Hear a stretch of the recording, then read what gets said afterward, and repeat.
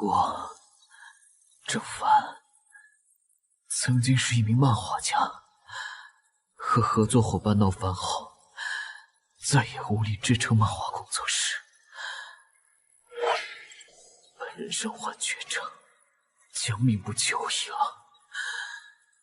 很高兴曾经与合作伙伴一起创造出了那么多故事和人物，画了这么多年的漫画，创作了这么多角色，死到临头，也只有你们陪伴我了。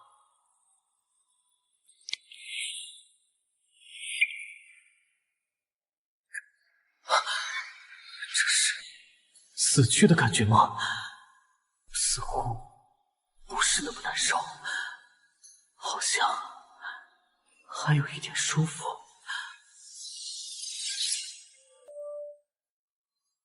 为什么我的思维越来越清晰了？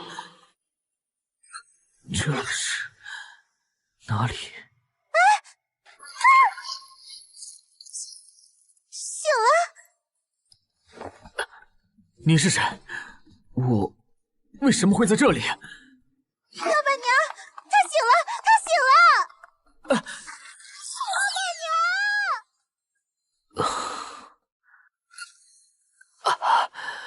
怎么感觉还是很虚弱？但身体的状况好像比之前好一些了。我不是死了吗？这到底是怎么回事？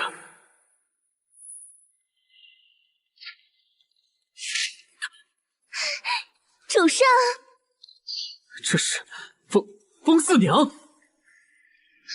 主上，你终于醒了。我们漫画里的角色，奴家都等您半年了。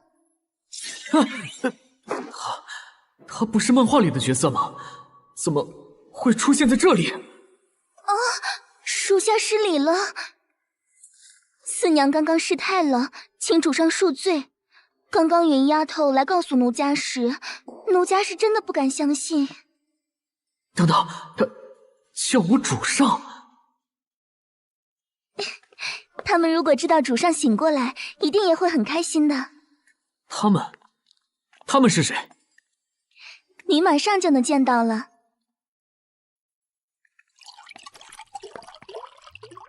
阿明，主上醒了，主上真的醒了。阿明，漫画里的吸血鬼角色阿明。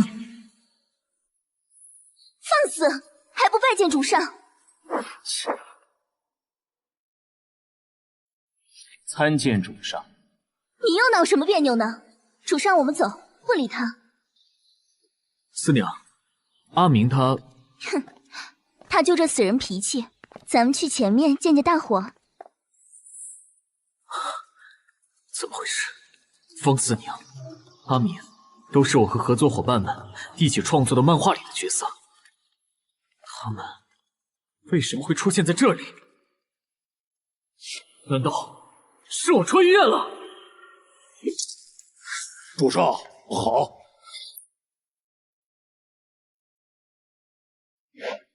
主上，您终于醒了，小三子给您请安了。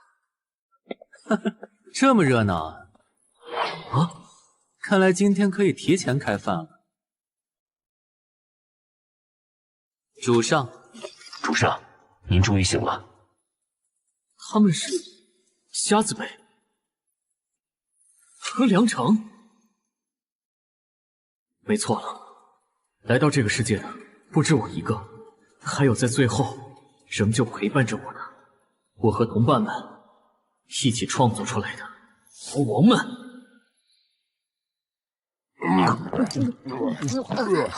吃饭都别吧唧嘴行吗？这可是在主上的面前。四娘，算了算了。来，让我们共同举杯，祝贺主上苏醒。从今天开始，我们大家就有主心骨了。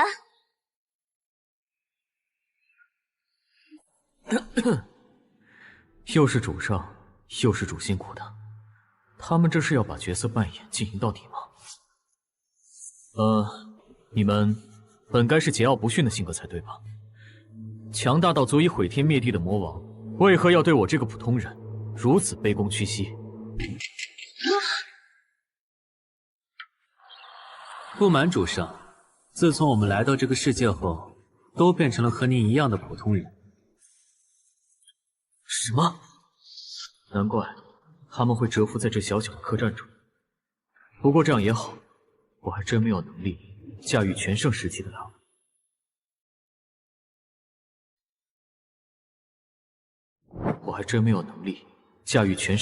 他们。说起来，四娘，魔丸呢？他应该也来这里了吧？还请主上稍等，奴家这就带他过来。风四娘他们都是合作伙伴创作的角色，唯独魔丸是我独立创作的角色。如果他在这里的话，我心里能踏实很多。主上，魔丸就在这里。当初他说自己没有肉身，不需要吃饭喝水，所以就把自己封印在这块石头里了。什么？话说，你们知不知道这里是个什么地方吗？我们出现在这个世界的时日也不长，暂时落脚在这虎头城经营客栈，通过接待往来的商队收集情报，并等待您的苏醒。唉，可谁知道这倒霉地方是个什么燕国边境，蛮族的前线，需要定期征召兵丁和劳役。大军即将出征，朝廷征劳役，为前军输送粮草。你们客栈也在侧，必须出人。赶紧的，推三阻四，耽误了军情，小心老子的刀斧刃人。薛校尉，我们只是老实本分的生意人，哪懂什么打打杀杀的。你以为这事是做买卖，还能讨价还价吗？限你们月底前到城外军营那里点到，违者斩。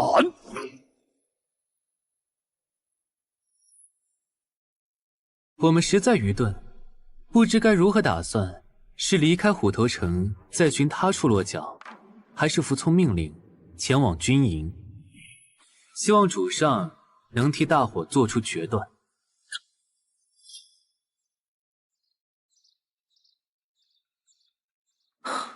真不知道中午的那顿饭是洗尘酒还是鸿门宴。魔丸，我现在已经醒了，你还不愿意现身吗？这也太不给我面子了吧。也是啊，比起四娘他们的虚与委蛇和惺惺作态，这才是你们对我真实的态度吧。一醒来就要面对难题，让我决断，这其实就是在试探我的态度。留在我身边，还是各理山头，估计都取决于我给他们的答复吧。阿明，你的手还是让四娘来包扎一下吧。不用管他，我是吸血鬼，这个伤口最慢3天也就愈合了。但我们现在都没有力量了，还是先处理一下。不必，就算没有力量，我恢复起来也比你们快。好吧，那我替你把酒送去前厅。阿明，主上，有时间吗？我们聊聊。你不做，脏，好吧，这里是什么地方？不知道，半年了，也不打听一下。我只负责酿酒。那谁会知道？瞎子吧，他天天在门口坐着。不是，你们到了新地方，居然不收集这里的信息。玩过游戏的都知道，开视野有多重要。何况我们是穿越过来的，没必要，因为你还昏迷着。啊，主上，你没必要害怕我们。害怕什么？的确，我们瞧不起你，很瞧不起。但我们不会抛下你。在你昏迷的时候，我们没有抛下你；现在你醒来了，我们也不会抛下你。是你这个吸血鬼真祖该说的话吗？拿做剧本了吧？他们抛弃了我们，但你没有，甚至让我们的故事得以延续，所以，我们是不会抛弃你的。瞎子知道的多一些，你可以去问问他。看来他们都知道自己是漫画里的人物，所以才会认我为主吧。阿明，等等。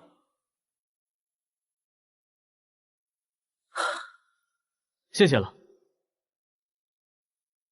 不用。我的伤口愈合了。上回说到，霍帝成为斗宗强者，习得斗气挂马，转瞬之间便与敌人大战了3000回合，战场横跨100里。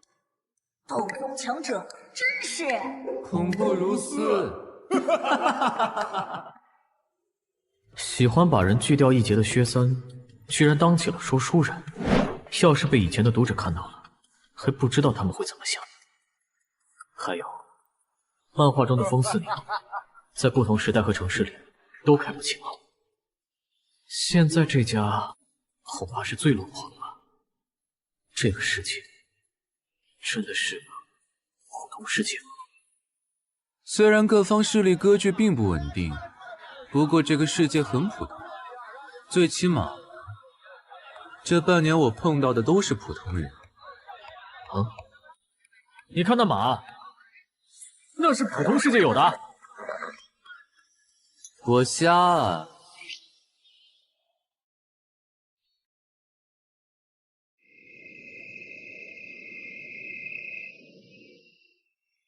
主上，人都到齐了。关于我们接下来该走哪一条路，还请主上示下。与其混吃等死，还不如进入军营，闯出一条路来。主上，不再考虑一下？不用了，都死过一回的人了，在这个世界过的每一天，对于我来说都是赚的。最喜欢玩的就是刺激，因为这样能让我兴奋。更多的是通过这种方式，去让自己领会那种氛围。在这个世界里，除了你们，我没什么好牵挂的了。所以，与其选择混吃等死下去，还不如找点有意思的事情去做。如果玩完了，就当是游戏结束。投币的既然是自己，也就没什么好后悔的了。好，属下明白了。既然主上决定参军，必要的准备不能少。薛三，在。去衙门顺点军情回来，速度要快。好嘞。阿丽，找个商队混进去，观察下有没有适合我们落脚的地方。知道了。巡城校尉的妻子一直苦于无子，曾在我这里算过一卦，明日我给她送点符水过去。至于客栈这里，四娘之前看好的那条大鱼可以下钩了。行行行，死瞎子，主上才刚醒，你这布置倒像是早就计划好的事。替主上做事，自然是越早做准备越好。杨成，你和阿明负责帮四娘，别出了什么意外。果然，安分守己不是他们的天性，只是在等待着我的苏醒，等我下令。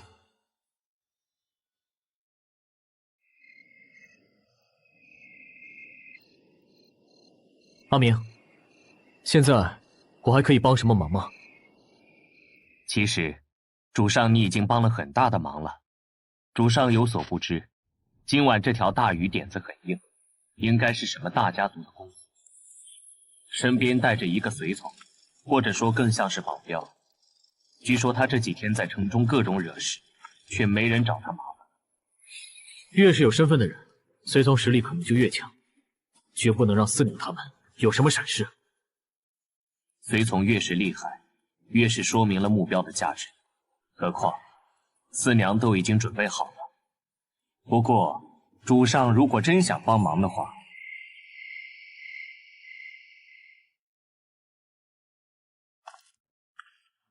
主上，你怎么来了？我来帮忙送酒，等会儿砸了就跑。好，主上你见机行事，不要太勉强。毕竟，主上的安危不容有失。梁城这是在关心我。美人儿，本少爷来了。公子别这么猴急嘛。奴家给你看样东西。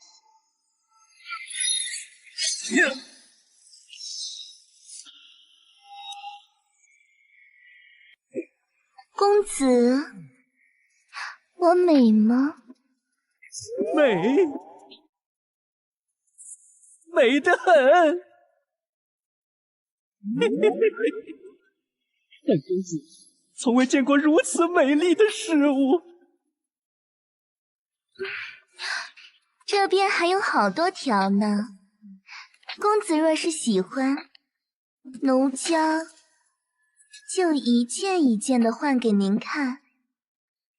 这条如何？好看。那这条呢？美极了。那就让奴家来好好侍奉公子。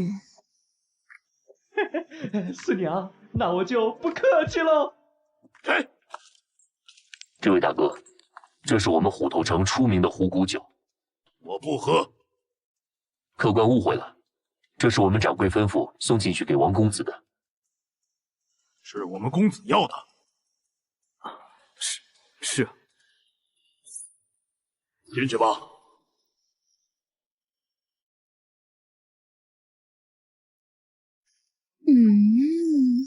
脱！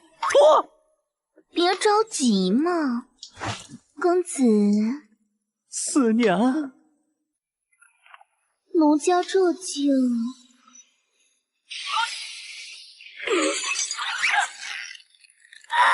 方明，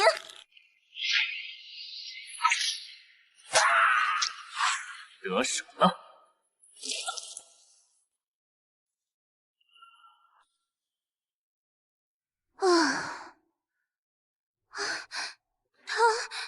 他不会死了吧？我有分寸。抓算了。东风宵小，糟了，竟然没砸晕他！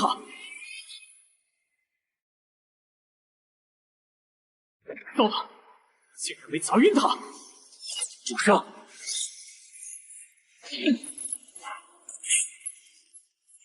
别冲我！死吧！梁城小心！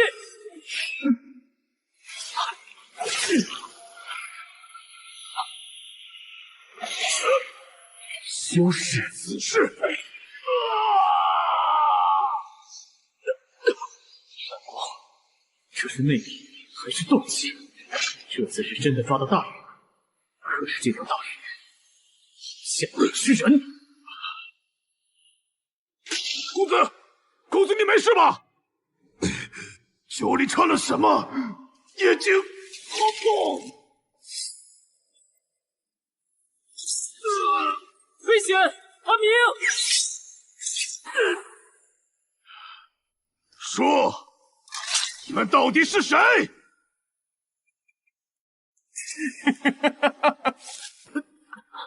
阿明，你没事？都。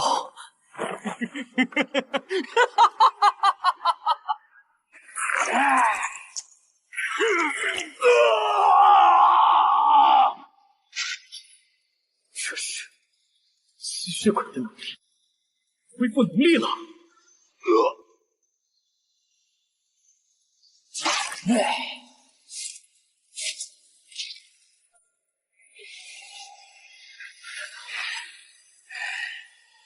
这招输熟悉的感觉。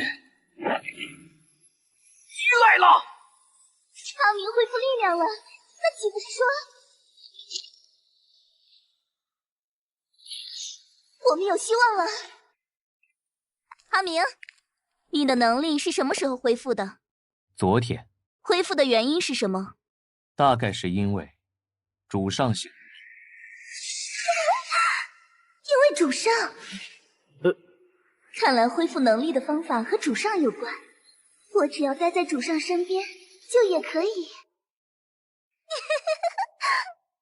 四娘，你这是……主上，既然鱼儿已经抓住了，就让奴家先带您到一旁歇息吧。接下来的拷问和审讯就交给我们就可以了。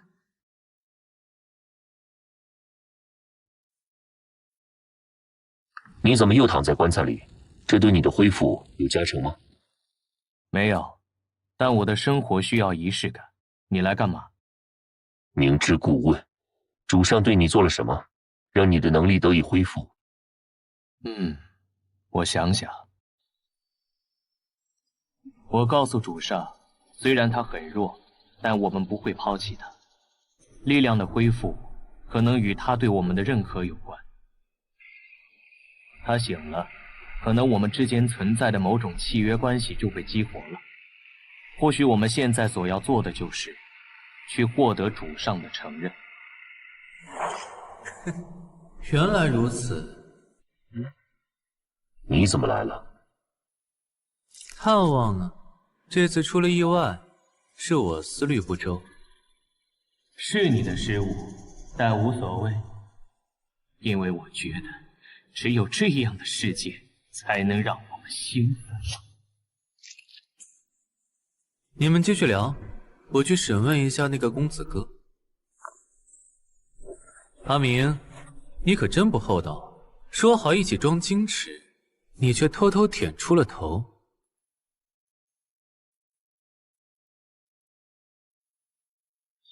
我去找主上。主上现在在洗澡，你去给他搓背。我等他洗完。这么心急吗？你是满足了，当然不心急。先帮我把棺材盖上，我要休息。滚！主上，那根舌头，您要一起审讯吗？不了，还是你去吧，我等结果就好。是，主上，那属下告退了。生平第一次杀人，第一次看到那种情景，我却一点不惊。或者，这才是我的本性吧。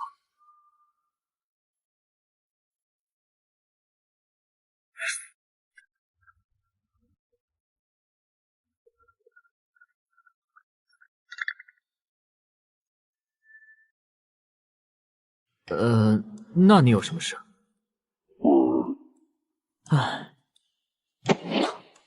不用为难，有什么事尽管跟我说说。虽然我什么都做不了，但当一个倾听者还是可以的啊。主上，下一次你不要上前了。我知道了，我相信你。这哥们儿大晚上忽然说这么情真意切的话啊！我先去看看审讯的怎么样，你先自便吧。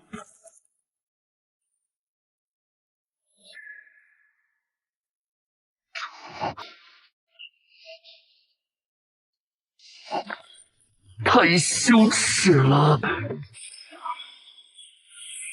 这种感觉是……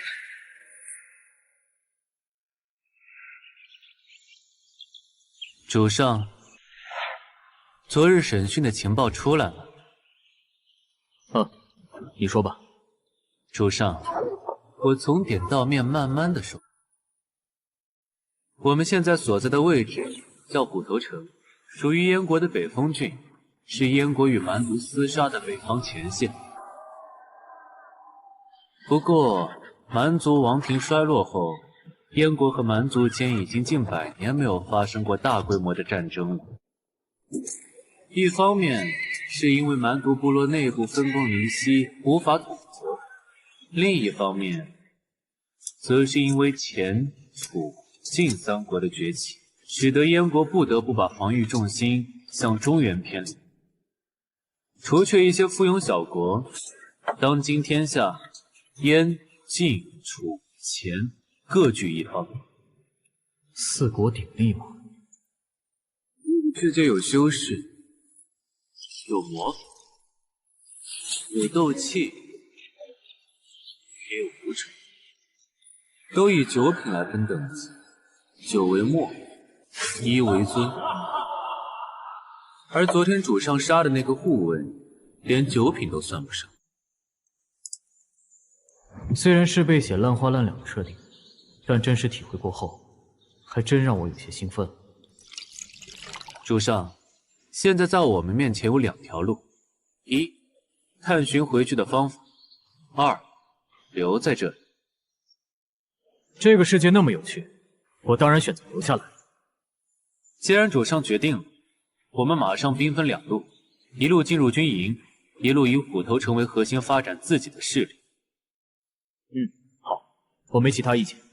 你的规划做得非常好。主上英明。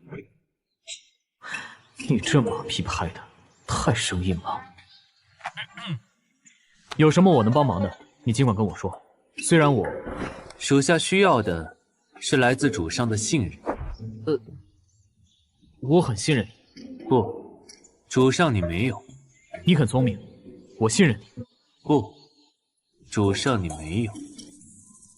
属下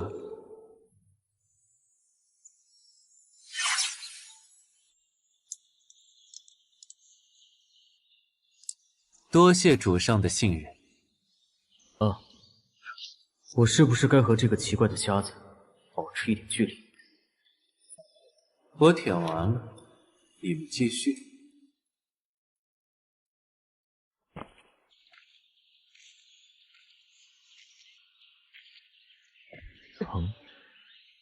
谁在那儿？主上，这是在做沙盘吗？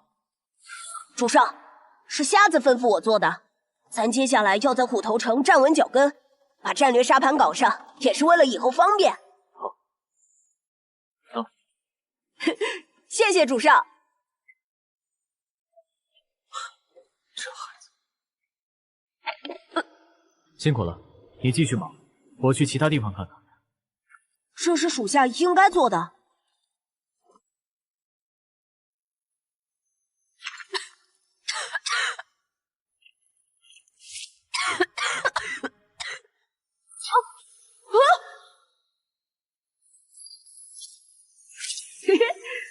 太好了，我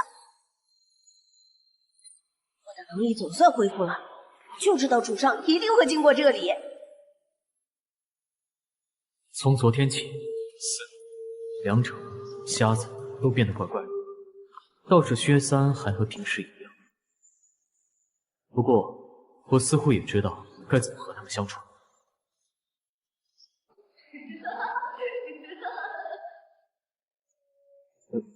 那是薛三的笑声。糟了！哎呀，主上，你没事吧？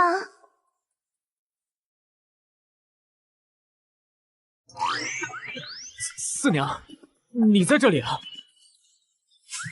奴家是来给主上送新衣服的。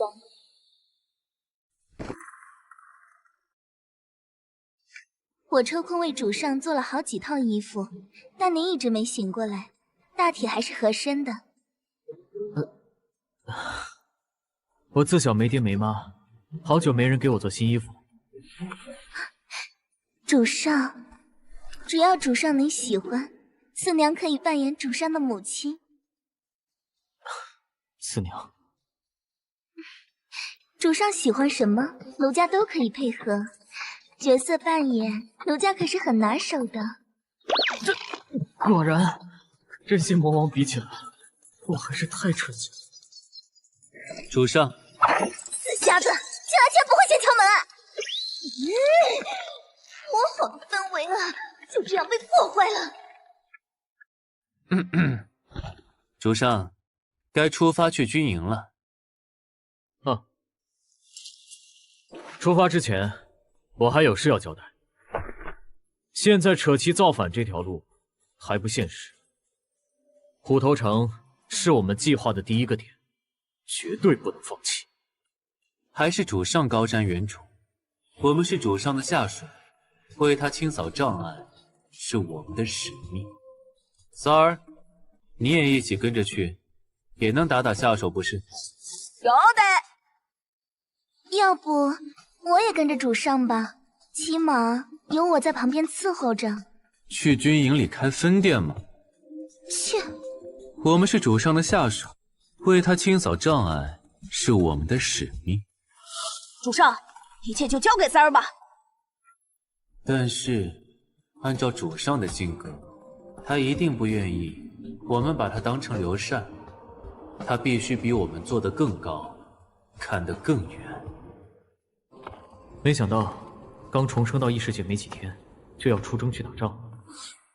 主上，这里有点问题。怎么了？从征发民夫到军队开拔，事先完全没有风声，也没有准备。这一路上并未发现大军行进的痕迹，而且我们押送的粮草数量也超乎寻常的少。主上，不对劲！属下刚才去良琛那里转了一圈，发现里面全是石子。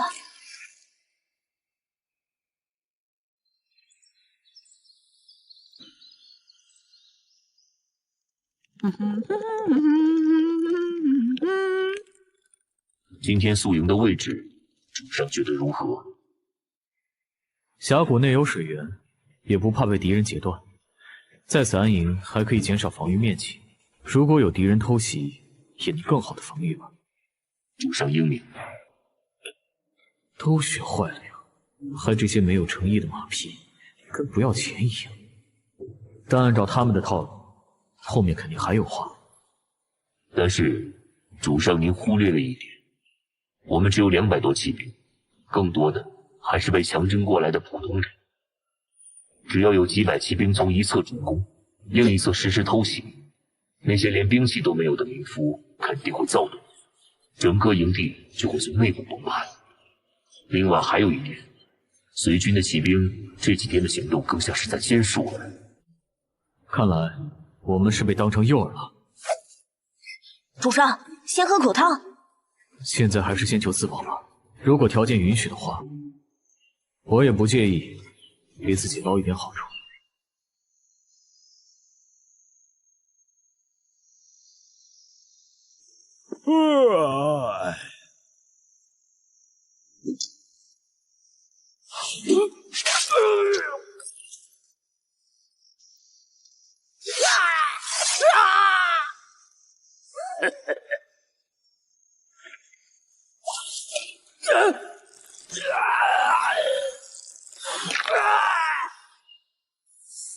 什么？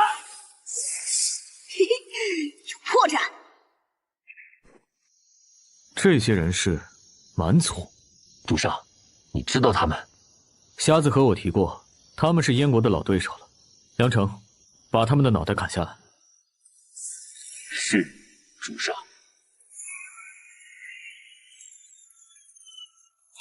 糟了，是进攻信号。一个不留！快走啊！救命！果然，我们只是诱饵。现在鱼已经上钩了，渔网应该也快来了。主上，这里太危险了，要不我们还是趁乱溜出去吧。我记得蛮人的头颅可以换赏钱，也可以酬军功吧。到底是主上，不过主上的心可真是狠呀！是。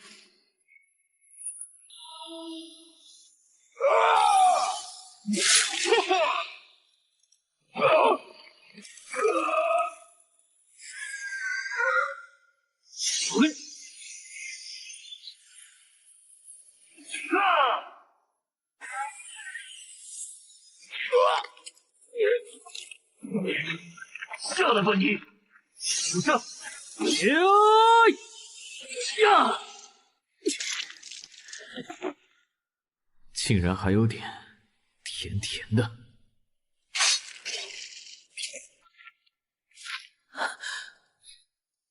我杀人了，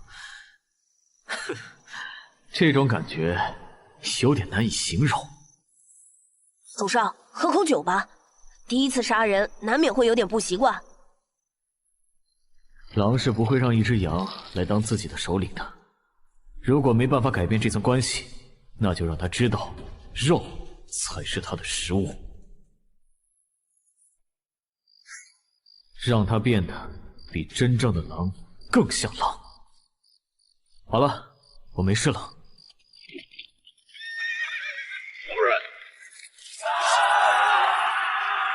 围剿敌人，一个不留！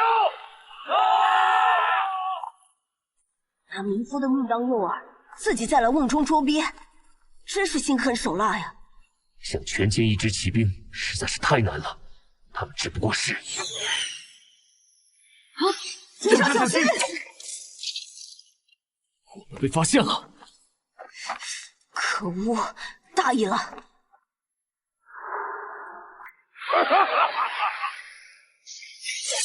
好快的身法！死吧！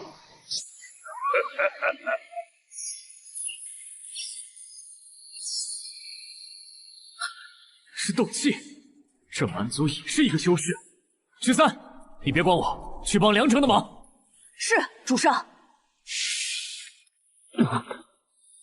小鬼，你的刀断了！本来就不怎么用刀。接招！怎么回事？这个燕国民夫居然能挡下我的撞击！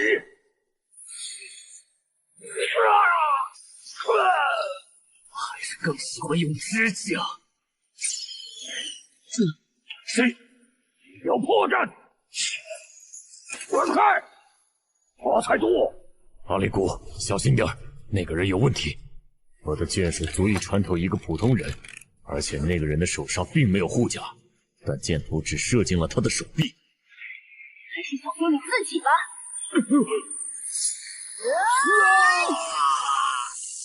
华彩都，我要杀了你！不好！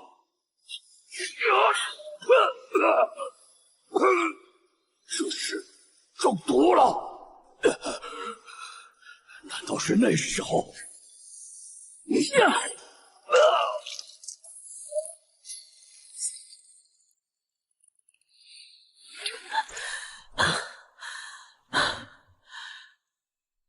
主上啊！地上脏。梁城，谢谢你。不用。如果将现实世界比作一个牢笼的话，主上就像被锁链一直铐在牢笼之中。只要给予主上一个可以大展拳脚的环境，日后他肯定能变成真正值得我们去跟随的首领。主上，燕军已经控制了局面。知道了，清点我们的战利品吧。放开我！主上，梁城，我抓了个蛮族族长老头。主上，你要活的还是死的？什么？他应该看到了刚刚发生的事，杀了他。你们是什么鬼？嘿嘿，答对了。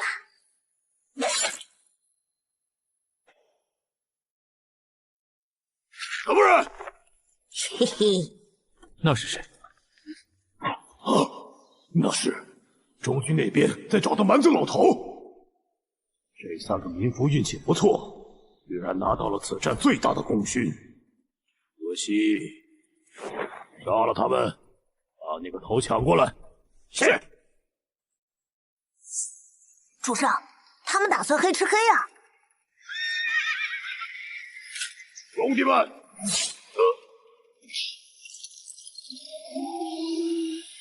你那个拎着蛮族头颅的家伙，打扫战场后到我军帐来。嘿嘿，你说，主上会不会跟那个女扮男装的将军发生点什么？那个女人的身份不低，要是被主上收了，对我们是好事。就是得吸收主上的万子千孙喽。那个女人配不上主上，有我们在，主上能娶到这个世界最优秀的女人。梁城，你现在舔得这么不要脸了吗？难道你不觉得她变强后，我们的能力恢复得更多吗？你是说我们实力能恢复多少，能否进一步恢复，都跟主上的能力有关？主上没苏醒前，我们只是普通人。现在我们不但恢复了能力，主上的体质也变得堪比常年锻炼的男性一样。可能获得力量的不仅仅是我们。我忘了叮嘱主上了。叮嘱什么？叮嘱主上，要是那妞让他等通报再进，就务必直接冲进去。因为他多半是在洗澡，主上正好收下这波福利，然后，然后他让人把主上推出去砍了，主上族。哎呀，你这人啊，忒俗了。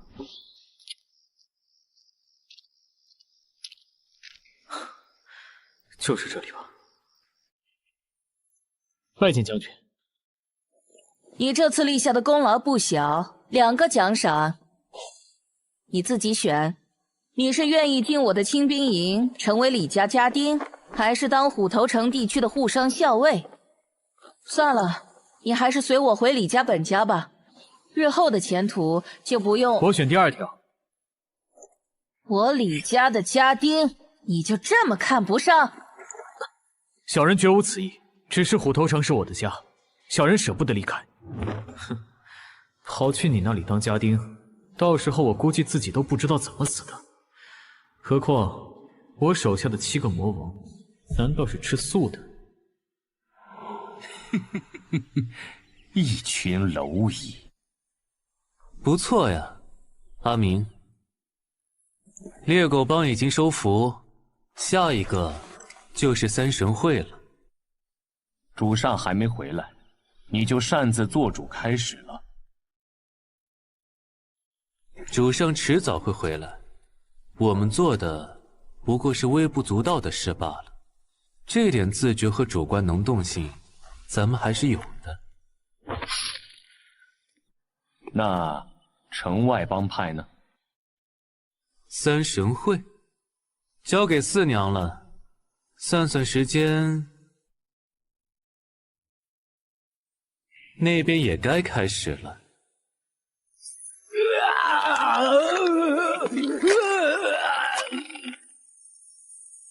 妖女，你对我们做了什么？做了什么？帮主说的什么话？奴家一个弱女子能做什么呀？你这妖女，妖女！唉，也不知道主上的仗打完了没有。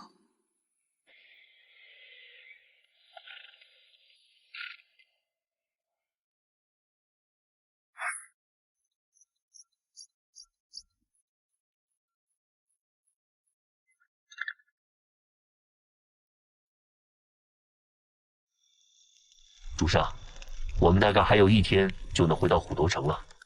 主上不用担心他们，客栈现在估计好着呢。唉，也不晓得阿丽现在吃饱了没有。她饭量大，估计在外面很难吃得饱吧。每天都带凡丽舔我一波，也是辛苦你们了。吃完了，我们就歇息吧。啊，有人来了！主上，后退！起风了，我们需要避避风。劳烦借个地。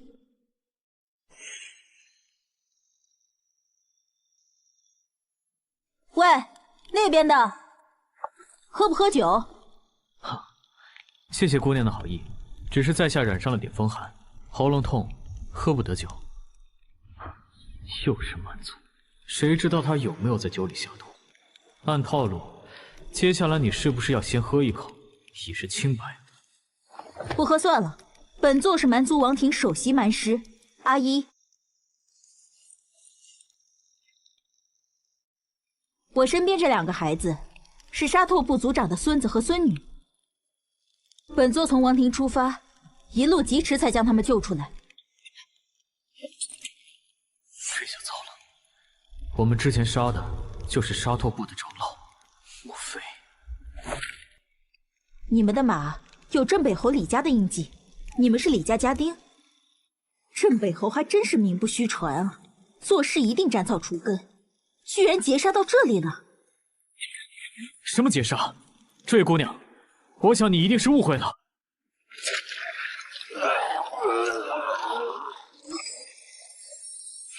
误会？你想求饶的话，跟我的随从说吧。蛮纣，起誓！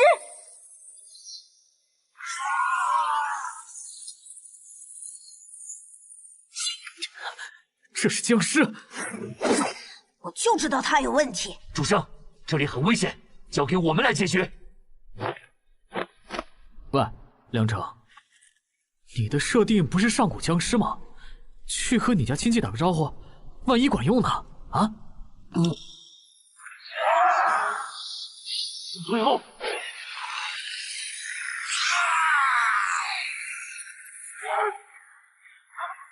居然破除了我对蛮氏的控制，怎么可能？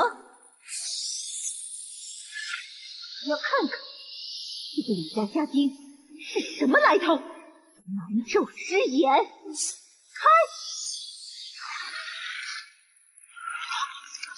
这人竟然控制住了我的蛮师！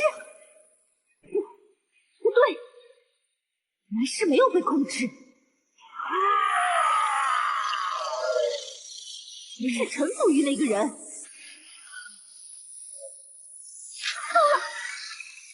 居然服气我了！滚开！阿姨姐姐怎么了？想跑？不好！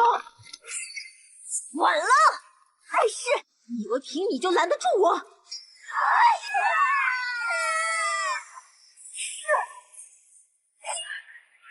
什么招式？不好！大爷了，这袍子有蛊幻！站住！有本事你别跑！主上，拦住他！还想着装提前断人退路的样子，没想到他居然真往我这跑，犯法了！让开！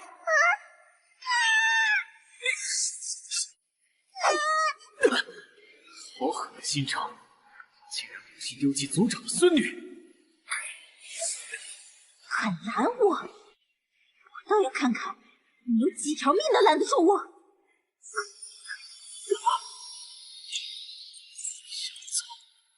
没那么容易！见鬼！竟然好强的握力！哼！竟然撼动不了分毫！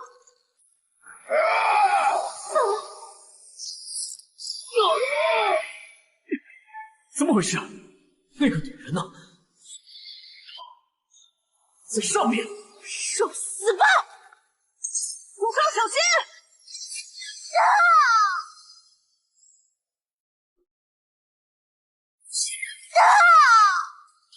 滚开！跑不了的，梁城，我们左右包抄截住他。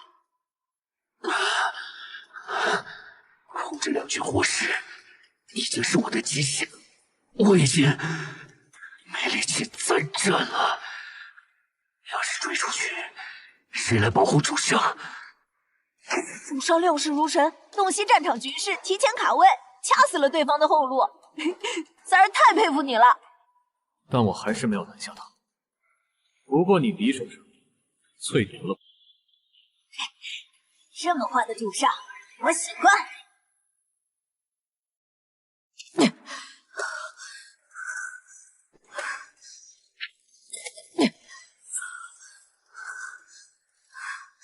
可恶，甚至正在逐渐失去知觉。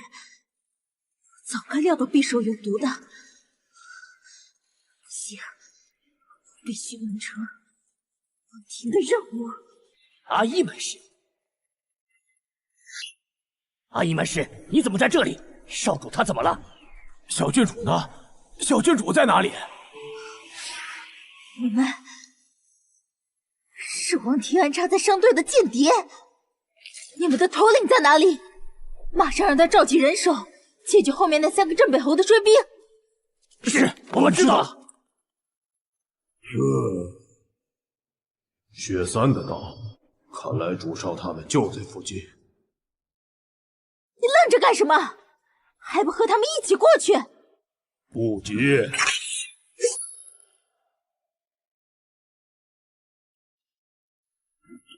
所以，你砍那个女人，是因为认出了薛三的匕首？是的，主少。没想到，樊立根的商队居然是蛮族的间谍，还碰巧遇上了那个蛮师阿义。真是妙不可言，事情就这么顺利解决了。至于那个小孩，如果几十年后，一代天骄荒漠霸主过来寻仇，我跪也就跪了吧。这个给你们。什么呀？野草。沙葱。吃了就有力气了。我这几天一直在吃。唉，安人有安福啊。确实。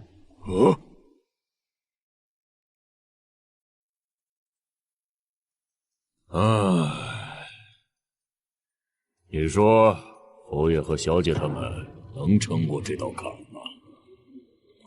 侯爷吉人自有天相，只不过刚才走的那个郑凡是小姐推荐的，您真的准备不管了吗？管？怎么管？一个平头百姓，给他300骑的编制就不错了。他要是真的能自己拉起人马，跟着侯爷扯旗造反，我就认他这份能耐。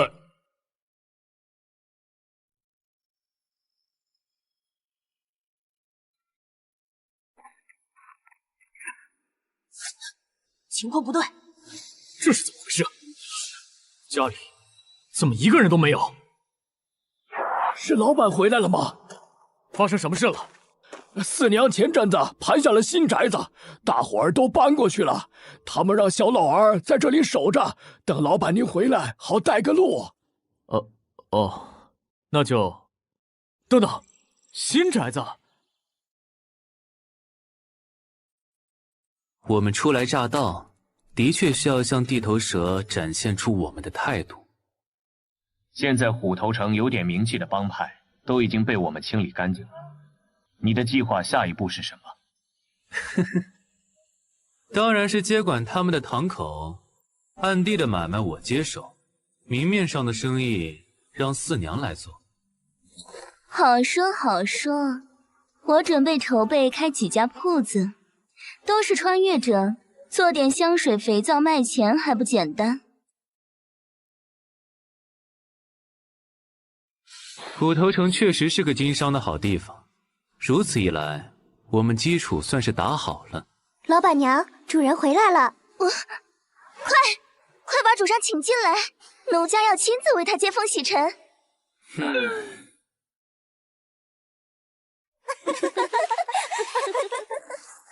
主上，水温合适吗？瞎子，按照你的要求，我给主上安排了最高级的洗浴项目。我觉得用这样的方式勾引主上有点低级了。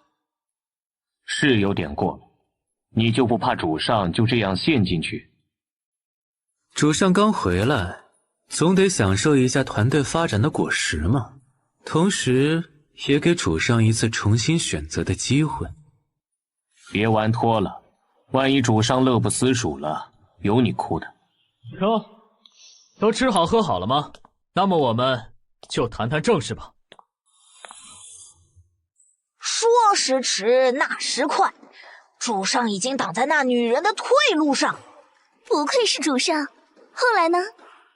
欲知后事如何，且听下回分解。他们竟然那么快就解决了虎头城其他帮派的势力。如今我们可以依靠您护商校尉的身份来组建自己的商队了。主上此去军营真是收获颇丰，属下叹服。何况要在洞悉一切的瞎子面前催眠自己，像皇帝一样镇住全场，想想都不寒而栗。商队的事就交给你了，我们大家的计划已经初步执行完毕。瞎子，告诉大家日后该如何行动。是，主上。虎头城给主上那300骑的编制可不能浪费了。那是当然，不过最重要的一点是，这支部队名义上是属于燕国，但实际上必须忠于我们。是忠于主上。是，忠于主上。接下来，三儿、阿丽，之前的旧帮派需要进行整合，就交给你们去负责。好。有的，明儿个我就和阿丽过去转转。四娘，那些新招的小娘子，你先负责训练起来，挑几个根骨好的做特殊训练。交给奴家吧。梁成，距离主上去衙门点到还有一段时间，你先和主上练练招，让主上指点你一下。是。喂，谁指点谁啊？主上，我的话讲完了，还请主上辅正。我想说的你都已经说了。跟这般人在一起时间长了，我的脸皮也是越来越厚了。等等，那我呢？你的任务最重，我们要养300骑兵，需要很多的钱粮。所以呢，我要做什么？你去把肥皂捡起来。好。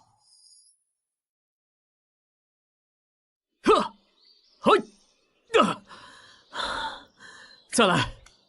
时候不早了，主上，今天就到这里吧。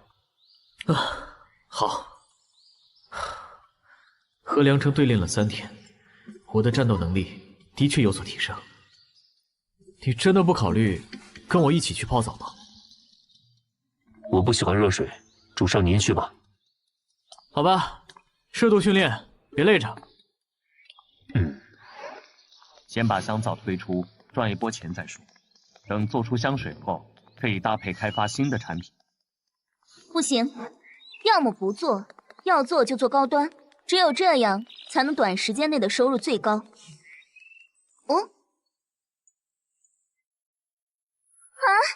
主上已经走了。阿明，都怪你，耽误我给主上做按摩了。主上，奴家来了。和我有什么关系？怎么样？这几天下来，主上应该更信任你了。你的能力变强没有？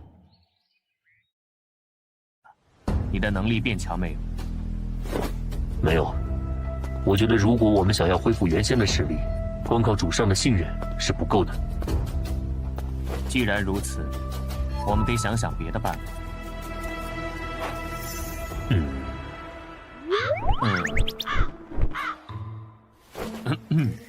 我刚研发出来的，你捡起来用吧。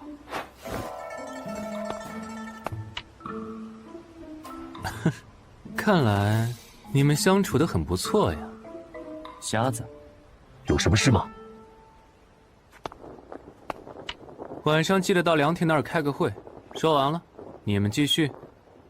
他不会……我是瞎子，刚才我什么都没看见。四江氏也真是的，瞎说也不知道轻着点。没事的，四娘，这已经算是轻松的了。现在先把筋骨修炼起来，总归是没坏处的。主上如果想变强，可以换个更快捷的方式，比如让阿明咬您一口。变成吸血鬼吗？他出用数目有限，还是算了。今晚小组会议的主题：修炼。梁成，先说说主上最近几天修炼的情况吧。好。主上以前完全没有搏杀经验，不会套路，反应力也不够敏锐。不过，主上的力气很大。确实，主上从苏醒到现在还不到1个月，但他现在的力气却和经常练武的成年男性差不多。我一直都有一个疑惑，我们的力量和主上之间到底有什么具体的联系？坚持无条件舔主上的原则不能动摇，但是问题在于，获取他的信任后，我们确实恢复了一点力量，但之后不管用什么方法，都再也无法提升了。瞎子，你到底发现了什么？直说吧。我猜测，我们的实力恢复程度，很大可能和主上的实力有关。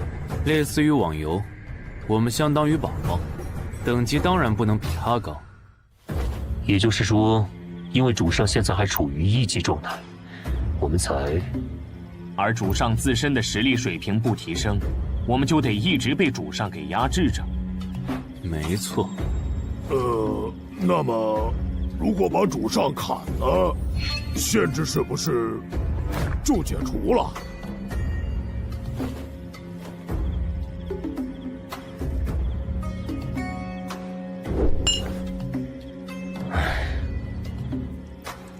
当初我们还只是普通人时，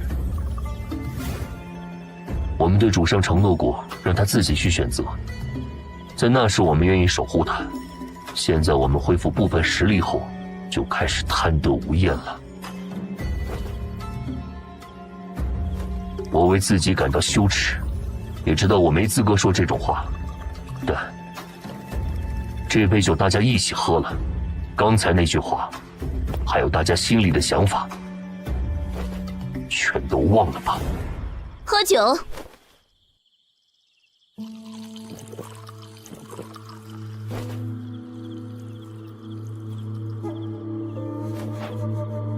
其实，大家应该知道，玩家的号如果被消了，他的宝宝也不可能继续存在。既如此，我们接下来要做的，就是寻找各种方式，不惜一切代价去提升主上的实力。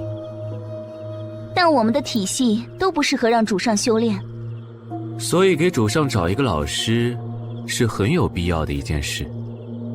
瞎子，你今晚把我们喊过来，是为了给主上请一位老师？早点说不行，卖什么关子？就是，死瞎子，害大家那么尴尬。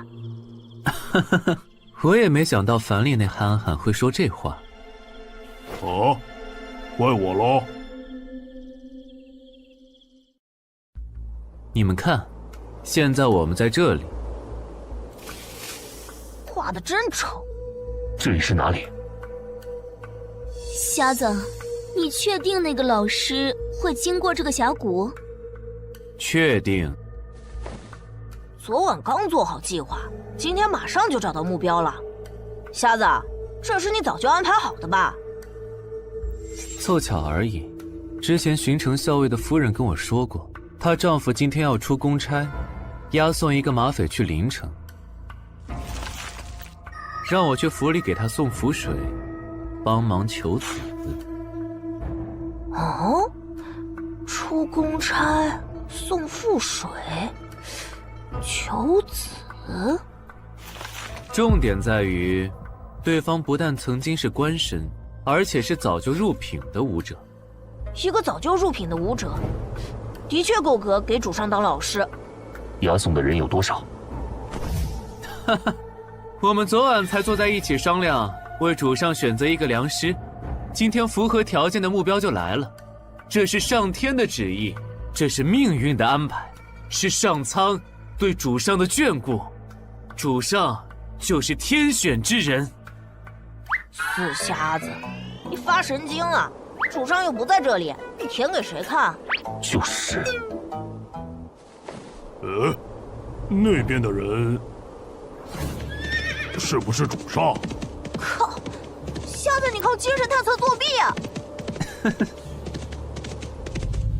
所以，你们这是准备给我请老师？需要这么急切吗？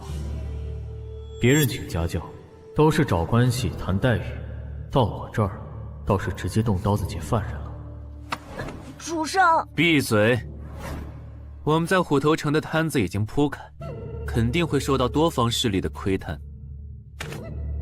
到那个时候，真正的保障就只有我们自身的实力。所以，好吧，你们决定就好。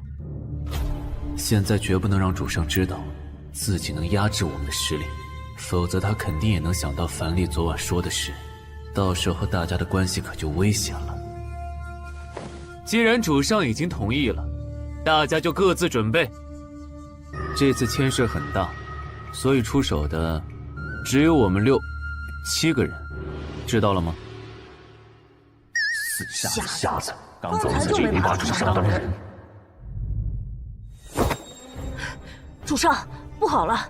我刚刚发现还有一拨人也正盯着目标，如果让他们先出手，这事就麻烦了。还是需要主上拿主意。押送的军兵到哪？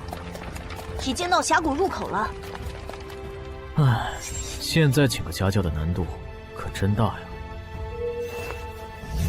哼，不过螳螂捕蝉，黄雀在后，做黄雀的爽感不是更强吗？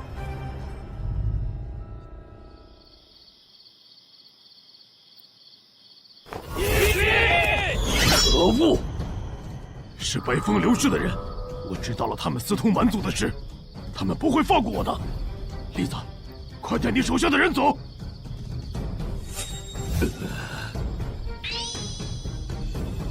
你不是说你的媳妇儿怀上了吗？别白白送命！给老子回来！回来啊！明明你能活下去的，何必呢？啊！好重！什么声音？啊！一曲肝肠断，天涯何处觅知音。有高手，赶紧去上他！哦，就凭你们几个！嘿嘿，瞎子，人找到了。阿明、梁成，三儿断后，四娘开路，我们冲出去！我们冲出去！想走？没那么容易。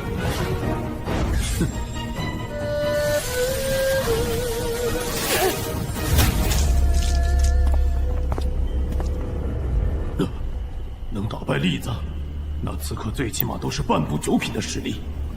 这个瞎子居然这么简单就把他杀掉了。阿丽，快走！哦。唉。壮士，可否帮我给我妻子捎句话？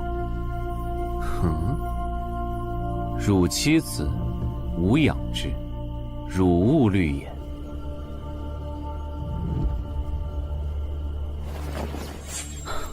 还没回来吗？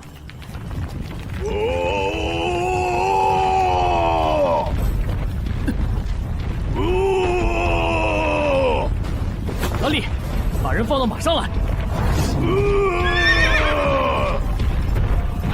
阿丽，等一下。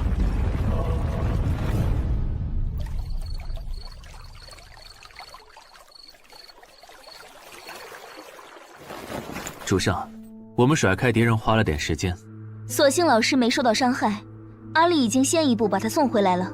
好，恭喜主上，喜提老师。阿丽，把老师放下来吧。总算是把我的老师领回来了。主上，不好了，应该是阿丽回城跑得太急，这人好像被颠死了。这搞笑呢。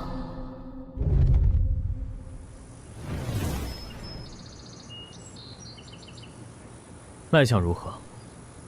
忙活了一整天，结果救回来的人被颠死了，搞笑呢。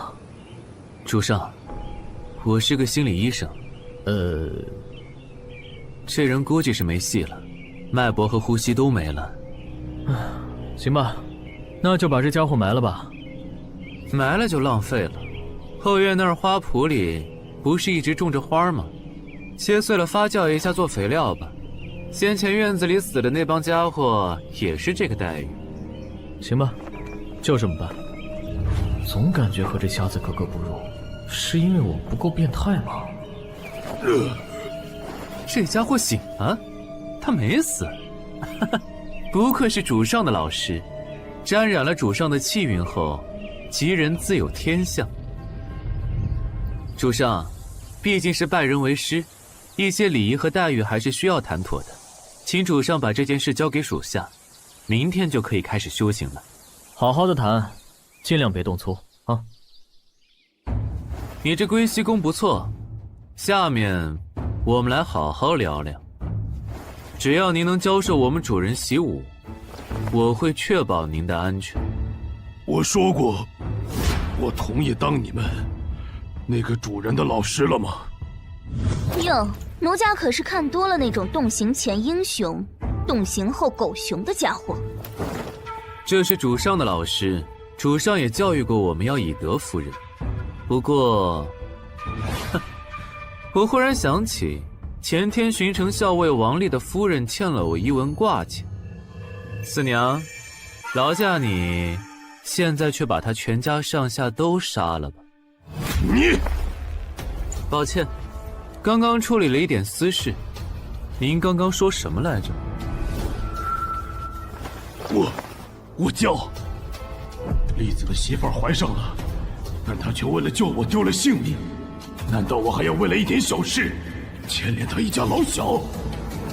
四娘啊，我想了想，为了一文钱就杀人全家不好，这有违主上对我们的教导，还是算了吧。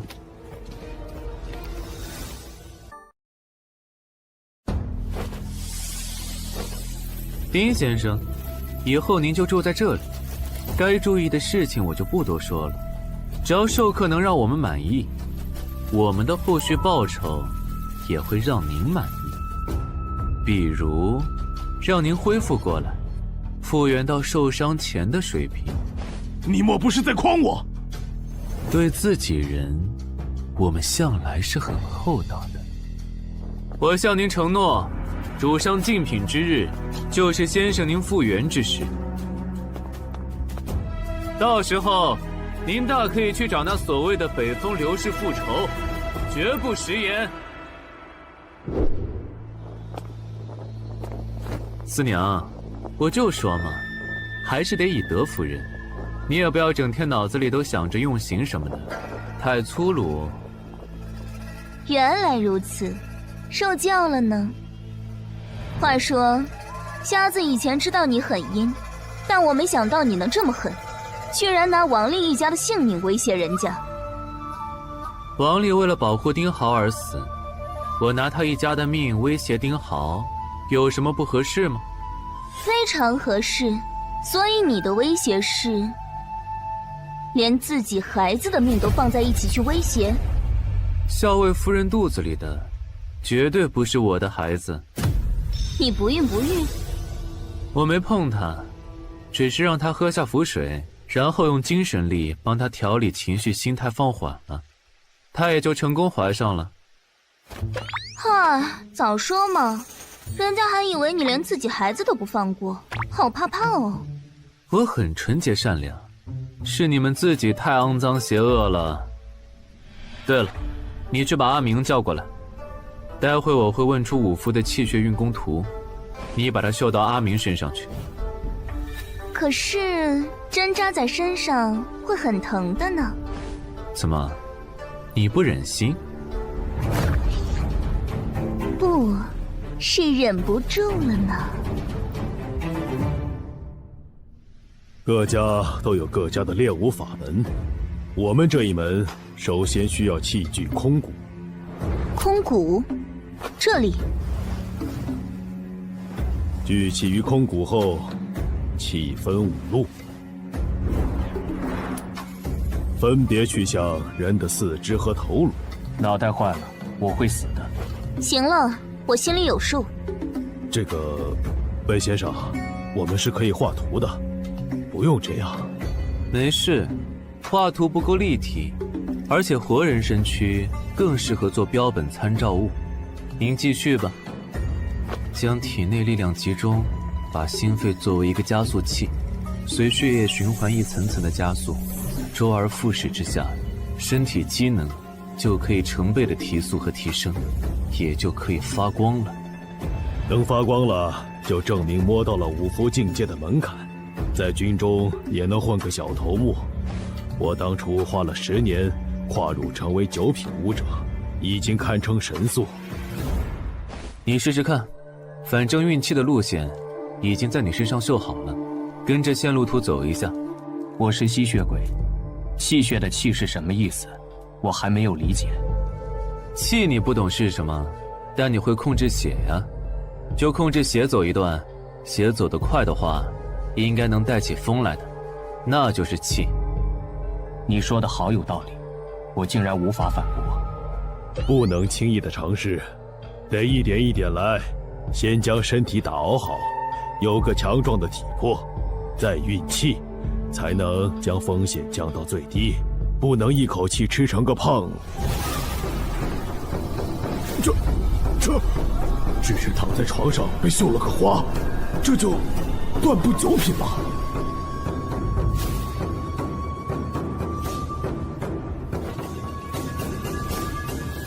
少女粉，不错，我挺喜欢的。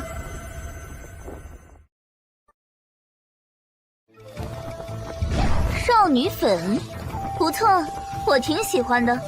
和你的年纪不配。那也比你的姨妈红要好看。等会儿再穿衣服，我也来试试。我身上穿没穿衣服，在你眼里有什么区别？生活需要仪式感。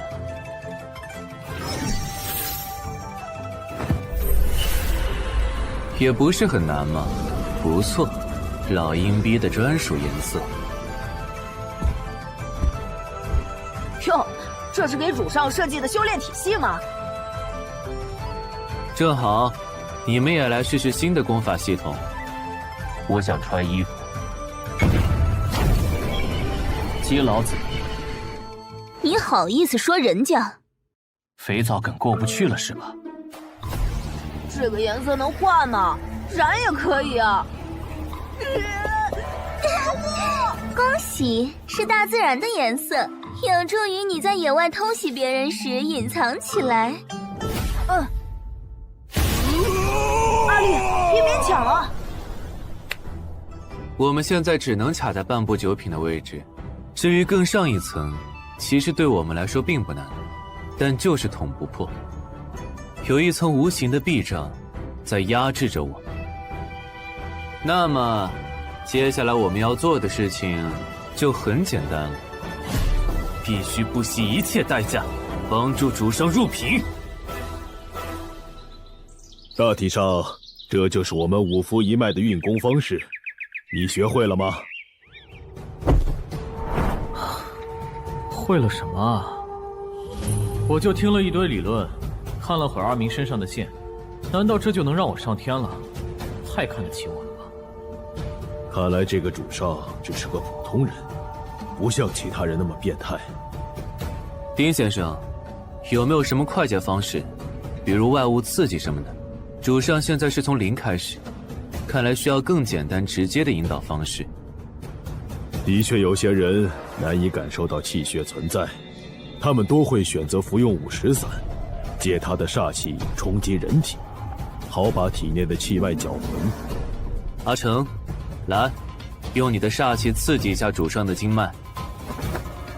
这个好，煞气精纯，还能被控制，就是有点疼。轻一点，可千万别弄疼了主上。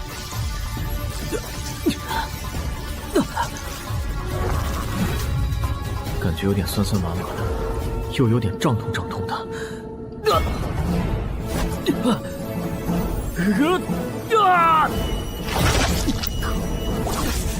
梁成，快收手！不会感染尸毒吧？我心里有数，尸毒不会进入主上体内。主上，你这叫有数？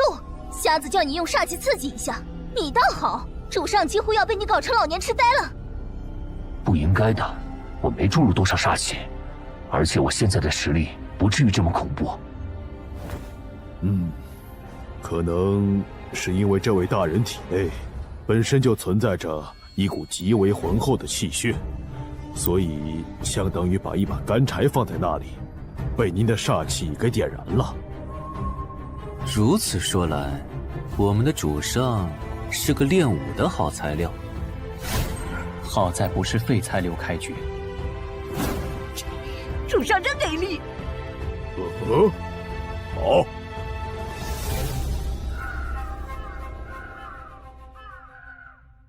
主上，您没事吧？没事。请问主上，现在什么感觉？感觉到那股气了吗？有，很强烈。普通人刚开始习武时，只能感知到如游丝一般的气血，这位大人却能感觉到如此粗壮之物在体内鼓动，可喜可贺啊！可喜可贺啊！恭恭喜主上，主上天赋异禀，大业可期。好险！差点误了这个下级天条。归安吧。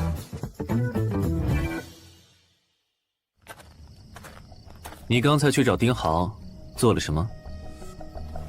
我去问了一下，吃哪些东西能让功力大进，或许我们能让主上更快入品。然后揠苗助长的后果就出现了，主上将一辈子卡在7品，顺带我们也得一辈子停留在7品。我劝你别自作聪明，要是让他们知道你准备给主上嗑药的事，哼，我只是有备无患问问而已，又没打算真给主上吃。我们有些过火了，尤其是今天，吃相太过难看。何况我们谁也不清楚，魔丸会在什么时候忽然苏醒。这和魔丸有什么关系？你说，如果我们还像今天这样紧逼主上的话，主上是更愿意和我们继续在一起，还是愿意带着魔丸直接离开？瞎子，你又不是不清楚魔丸的性格和习性，难道你就没想过魔丸为什么一直没有解封自己？哦，你说说看。因为我觉得，如果魔丸真的苏醒了，第一件事就是把主上杀了，然后留下一句话：你也配当我爹？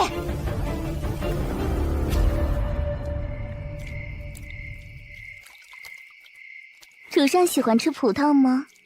可惜这葡萄大了点。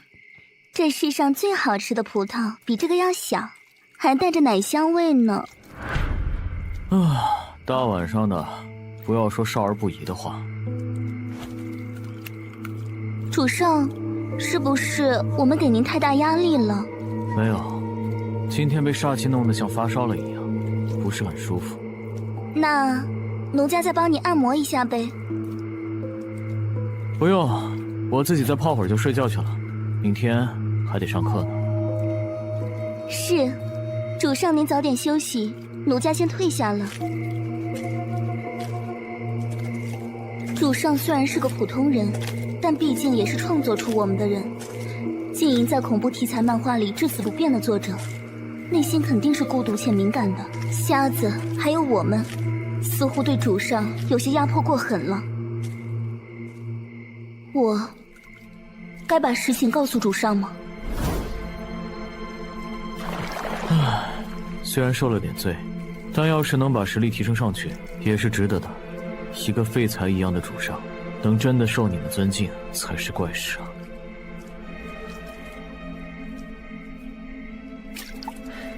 一块石头居然能浮在水上，你也是够怪的。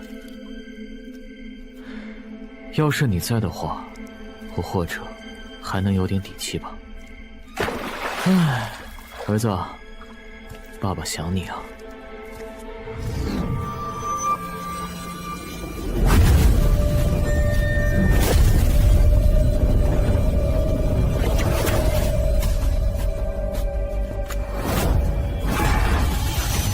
魔丸，这么强的杀意，是对我，还是对他的老父亲？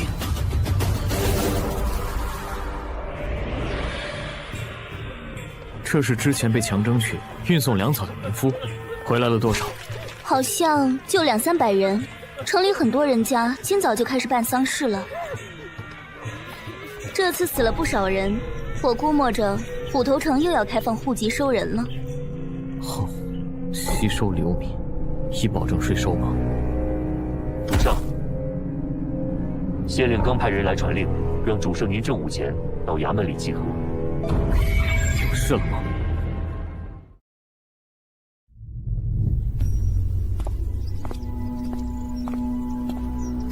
恭喜主上，这下我们也是编制内的人了。野鸡校尉而已，接下来怎么利用这个位置才是重点。主上，刚才小的听说，这次召集是为了解决孤儿的问题吗？因为战事，单堂今天来了几百个孤儿，之后或许更多。县令打算分派给手下的各级校尉。主上，领养孤儿的事情，属下觉得还可以再考虑考虑。既然是上面摊派，主上应该只会分派到1-2个名额，毕竟上面会按照个人的影响力和实权来分配。我不是不想要，而是觉得太少了。那你要多少？我全都要。主上，属下这样想，是准备及时培养下一代的人手，半路调教残次品，还不如按照我们的想法从头培育。而且，收买人心的事情，我们从一开始就得做。你这样解释，倒是容易理解了。回去吧，接下来，我们还有很多事情要做。是。今天可以了，您记住今天的感觉，明天我们来尝试加速运行。师傅，我还需要多久才能发光？欲速则不达，不过按照现在的进度，最多3天，你就能半步9品，不出2个月就能真正的入品。那师傅您早点休息，明日下午我再过来。啊，好，好。不算那6个瞬间半步9品的变态，这位爷的天资也是恐怖啊！说是我教他们习武，还不如说他们是来打击我的。也不知道是哪个大门阀的子弟跑出来体验生活。主上，下午我和薛三会护送香皂和香水到土满城兜售，阿力3人则要再度前往荒漠，看看能不能搞点蛮族人手回来。他们3个人的话，会不会太势单力薄了一些？我嘱咐过他们了，没有确切把握的前提下，他们不会以身犯险的。而且依照他们的脚程，加上打探消息，估摸着1个月吧。我不是很懂你这句话的意思。意思就是，主上请放心，1个月时间，也足够主上你入品了。对了，我们一下子出去了5个，从明晚起，四娘会每晚侍寝，24小时不理你。这样不好吧？主上的安危不容有失，四娘的任务就是保护好您。当然了，如果您能尽快入品，她的压力会少很多。对了，主上还是把魔丸随身带着吧。他不出来，主上如果有生命危险，他肯定会出来。你是说，他心里还是有我的？不，属下觉得，他应该不甘心临死前还未露上一面。主上，属下还需要为出行做准备，先告退了。去吧。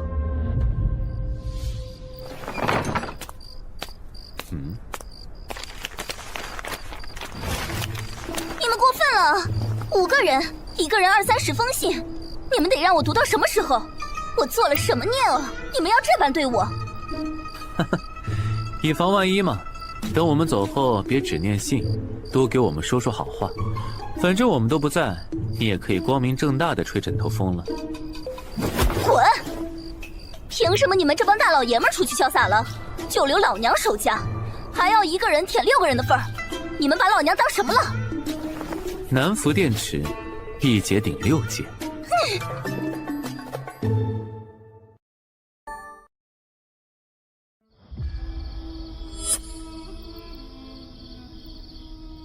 行了，四娘，今天按摩就到这里吧，我也要休息了。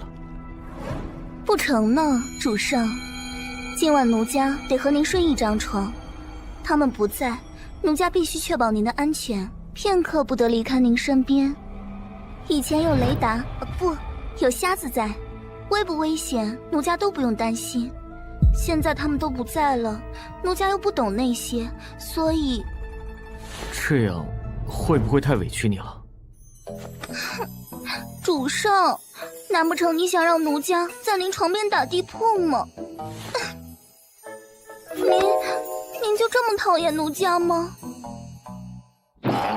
这倒也不是，算了，我也不矫情了，一起睡吧。其实我挺乐意的。那奴家先回自己房间把自己的睡衣换过来，主上喜欢什么款色的，奴家多拿几件过来，让主上您慢慢选。好吧。我又不是无欲无求的咸鱼，天天这样按摩太刺激了。何况现在每天练习调动气血，比顿顿吃牛鞭还要补，所以怎么会是？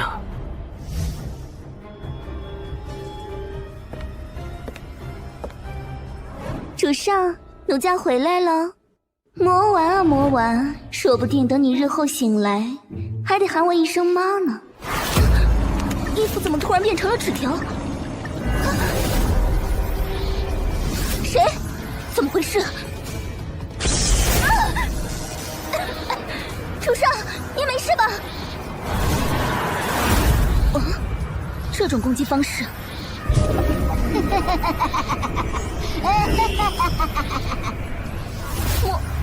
魔丸，你想让我喊你什么？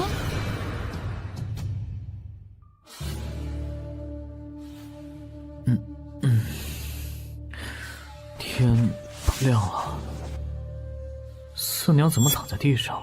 不是说好床上睡的吗？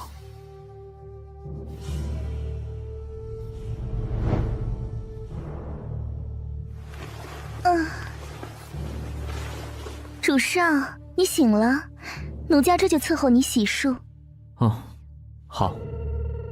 果然，他只是习惯性逗弄一下男人而已。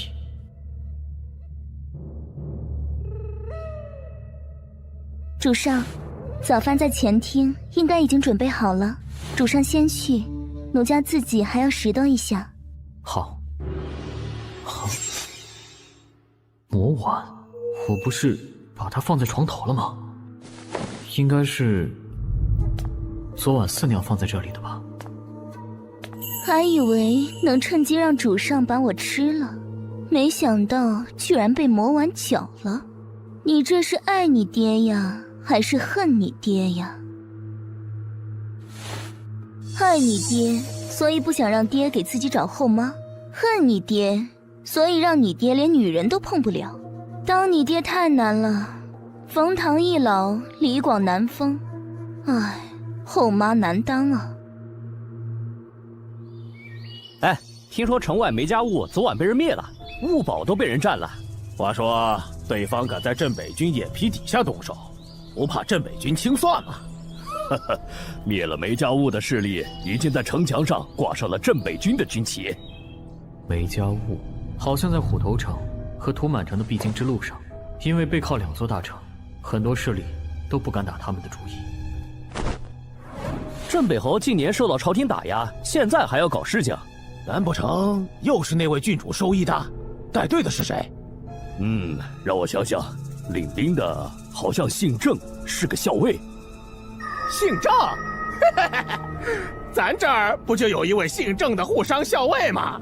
是啊，莫不是咱郑校尉昨晚连夜出城灭了梅家？那个领兵的镇北军校尉称号好像也是护商校尉。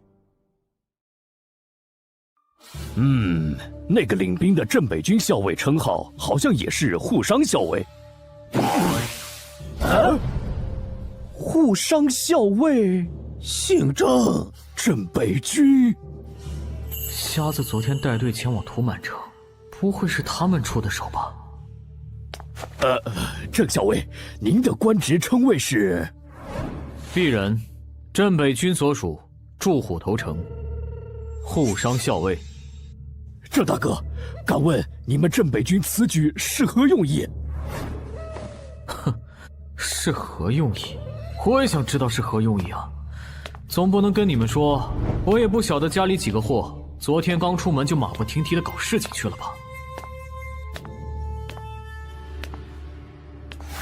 我镇北侯府行事，何须向他人解释？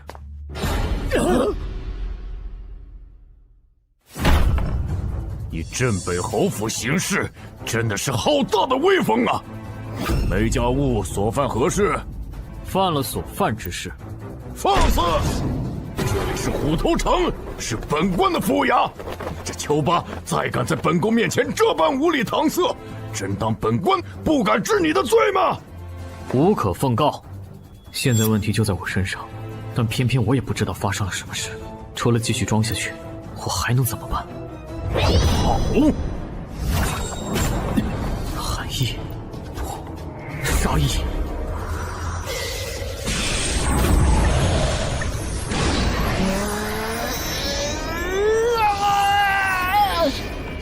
魔丸苏醒了。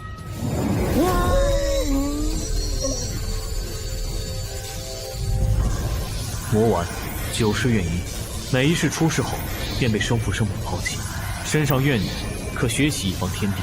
如果说瞎子、四娘他们是伙伴离开后，我接着后续创作的案子，那么魔丸则是从头到尾都由我全权创作的亲儿子。现在我的亲儿子正趴在我的后背上。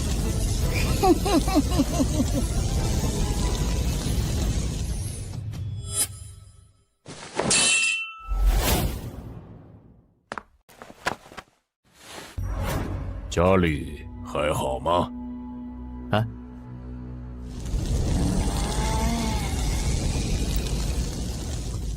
小姐一切都好。招讨使态度一变，魔丸马上平静了。哼，这位兄台，你刚刚可是在鬼门关走了一遭啊！唉，苦了小姐呀！大人去了京城，侯府上下都得靠小姐一个人撑着。看来招讨使是镇北局安插的案子，没想到我也能碰到前世那些谍战片的套路。那就套路一下，看看能不能探出点情报来。我记得你们一家在半年前搬来虎头城，难道是小姐安排你们过来的？我的命是小姐救下来的。我父、我祖父都是李家家丁，我父郑成功，祖父郑芝龙。大人，您可认得？听说过，我似乎还和令尊喝过酒。这么说来，整合虎头城地下帮会也是小姐的吩咐。小姐的意思，第一步，金生，这些事怎么能随便对我这个外人说？下次不准如此唐突，绝不能如此轻信于人。大人说的是。梅家务的事情我会负责压下去，日后若是有事，大可直接来找我。若他日小姐想要这虎头城，你大可来直接告知于我。许文祖将亲自打开城门，将虎头城献于小姐。感谢谍战片的编剧大大，不然我还真不知道如何应对。主上，今天的信念完了。5个大老爷们居然都给我留下了信，不过也就瞎子最开始的几封有点有用的信息啊。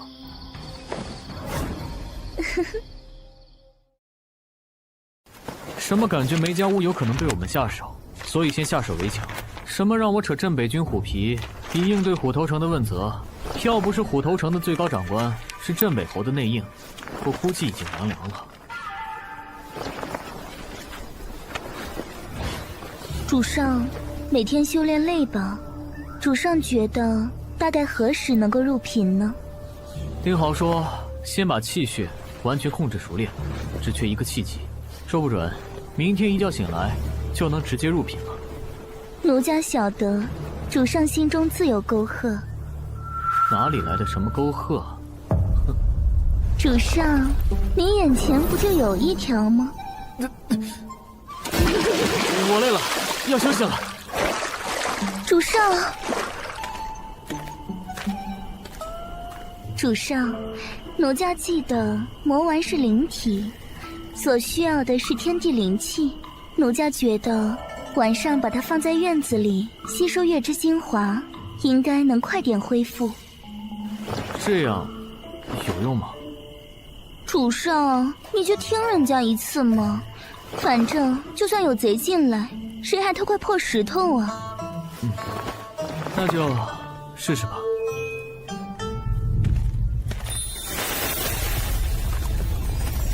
啊，怎么好像起风了？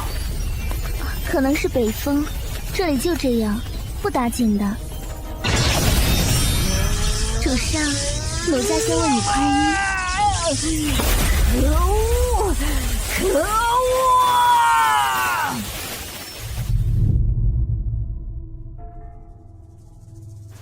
魔丸啊魔丸，虽然不知道你是不是不敢面对主上，但既然你还避着他，老娘就不信你敢当场冲进来。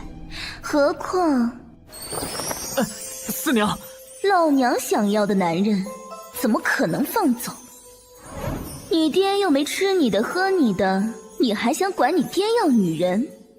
主上，您胸口上有2处淤血积攒起来的疙瘩，奴家来帮您化解掉。四娘，我没想对你做那种事。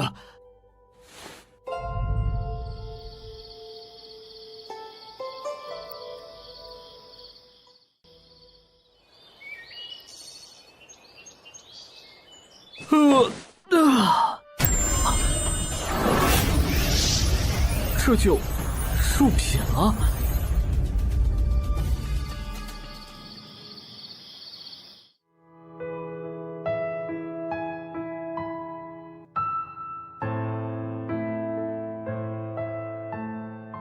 本来我们只是想好好的谈一下肥皂和香水的生意，可是你非得让我们换种方法，所以说人就是贱了。香水和肥皂都已经准备好了，足以让你赚到海量的金币，而我们要的只是一点银两，600匹上等战马，300套甲胄军线，我相信你能搞到这点东西。香水和肥皂早就投递了，为什么一直隐藏自己的位置，直到今天才出手？因为我们在等充钱。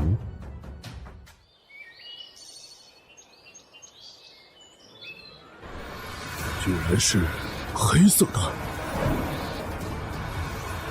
黑色是不是很特殊，很罕见啊？其实挺常见的。那你这么震惊做什么？您说笑了，您既然已经入品，我这个老师也当到头了。我们再也不是师生关系，我自然得对您更客气一点。我干嘛震惊？你心里难道就没点数吗？哦，你不提醒，我倒忘了。四娘，这人没用了，把他拖下去，做肥料种花。这，难道你不该说一句“一日为师，终身为那啥”吗？开玩笑的，开玩笑的。老丁啊，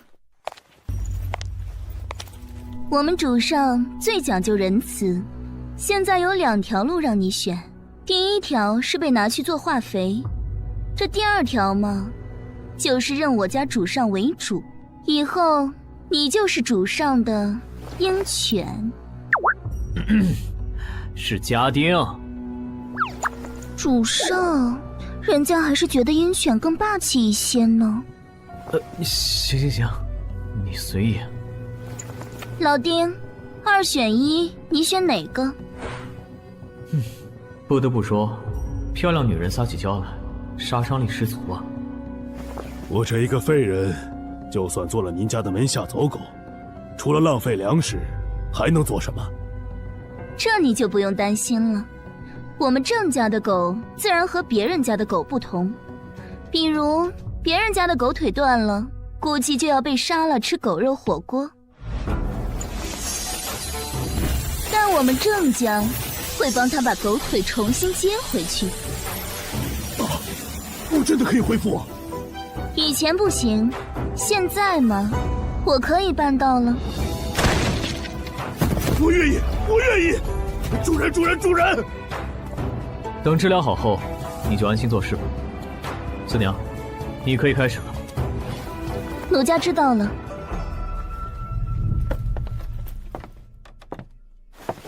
回禀主上，丁豪只需要休息2天，应该能恢复回9品5夫。我记得你之前好像说过，暂时没能力帮他恢复。这不最近刚刚练手，基本功的感觉又长回来了吗？瞎子他们不在，我恢复实力的事情还是先不告诉主上。主上，奴家今晚还想再练练手，万一手再生了，可不好了呢。所以还得辛苦主上答应四娘的不情之请。应该的。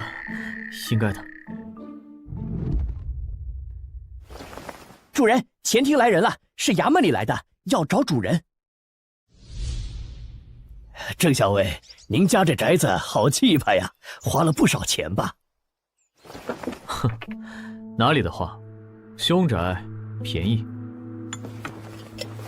郑校尉，后日虎头城有一批生辰纲要送去侯府，我家老爷的意思是让郑校尉你来当押送的主事人。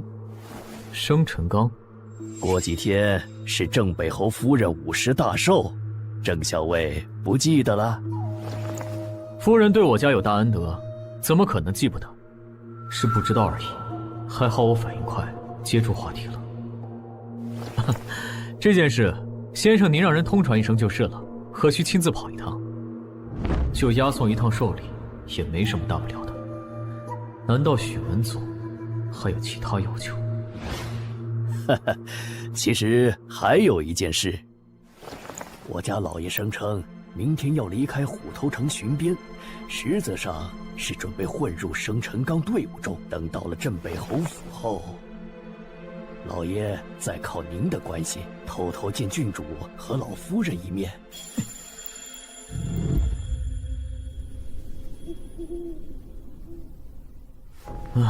生辰纲又是一个难题啊。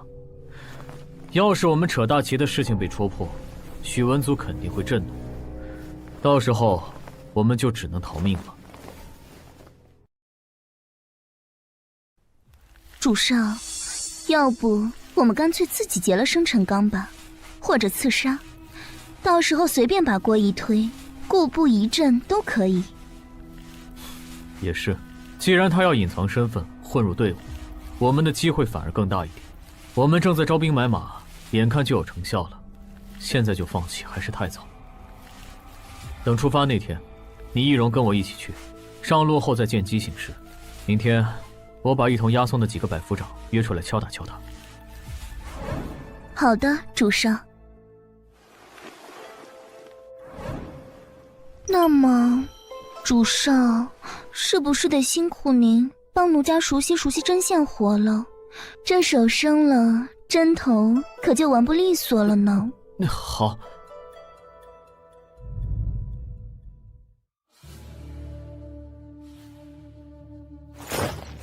参见郑校尉。本将不过是侯府的一名走狗罢了，当不起诸位这么大的礼。要是让我家小姐知道了，可就要揪着我的耳朵，怪我行事孟浪。我家小姐揪耳朵，孟浪，看来郑校尉和郡主关系不浅啊。我是个直性子，喜欢大家有酒一起喝，有事儿一起扛，有功一起享。明个的差事，想来大家都清楚了。既然赶上这事了，希望哥几个到时候给小子我好好的把场子撑起来。只要哥几个以诚待我，我必然将你们举荐给我们家小姐，日后共富贵。愿听校尉差遣。有劳各位了。哼，这几个小家族出身的百夫长还挺懂行的，可惜好不容易入了品，居然没法在人前秀一波发光啊！哼，贱人！上天注定让我今天发光啊！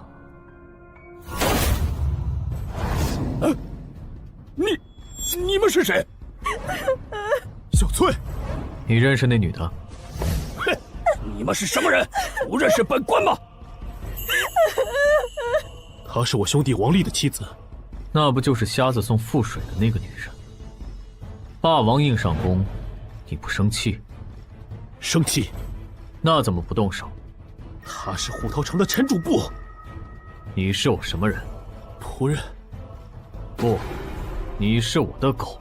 我的狗没必要忍气吞声，想咬人就去咬人，把人咬死我负责。是。不知道瞎子送覆水到底是真是假？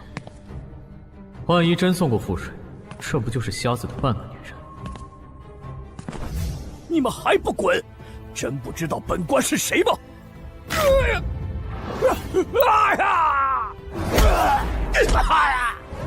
怎么回事？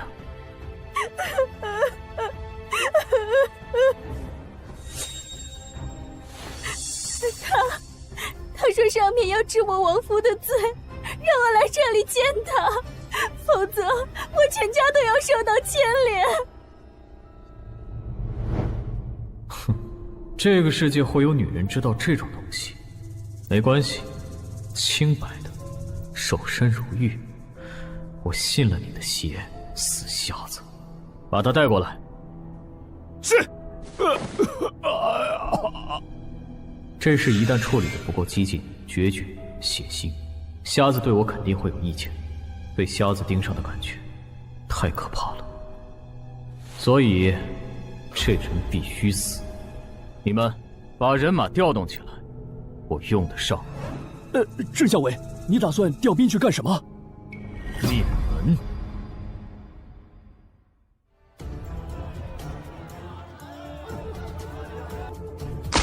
这陈家平日里啊，也算是作威作福惯了，真没想到有这一天。一想到战死后留下孤儿寡母还得被欺负，老子就恨不得活剐了他们全家。对，要想咱自己家人以后没事儿，这次就绝不能放过陈家。主上，必须保持足够的高调，才能确定您的地位。没错，只要我一直保持高调，就没人敢来惹我。但如果我心虚了，接下来的麻烦事情就会不断。玄幻剧里动不动就一招秒杀3阶，到底怎么来的？为什么到我这里连个灭门都下不了手？哎，大人怎么还不下令啊？急什么？时间拖得越久，里面的人就越煎熬。大人这是在熬鹰呢。没错，哪能给他们一个痛快？岂不是太便宜他们了？但我还得保护自己，保护我和瞎子他们打拼出来的家业。听我号令！郑校尉，好大的威风！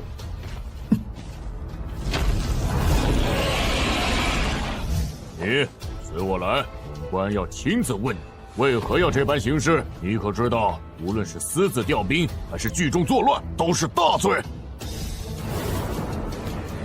郑校尉，还请卸下佩刀。哼，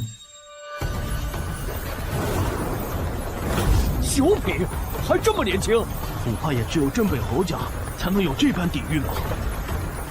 穷皮五步，郑校尉威武！郑校尉太厉害了！今天闹得这么大，许文祖应该会很愤怒吧？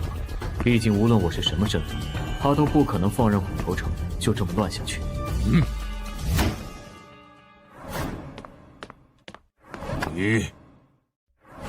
你做得很好啊！这胖子不是在说反话？现在局面越来越坏，侯爷在京城已经被禁足，我们确实要做好准备了。用陈家激发士族同仇敌忾之心，收买军心，日后起事事半功倍啊！郑成功有个好儿子啊！这事儿你放心大胆的去做，正好你明日负责押送生辰纲出城，收尾的事儿就让那个老县令自己去忙活吧。明日队伍出城后，我会来与你会合。动兵行凶，肆无忌惮，无法无天，无法无天呐！你等着，本官这就回去参你。本官倒要看看虎头城到底还算不算大燕的天下。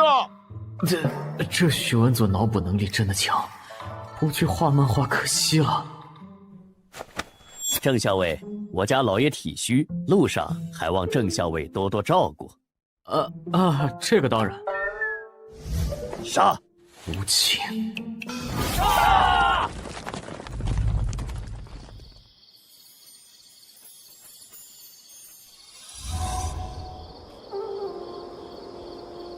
知道我大晚上的为什么要来这里吗？是为了回味？其实我也不知道，但就是想来这里坐坐。主人，说句心里话。说心里话时，你可以喊我小老弟。小老弟，其实一开始我觉得你很冷血，但有时候又觉得你挺有人情味的。很多时候我也看不清楚你。矫情呗，就跟那些文人一样。这日子我过得还是太舒服了，没经过饥荒，没吃过苦，一觉醒来就有人给我安排好了一切。以后啊，真不能再矫情了。白天的兵祸说是报复，但也没耽搁那些大头兵给自己划拉点好东西。这个世界比后世那些战乱地区还要血淋淋无数倍。不能再当累赘了呀！主上，奴家再陪您坐一会儿。不用了，回去收拾收拾，明儿就要出发了。行，回去奴家再伺候您。今天有点累了，回去还是先休息吧。时间还早呢，回家以后咱可以打牌、玩骰子，都可以的。奴家擅长坐庄。各位兄弟，今晚我们先在这里扎营休息，明天继续赶路。是。这是徐家堡献给侯爷夫人的礼物。是，说是一头真兽红狼。知道了，你先下去吧。属下遵命。徐大人。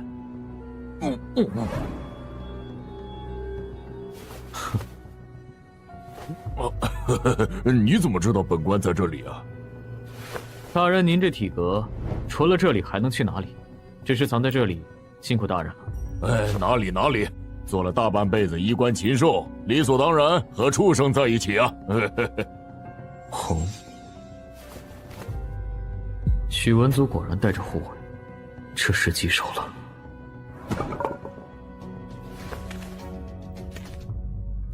大人，我再让人准备一份饭食过来吧。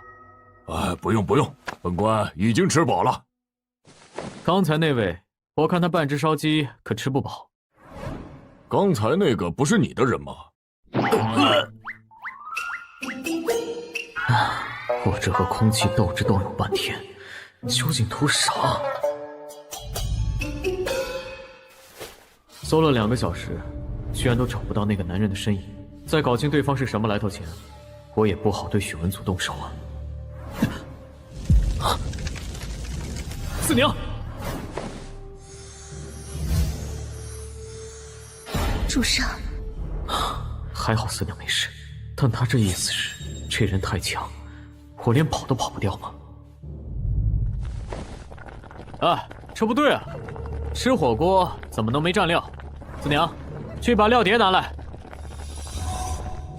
来看着啊！傻乎乎的主角讨好大佬的套路，我这里多的是。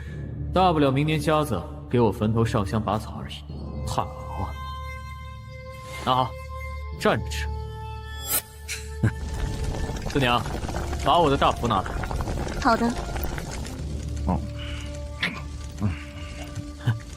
老兄，现在是在路上，东西不多。等这趟活结束，你跟我回去吧。我保证每天好吃好喝的供你，1年到头绝不带重样。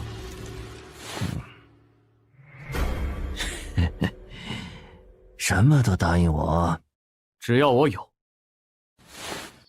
他很不错，那就拔刀吧。果然，四娘的易容瞒不过这人，但四娘可是非卖品。我已经是死过一次的人了，这个世界的第一目标就是搞事情，结果要牺牲自己的女人委曲求全，我图什么呢？他很不错，而且他也很不错。这人居然能察觉魔丸的存在，他能看到我，这人不能留，杀了他，吃了他。主上，不对，是魔丸。安神在上。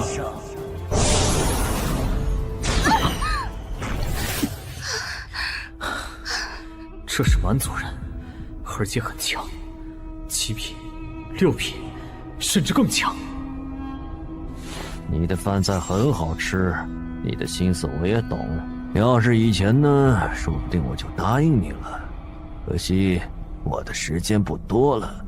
你原本也不错，但和他们2个比起来，就有些上不得台面了。这一路就劳烦你做饭了。作为回报呢，我不会杀你。这回报好丰厚啊！而且我还能在我死前帮你把马车里的那个胖子杀了。不，你误会了，他是我的长辈。但我在马车上感觉到了你对他的杀意。好了，吃饱了，我想休息了。给我安排一个帐篷。没问题，不过前辈能否告知晚辈名讳？如果不方便，就当我没问。但晚辈估计会抱憾终身。你们中原人有一句话叫大丈夫行不更名，坐不改姓。我叫确实，沙拓确实。年轻人，你叫什么名字？我叫樊丽，又是沙拓部落。接过郑校尉。虽然暂时把那蛮族安顿下来，但樊丽这个名字真的能瞒下去吗？说不准，对方已经知道我是杀了沙拓部的人才上位的吧。但那家伙混进生辰纲的队伍里，真的是为了混吃混喝。我押送的哪是生辰纲，明明就是一颗核弹头。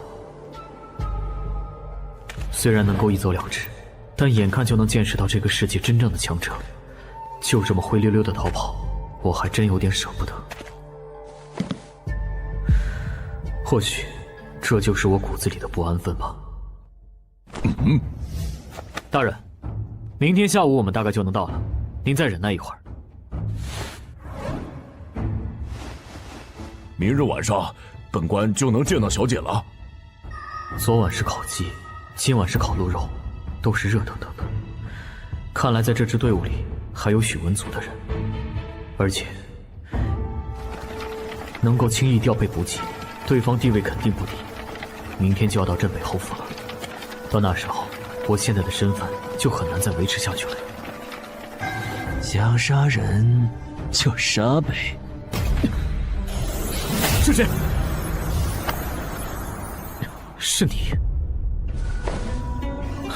不方便，就这样杀了，怕是还会有麻烦。你这是准备走了？是啊。那我送送你。好。我只是客气一下而已啊。蛮人祭祀有三：一则敬蛮神，二则敬图腾，三则敬黄沙。蛮神在上，敬。这是在祭祀谁？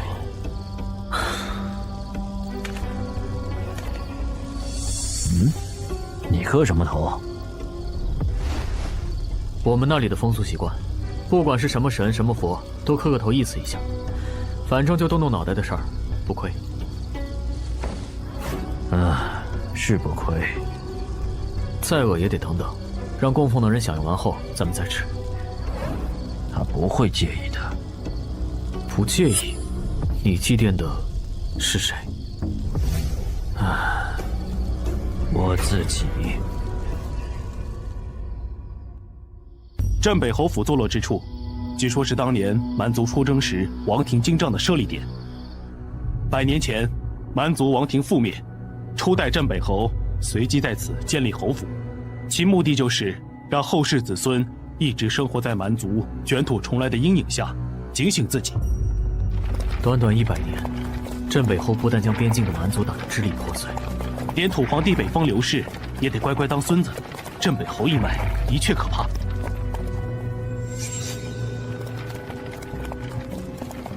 那是皇室的马车。是的，主上。也许是燕国的皇子也来了。双方关系剑拔弩张，燕国皇室依旧把皇子派来贺寿。看来燕国皇帝是真的心虚啊。扎营，大家今晚先歇息吧。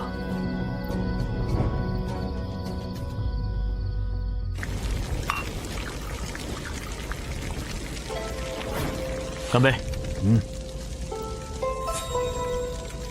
可惜了，以前没喝过这么好的酒。那就多喝几杯。不了，再喝酒舍不得死了。哼，那就边喝边死。有理。校尉，属下刚奉命去交接了一下，预计到入夜后才能轮到审验我们的生辰纲。我晓得了，你下去歇息吧。校尉，招讨史大人还等着您安排呢。原来许文祖的人是你啊！吃饱了，该上路了。等等，你的酒。再告诉我一遍，你叫什么？大丈夫行不更名，坐不改姓，樊丽。那我怎么听你手下人都叫你郑校尉？我姓郑，叫郑樊丽。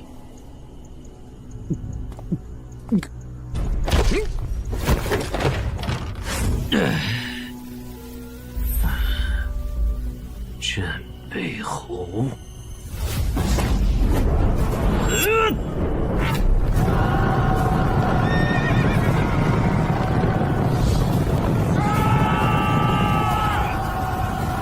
前蛮族王庭帐下，左谷离王沙拓确实前来镇北侯府贺寿。老夫人说了，多谢左谷李王好意。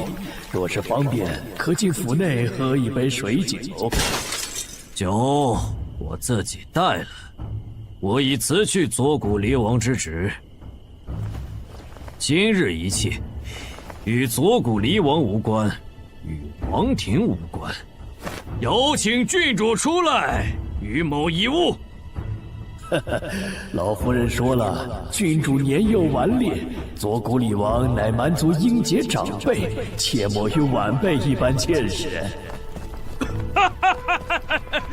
郡主年幼，郡主顽劣，我沙拓不武谦，不如老弱，何其无辜！今日我以沙拓移民身份来到此处，向郡主一个说法。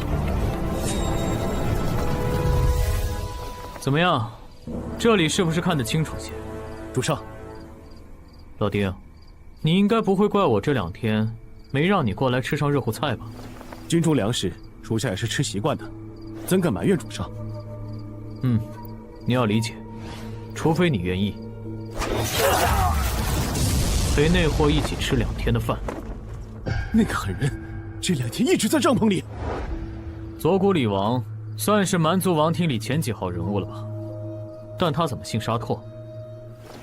回禀主上，100年前蛮族王庭征东不成，西晋反被西域帝国全灭。自那时起，蛮族王庭就没落了，他们的势力范围也在被不断压缩。左右谷李王现在只是官职名称，是从整个荒漠蛮族里选出英杰来担任的。不过属下认为，这个左谷李王多少有点自作多情了。蛮族大燕年年相犯，他要为死去的蛮族妇孺讨个说法，那谁却为死在蛮族马刀下的燕国子民讨个说法？战场上凭手中的刀说话，这一点他应该看得很开，所以他说的是来替老弱妇孺讨个说法，而不是战死的青壮。主上，他说他已经辞去了左谷李王。是啊。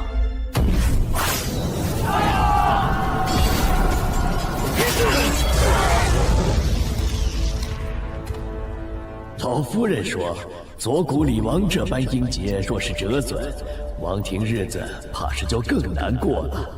为了蛮族和王庭，请左谷李王三思。请郡主出来一晤。老夫人说她累了，要休息，要安静。好酒啊！可惜我没能早点喝上这酒。要是能早点喝上这酒，说不定我就不跑这一套了。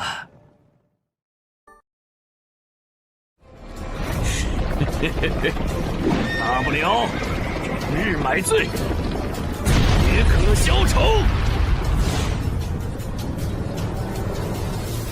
张公公，那蛮贼已经破了8个军阵了，要不我们向侯府通传一声，让殿下先入府吧。急什么？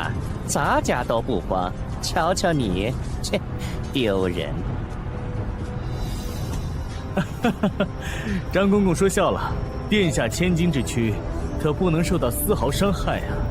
你们这些读书人呢，最擅长表面一套，背面一套。镇北侯府若是连一个野蛮人都收拾不了，那还值得咱们陛下头疼吗？可是，这刀枪无眼。若是那蛮贼忽然发疯，向我等这边而来，那姑也不能先进府。说按规矩排队等审验的是我们，若是我们再主动寻求先进府，姑的脸面倒是无所谓，但要是皇室被人轻视了，那姑就等着被发落吧。讨厌，王爷，你轻点嘛。王爷，奴家也要吃嘛。不急不急，都有。这镇北军弄的是什么把式？战阵之上遇到一流的武夫强者，要么派出同级强者牵制，要么就得像镇北军这样用车轮战，一点一点地消耗他的气血。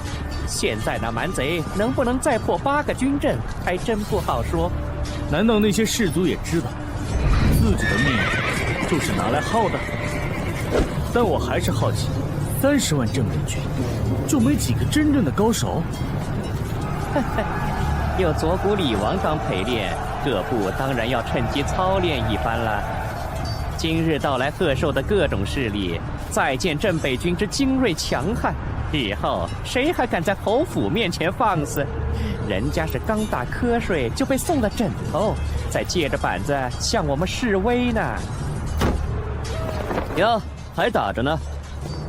不都完事儿，那蛮贼还没完蛋呢。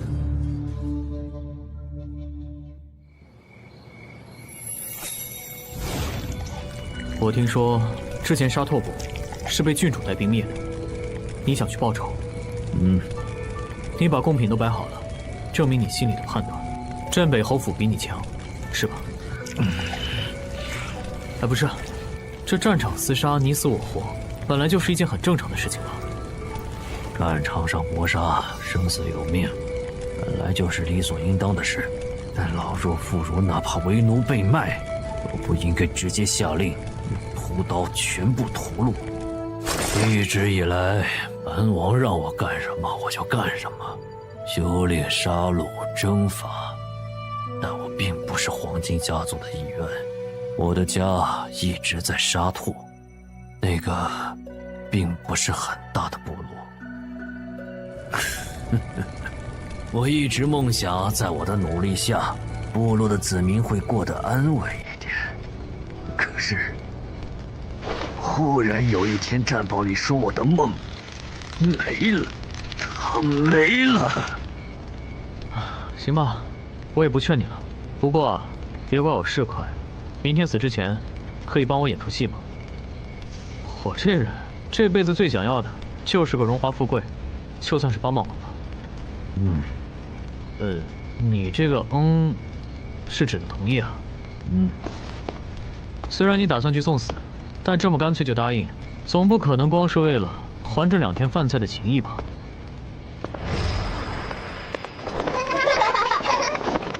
天神叔叔，来之前我找到他们2个了。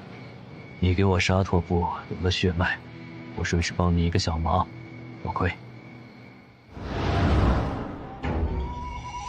主上，主上，出发吧。主上，我们这是去救驾。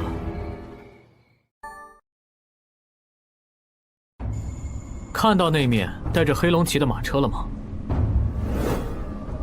四娘，你说待会儿我是喊蛮贼休得猖狂，还是……主上，我觉得词有点多了，可能来不及。要不奴家来帮主上喊？啊？你怎么喊？啊！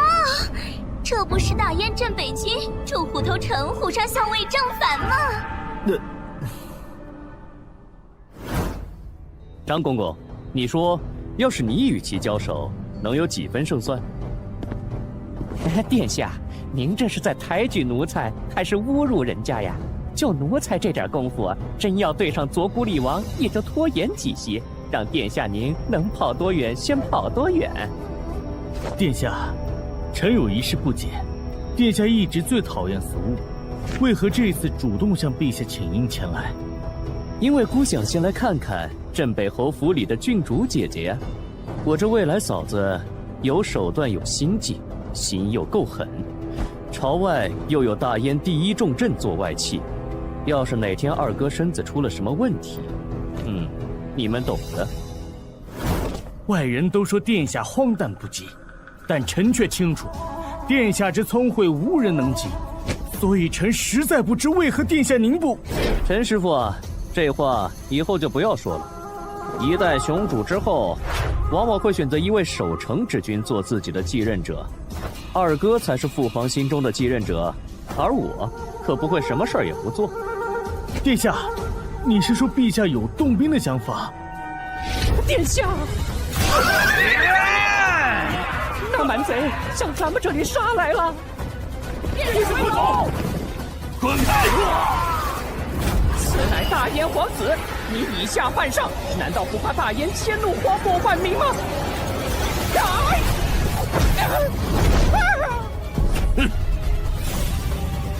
陈师傅，他的目标是孤。这位燕国皇子，还不错。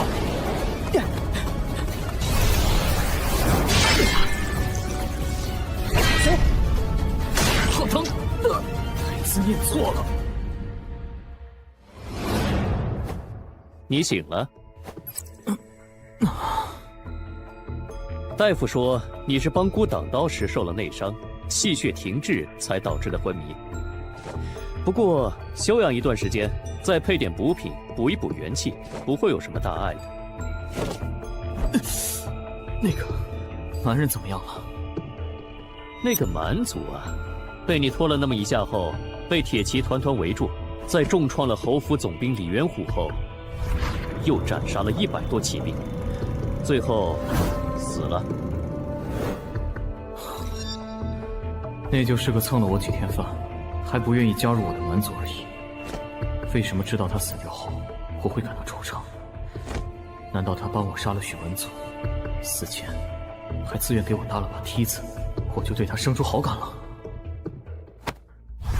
既然你醒了，姑就放心了。郡主驾到！姑那好嫂嫂来了。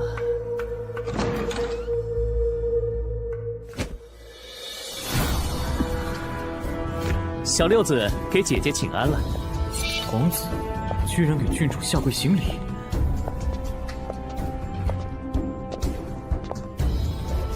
小六，你这是嫌我家罪名不够多，想再给我家加上一条大不敬的跋扈之罪吗？哪敢呢？弟弟给姐姐请个安不是应当的吗？谁敢拿这个说事？行了，你没事吧？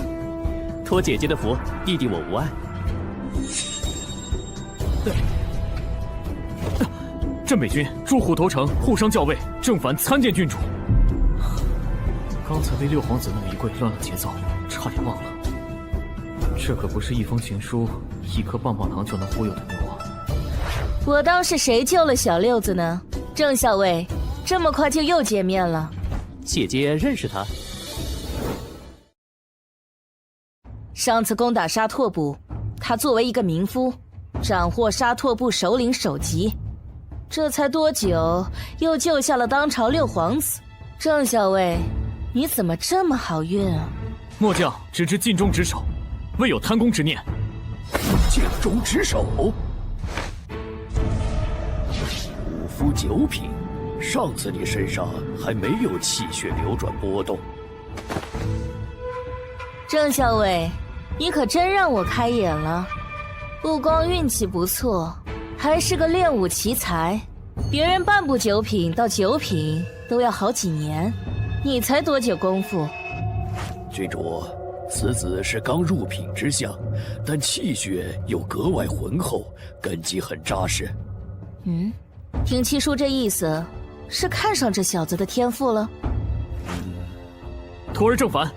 哦，拜见师父。四娘不在，我只能自己应付这种情况。在这个时候磕个头认个师父，不亏。想当七叔弟子，可以，但有件事我们得说道说道。之前梅家坞的事情，是你打着镇北侯府的旗号做的？是啊，因为属下想要荣华富贵，更多的金银，睡更多漂亮的女人。当时拒绝郡主，也是想着回去当官老爷捞银子。你这憨货，敢在我姐姐面前说这种粗鄙的话！哼，这回答不错，滴水不漏。但我的直觉告诉我，你没那么简单。这次救下皇子，我不觉得是运气好这么简单。那就是属下和蛮贼串通好了，他答应帮我演戏，送我一场功劳。七叔，这小子不简单呢。我知道。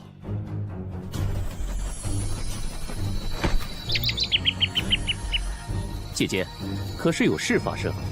蛮族王庭来人了，要给左谷李王收尸，但不晒他个7天7夜的，外人还以为我镇北侯府好欺负呢。可是，万一他们不打算罢休怎么办？那毕竟是左谷李王。小六子啊，要不是父亲有令，我能用的兵源有限。你以为我只会灭个沙拓部？引兵30万，打蛮族自然没问题，直接南下打大燕都城，同样没问题。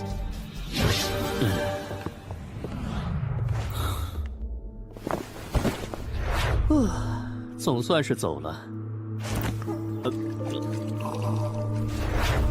姑很好奇，你为什么要救姑？因为从小到大，母亲就告诉我要献忠燕王。打住，姑要听实话。因为你是皇子，不然我为什么没去帮其他人挡刀？这么实在的吗？这是殿下您要求的。行，姑就喜欢你这种直来直去的，不复杂。你救了姑，接下来我们就用年岁相称，千万不要放不开，就像刚才那……我的好弟弟呀，你姑是看出来了，你是个有野心的主，可惜你救的是我这个废物。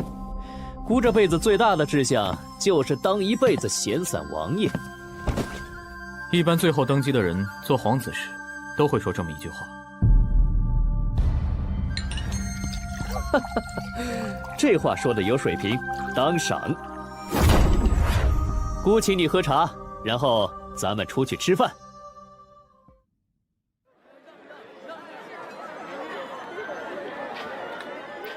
侯府里没有厨子吗？镇北侯府的饭食是军营那里送来的，我们就别委屈自己了。之前侯爷入京，第一天就去京城的全德楼吃了5只烤鸭，也难怪这侯府成日清汤寡水，好不容易离开一次，自然就放开吃喝了。现在好了，烤鸭店火了，价格比以往涨了好几倍。名人效应，这也是老板运气好。那家烤鸭店的老板是姑，那可就不是运气那么简单了。姑让人在侯爷进城时吆喝了几句。殿下大才，商人做得好，也是能治国的。古往今来，从没见过商人立国成功的。不知道四娘现在混进来了没有？哎，吃饭就吃饭，别这么警惕，吓唬自己。手下不在，日子过得就没底气。怎么想你的部下了？有点。毕竟自古以来，刀杆子理出政权，尤其像您这样的。通透精辟，但姑平日连京城都出不了，你说姑去哪里弄兵？难道靠你？正是卑职。老哥，咱能不能含蓄点儿？你脸上写着奸佞2字呢。我的好弟弟啊！打住，姑错了，不该给你机会。哎，殿下，不想当奸佞的臣子不是好臣子啊！你哪里来这么多警示格言？有感而发。行了，老板结账。哎，殿下，我们是不是该回去了？莫慌，我们再到别处溜达溜达。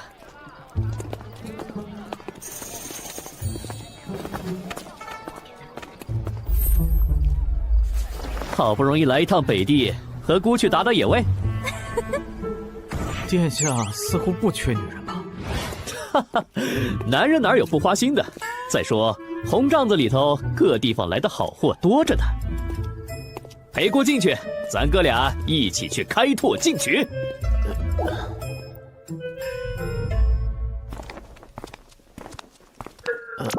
殿下，卑职身上还有伤呢。没事儿，让他伺候你就是了。姑学好了，先进去了。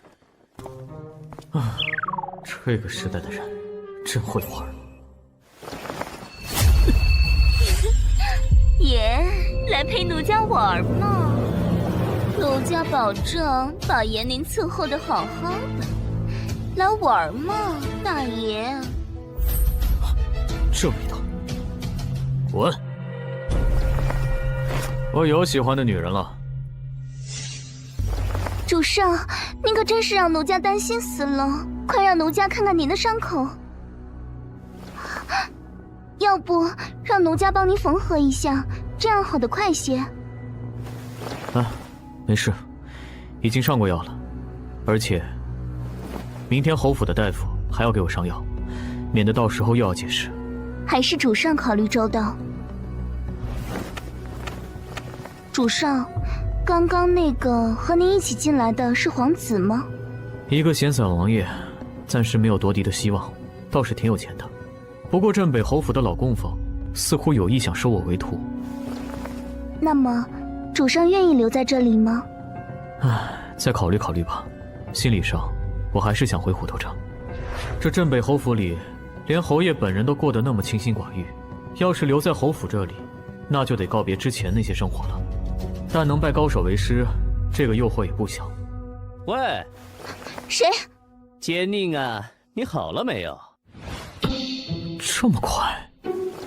我们长话短说，你抽空回虎头城一趟。好的，主上。奸佞这也太猛了吧！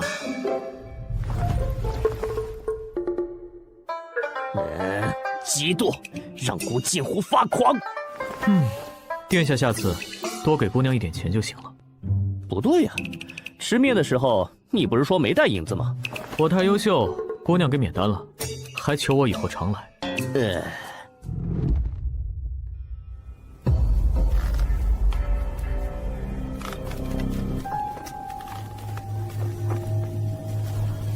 你知道姑现在在想什么吗？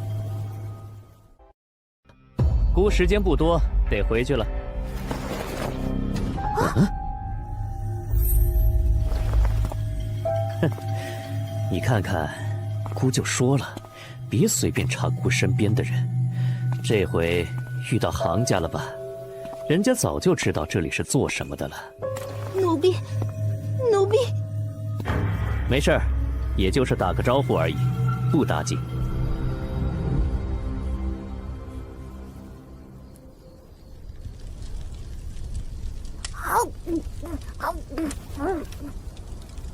哎。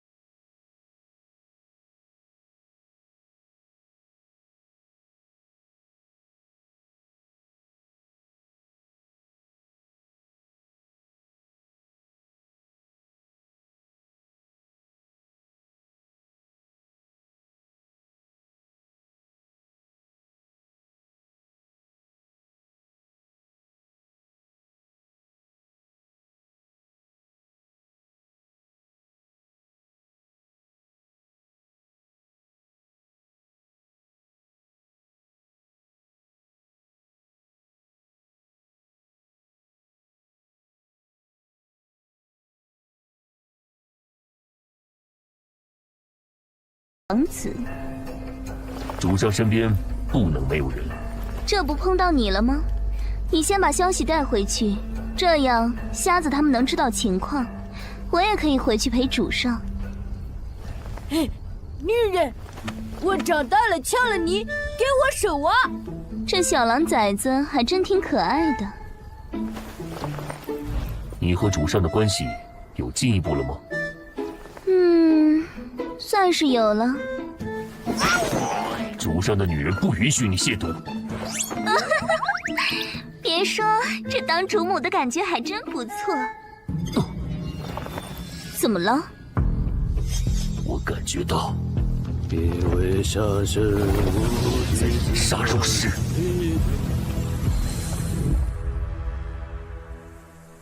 殿下，橘子虽甜，但还是少吃一点吧，以免上火。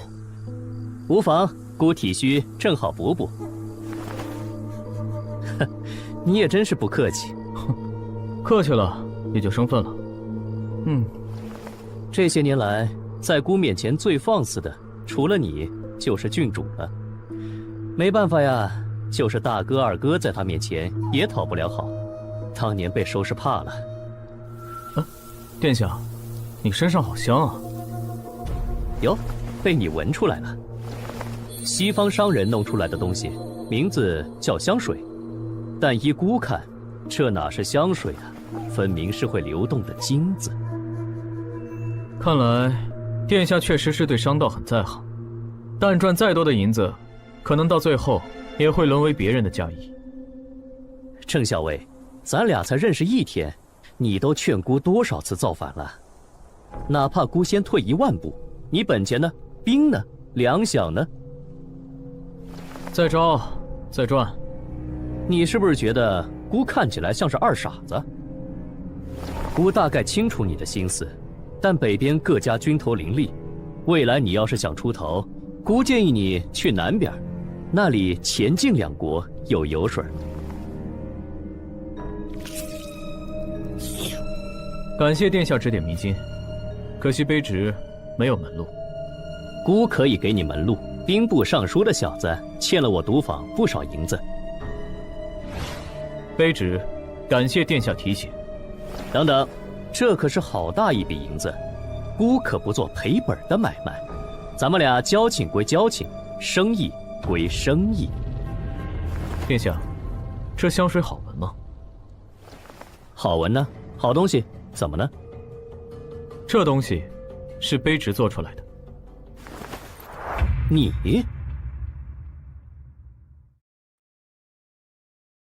你就这么把我当弟弟？不得。郑校尉，你不怕孤为了社稷，先除掉你这个野心之徒？不怕，这大燕社稷，还不是殿下您的。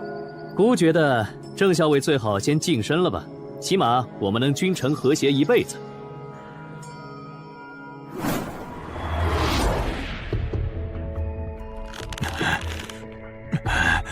娘，袁虎叔这是怎么了吗？你要去责罚人家？托李家百年不倒，就是靠悍不畏死4个字。左谷离王当时气血已败，他李元虎居然还被逼退，难道不该罚？娘没有下手斩他，只是做了惩戒。怎么，你还觉得娘下手重了？哪能啊！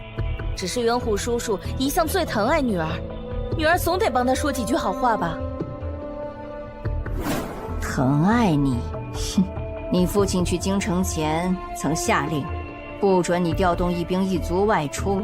他李元虎可倒好，竟然私自调拨你3000铁骑。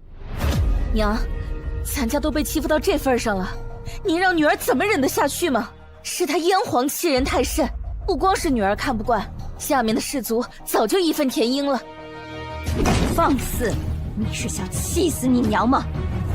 你的确聪颖，但别小瞧了这天下人，以为他们都是蠢蛋。尤其是你父亲和当今陛下，他们可是当初一起玩到大的关系。夫人，瞭望台那边传来消息，说起风了。传令，今晚钻进来的耗子，一只都别放出去，否则，实则校尉以上军官皆斩。娘，您这是做了什么安排？左谷离王3品5夫，死前又必杀千军，沾染着大血腥。王庭祭祀可不舍得丢掉这副极佳上品的躯壳。昨日他王庭先师左谷离王，今夜就让他再折损几个祭祀。这一次，娘要让他王庭30年内都无法恢复元气。娘，您还说女儿心大，这是父亲走前吩咐下来的吧？你父亲去京城前留下过一句话，他说打扫家里之前，先把邻居揍一遍，准没错。喂，感应到了吗？他们在召唤那具即将入煞的尸体，让其尸变后径直回王庭，而且我似乎也能对那具尸体进行召唤。那就试试看呗，把它坐标从王庭改成梅家坞。那具尸体不认识我，不会对我的召唤做出反应。一般来说，尸体会对自己生前比较熟悉的事物产生反应。那你问问他，还记不记得重庆火锅、陕西臊子面、东北大乱炖？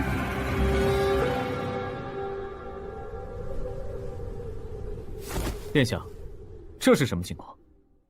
你就好好看戏吧。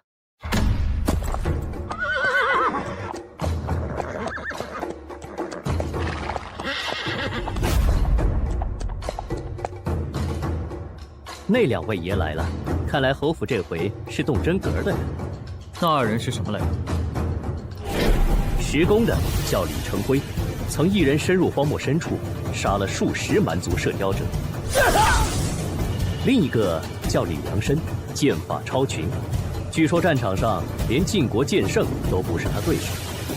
这2人可是镇北侯府7大总兵，3品武者，和那沙拓确实一样。这些都是大佬啊！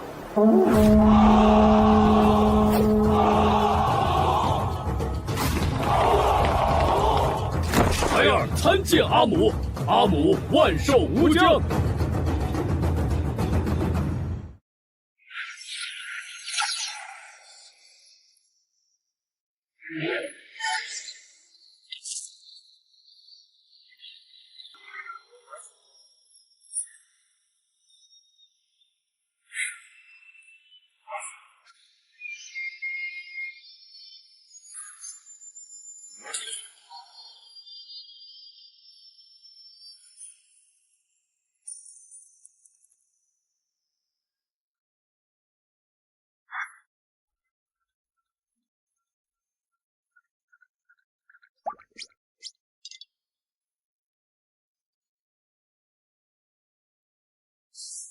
4大归义部族族长居然也来了。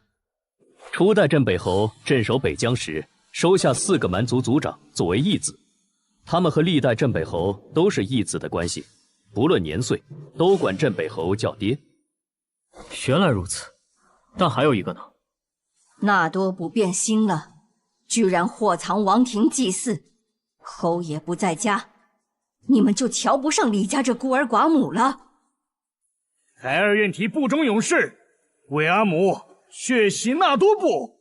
纳多卜反劫，罔顾侯府恩德，当诛！天亮之前，我要纳多卜再也听不见一只羊的叫声。若是做不到，不听话和没本事的孩儿，老身都不稀罕要了。看来今晚过后，就只剩下3大归义部落了。安内必先攘外啊！姑就好奇了，你哪里来那么多金句？多读书。4项。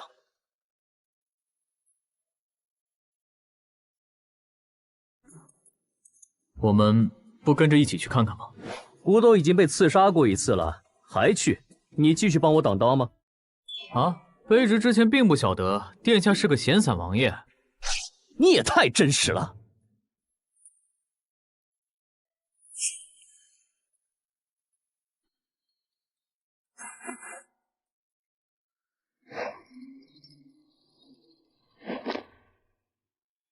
我等你，这次我不会再退了。上线小吃、黄焖鸡米饭、佛跳墙、烤全羊，全都试过了，没用。那个，你试着喊喊樊丽。樊丽和他认识？啊，喊一下试试呗。对了，加上姓，郑樊丽。行吧。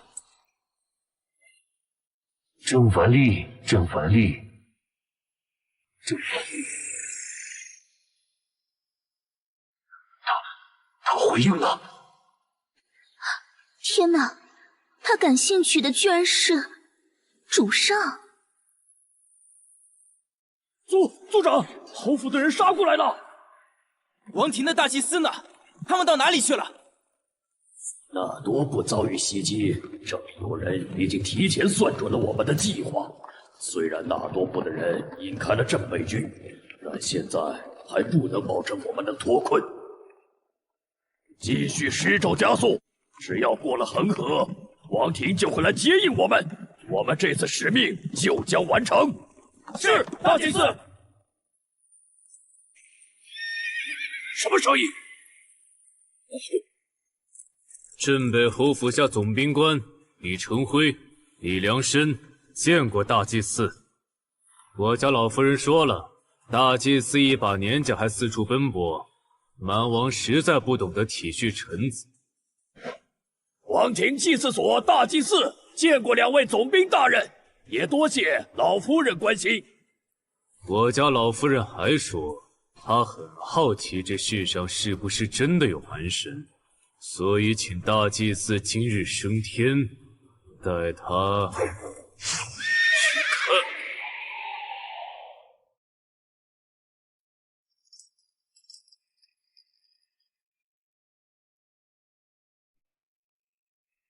殿下，他们是在布阵。那些是术士，蛮族有蛮师，我们有术士和炼器士，所以不管武力还是奇门遁甲，我们都能压他们一头。就说那个老头吧，外号醉仙翁，还给我们几个皇子摸过骨。他给我大哥的真言是猛虎守江，太子二哥则是卧龙在野。你猜猜他给姑的真言是什么？富贵安闲。是富贵安康，但你已经算是很准了。怎么猜的？卑职有个神棍朋友，说这东西的诀窍就10个字：见人说人话，见鬼说鬼话。我在修仙世界朝9晚5，吞吞天下，每周3、周6更新，各位观众老爷多多追更呀！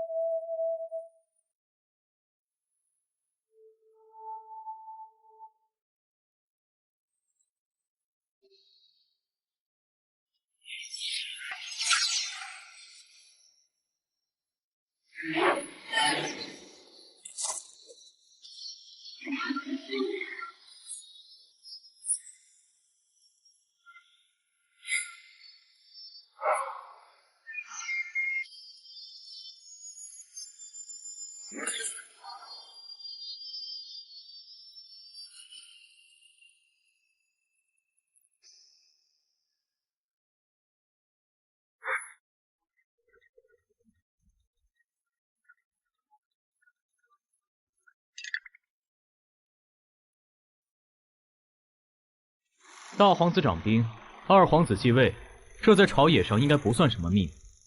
说醉仙翁是在算卦，倒不如说他只是把陛下的打算重新说了一遍。否则什么？否则给殿下您的评语，最起码应该是包藏祸心。你偷打呢？哟，两位小友聊得好热闹啊！老朽见过六殿下。另外，这位小友能说出这10个字来，可以说是深得我方精髓了。不过狂妄之言，在此向仙翁请罪了。瞎子估计很乐意认识这个老头吧，不过估计他会把这老头敲晕，边用精神力扫描，边切片研究吧。无妨，小友刚才的话字字珠玑呀。仙翁，请问你们这是在干什么？这是我们布置的伏虎阵，等着生擒猛虎。仙翁，你是说那尸体还能活过来？死者再生，强行遇尸，本身就是蛮尸最擅长的事情。沙拓确实有尸变了，何况这尸体是3品武者体魄，死前被煞气裹挟，本身更沿袭过蛮咒。别说王庭祭祀了，就是老朽我也眼馋得紧啊。所以李元虎总兵是在等机会报仇。蛮族祭司们因煞气入尸，尸变之后，他会径直朝北回到王庭，所以老朽借李元虎将军布下伏虎阵，先将这新变僵尸控制住，再以阵法消磨其煞气，由李总兵将之压制，最后由老朽将他封印。此后，侯府就会多出一具由左骨离王制作成的恐怖战兵。受教了。殿下、小友，时候快到了，老朽要去准备了，两位自便。能悄无声息出现在我们身后，明显也不是什么简单角色。加上那个李元虎，我就是拼上一切也做不了什么。要是我拿刀架在六皇子脖子上，侯府会不会放过沙拓确实的尸体？起风了！啊！黑豹，老朽等你许久了。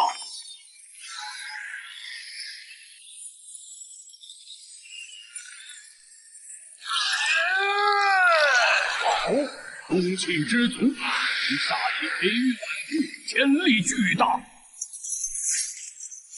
李总兵，你得将他引到阵中，这样才能将他压制住。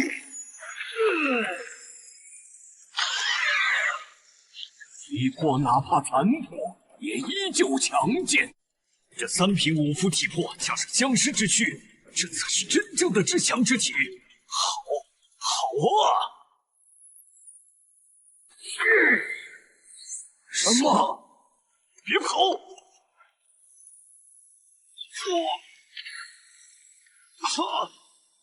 什么？这阵法的力量竟落在我身上了！不该呀！左骨离王尸变之后，除了回归蛮族王庭，就去找自己的血亲子嗣，但他没有婚配，更别说有子嗣了。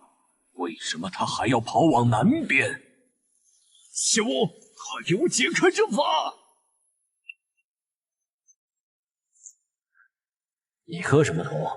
我们那里的风俗习惯，不管是什么神什么佛，都磕个头意思一下，反正就动动脑袋的事儿。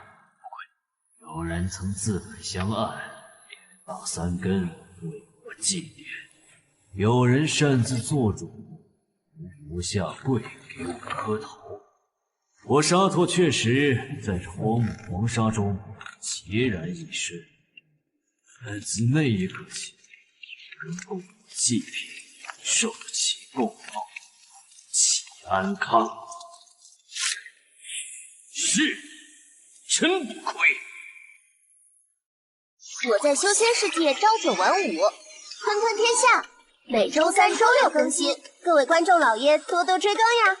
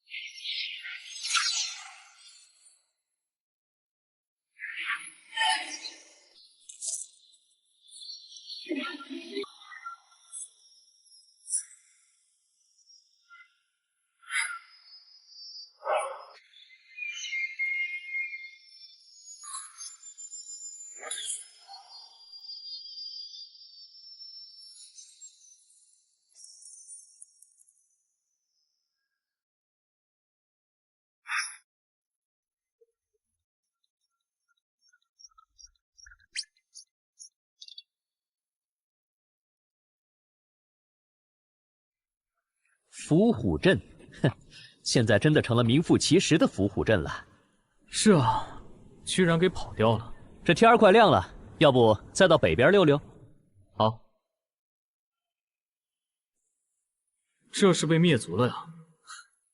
我灭个陈府都犹犹豫豫的，看看人家，灭族跟喝水一样寻常。夷狄禽兽也，畏威而不怀德。这是在讥讽蛮族是禽兽，吃硬不吃软吗？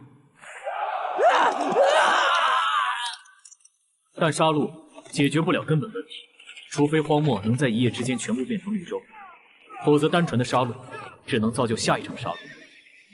你继续说。大燕没办法彻底控制荒漠，一味靠武力镇压，成本和代价过高。虽然武力是必须的，但是想从根本上解决蛮族，还需要另外一件武器。是什么？文化。我们可以去各地找找，看看有没有和蛮族信仰相近，且又教导人们不是生产，专心侍奉神灵的宗教。找到他们，让镇韦侯配合他们去荒漠传教。比如谁信教就不打人，这样2代人后，蛮族人就将变得热情好客，能歌善舞，整个荒漠都弥漫着安静祥和。就算饿死、冻死、被大燕鞭挞死，也是带着甜美的笑容死去。改个信仰，相当于将他们割裂，文化不再统一，再用政治腐化贵族，用宗教去影响底层。哼，这是要挖他们的根儿啊！好计策，郑校尉，我大燕朝堂缺你一个位置，可惜了。未来总是有机会的。我们才认识几天，你这是第几次劝姑夺位了？行了，回去找家店喝汤，冷死了。郑校尉，七叔想收你做徒弟，但姑想你拒绝。我对七叔闻名已久，现在有这么一个好机会摆在眼前，姑要你拒绝。姑是个闲散王爷不假，但姑是大燕国第1大商行的幕后东家。殿下，您说话就说话，别扯开篇。看来六爸爸终于要松口了。开门见山吧，北边近年就会有大事，已经不适合你发展了，去南方吧。晋国、前国比蛮人温柔多了，善解人意，热情好客。殿下，卑职喜欢北地的风，北地的云，北地的民歌。姑会全力资助你。陛下以厚德待臣，臣必然以身许国。你叫姑什么？陛下，不合适。不是，再叫2声，姑喜欢听。陛下英明，郑校尉，要不你一刀把夏美割了，进宫陪姑？姑真的不想日后亲自对你出手，那多伤情分。陛下也可以学学庙堂里的神像，当个傀儡。但你不能篡。卑职可以不篡，但卑职的儿子可不敢保证。驾！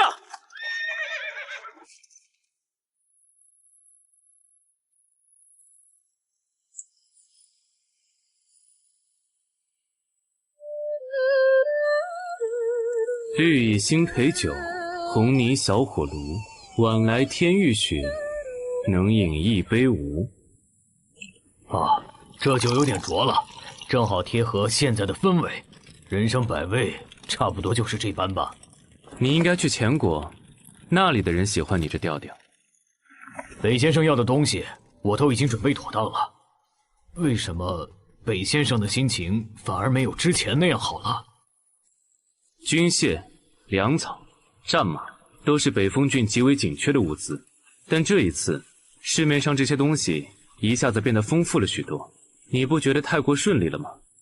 北方要起风了，你的生意也该收一收了。我在修仙世界朝九晚五，坤坤天下，每周3、周6更新，各位观众老爷多多追更呀！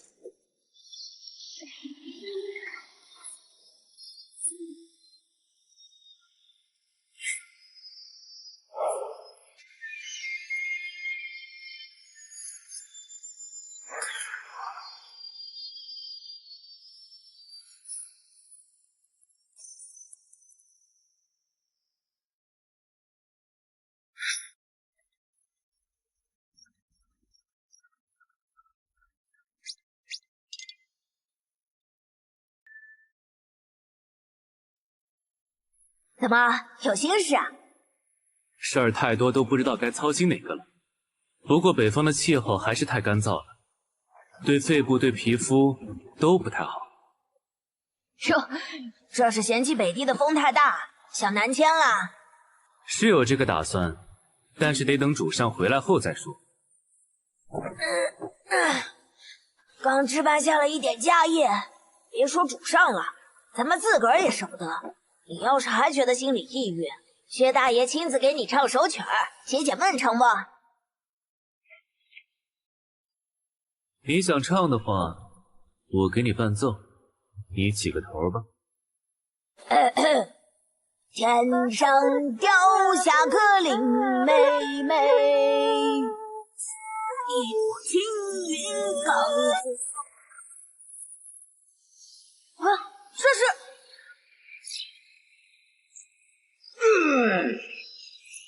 轩儿，林妹妹，你到底经历了什么？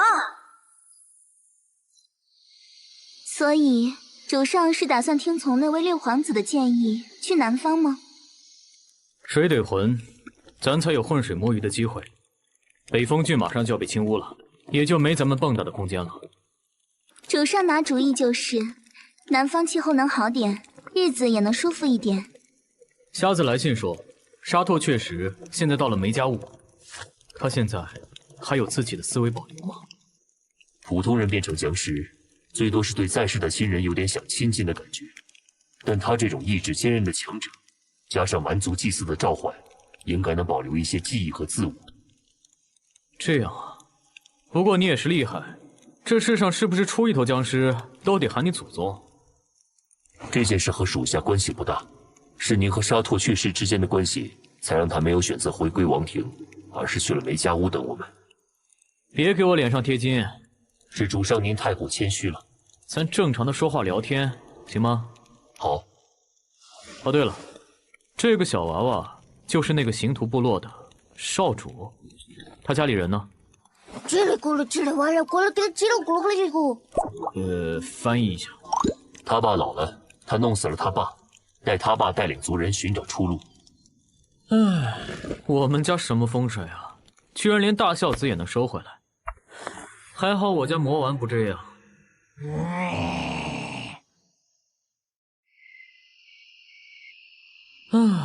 总算是回来了。以后去了南方，家里也得修个汤池才行。主人，衙门里派人传信来，说是招讨使大人来请主人赴宴。招讨使？难道许文祖没死？哪个招讨使？应该是原来那位。奴婢前日还看见他巡视车队。知道了，你先下去吧。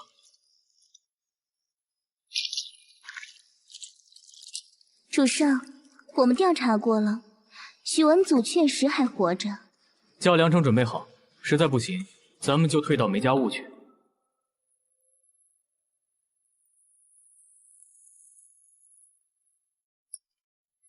去一次鸿门宴是美谈，隔三差五的去，那估计人就没了。我才没那么傻，主动往许文祖面前凑。郑校尉一路辛苦，一路辛苦啊！卑职参见大人。别客套。当日那马车都被砸碎了，他是怎么活下来的？这里说话方便吗？啊，大人放心，这里都是自己人。请。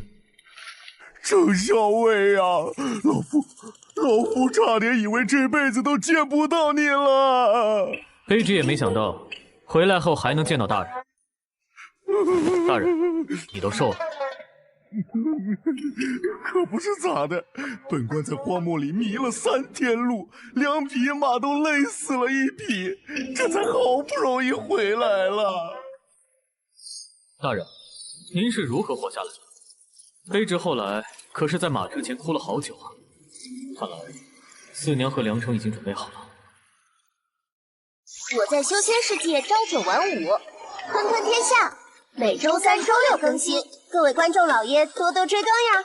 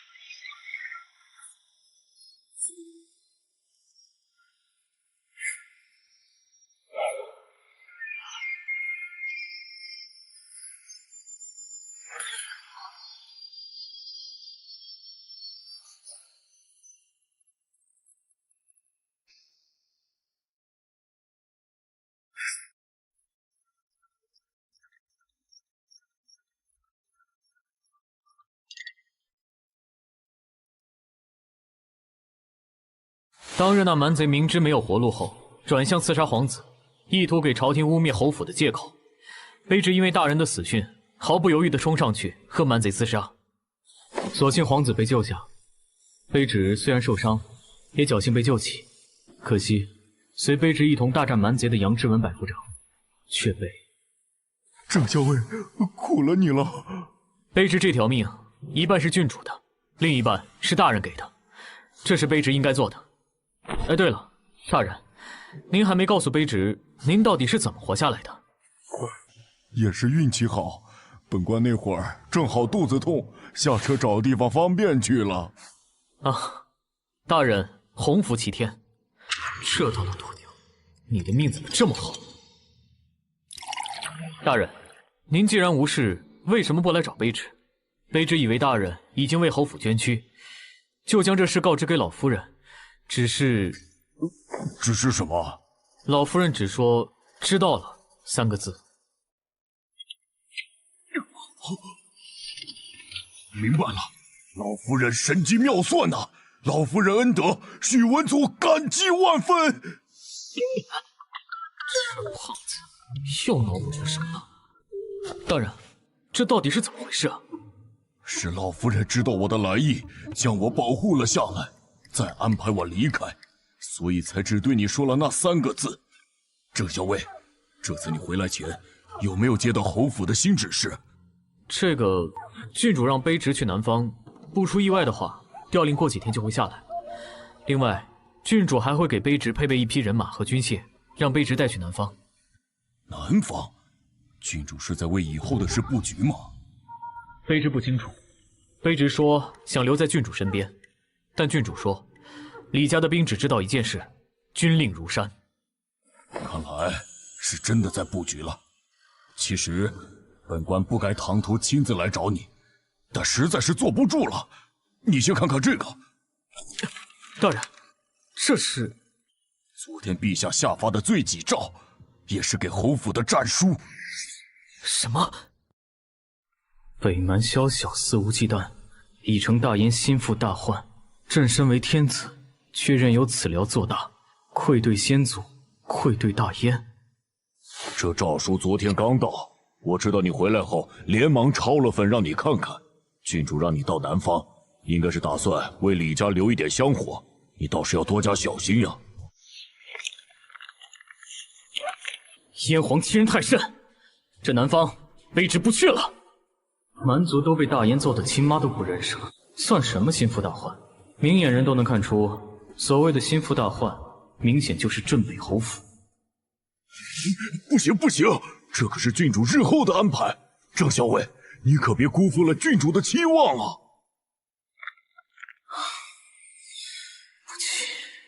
不去。郡主，老夫人呐！郑校尉，本官知道你难，知道你难呐。主上的演技是和谁学的？跟你们这群老戏骨学的呗，天天违心的舔人家，人家还不能跟你们学2手啊？那你呢？哼，放肆！你得叫我主母大人。哼哼，那魔丸不就要叫你？闭嘴！朕劝你们一句，都把自己的心肺肠子翻出来晒一晒，洗一洗，拾到拾到。朕现在是越来越清楚了，朕的心头之患不在外边，不在蛮族，而是在你们，就是在这屋子里。镇北军1半兵马已经准备南下，这是在向朕逼宫，问朕怕不怕？你们现在劝朕退一步，要是朕真的退了，他镇北侯不退，又该怎么办？我在修仙世界朝9晚5，坤坤天下，每周3、周6更新，各位观众老爷多多追更呀！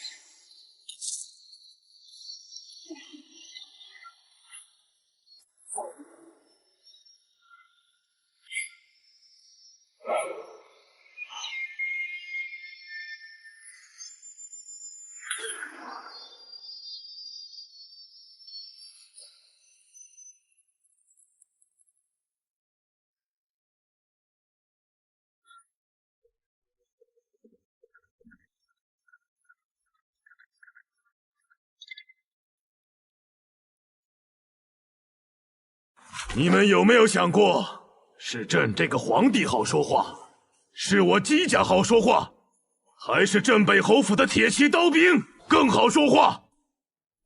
朕给你们半个月的时间，半个月内，朕要看见你们的态度。那些继续劝说的话，朕不想再听到。退朝。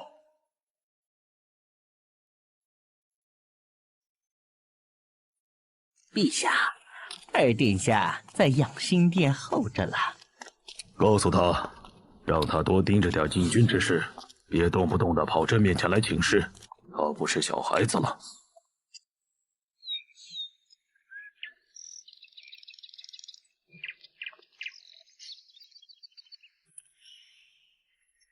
你这家伙胃口挺好啊！骂人了吧？这帮畜生，朕刚下朝就给你传信了？嗨，可不是嘛，事好得趁早。你让我住这里，不就是方便他们给我送信？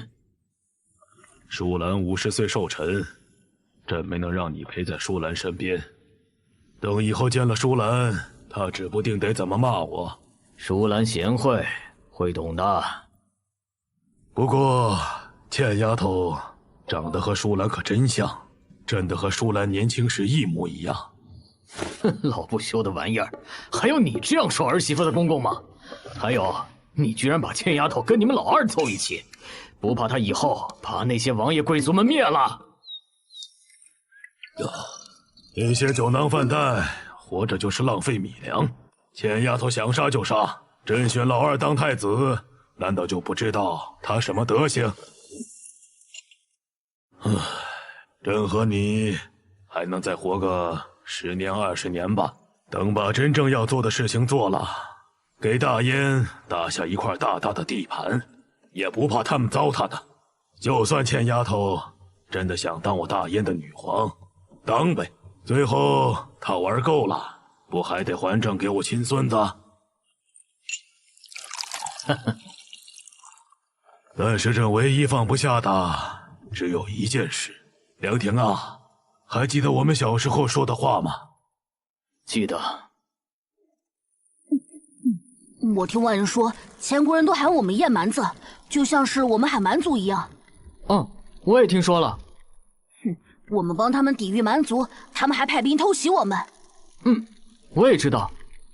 以后等我当了皇帝，我就要他们看看真正的蛮子到底有多么可怕。可惜我当不了皇帝。那你真没用，别人骂你蛮子，你都没办法还回去。但我家有30万兵马。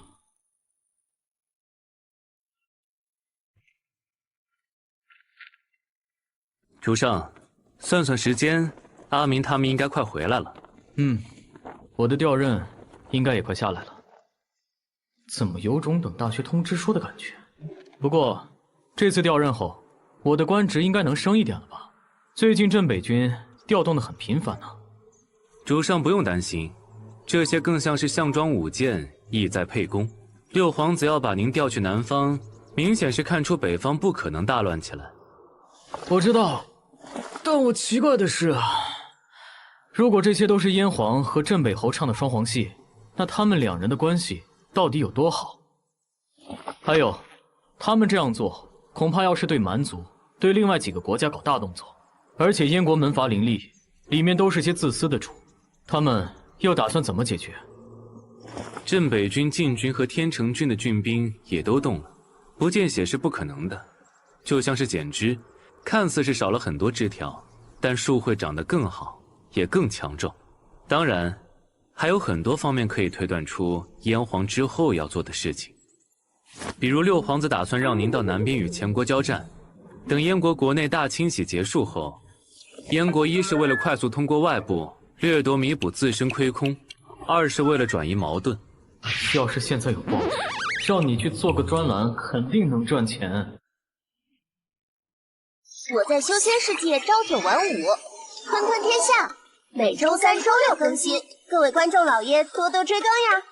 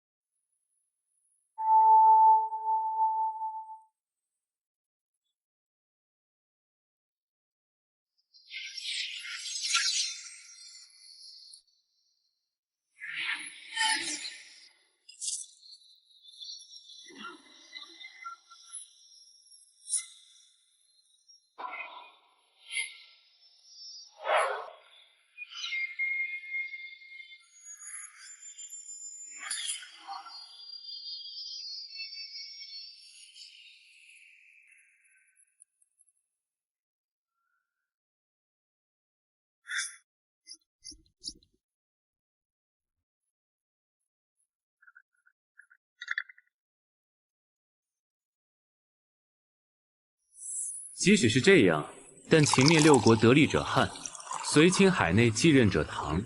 等他们把要做的事情做完后，就看主上您要怎么做了。听你这话，我也有点热血沸腾了。哼，这个瞎子，就喜欢拿造反来撩拨人，还理直气壮，非得让我觉得自己是天命之子，不造反对不起人生，对不起空气。现在我算是有点了解六皇子面对我时的感觉了。主上，沙拓确实还没有苏醒吗？他在进行自我封闭，可能是不知道该如何面对，也不想去面对现在的自己吧。真没想到，这一次去拜了一趟寿，居然能认个干爹。更没想到，我每次进来看这个家伙，会有种莫名的心安。主上，僵尸重血亲，如果我现在拿刀捅您几下，或许他会马上醒过来，然后把你锤爆了。行了，你们先出去吧，我在这里待会儿，晚饭照例送到这里来。是。喂，其实我可乐鸡翅做的挺好吃的，你早点醒来，我做给你吃。你不知道可乐是什么吧？到时候就让瞎子他们去倒腾。别自卑，不就是僵尸吗？梁城那家伙还不是活蹦乱跳的。哎，别傻乎乎的站着了，早点睁开眼，咱们唠唠嗑。哎，对了，你一个人晚上待在这个屋子里，会不会寂寞？我倒是想和你睡一起，但四娘晚上怕黑，我必须得陪她。这样吧，我把我儿子留在这里，你们爷俩晚上唠唠嗑。我走了，明天再来看你。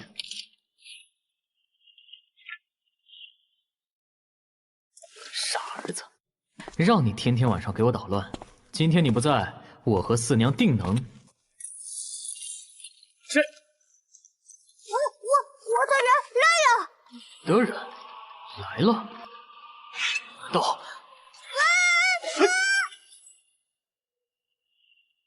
主上，主上。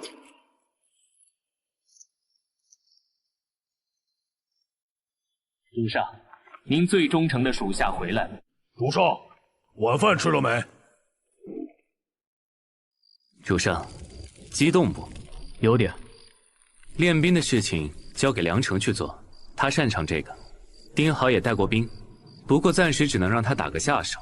好，这是我的兵，不是什么红景帝国星际争霸，而是我甄嬛手底下切切实实的兵。燕国传统，将领调任时能带上自己的私兵。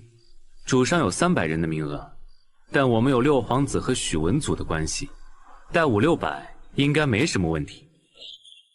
主上，试想一下，此时此刻在你面前的是10万铁骑，他们跪伏在你面前，山呼万岁，那是一种怎样激昂的感觉？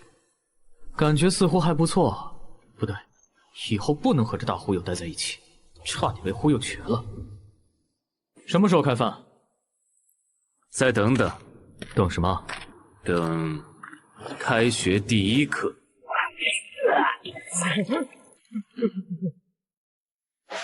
杀鸡儆猴嘛。也是，要驾驭这群野人，最直接的方法就是让他们怕我，怕到骨子里去。还有什么？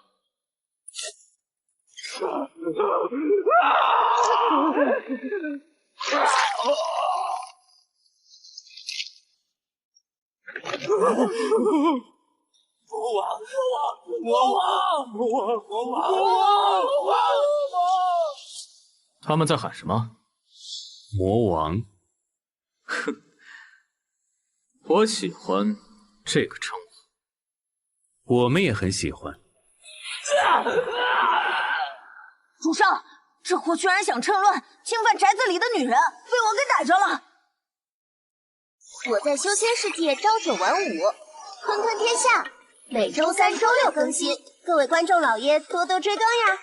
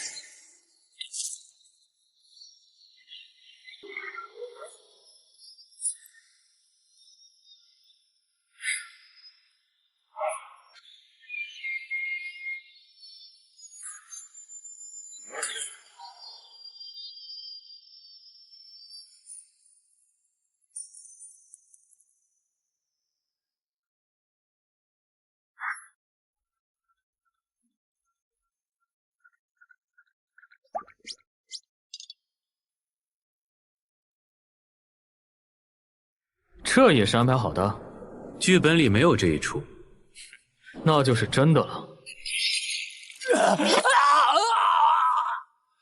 追杀！看到了吗？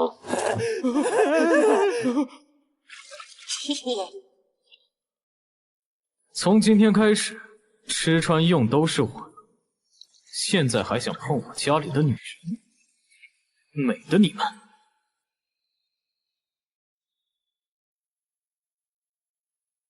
主上，这是许文祖给您的信。念：朕凡无地，数日不见，如隔三秋。念重点。重点在最后面。主上，您的调人下来了。是哪里？银浪郡翠流堡守备。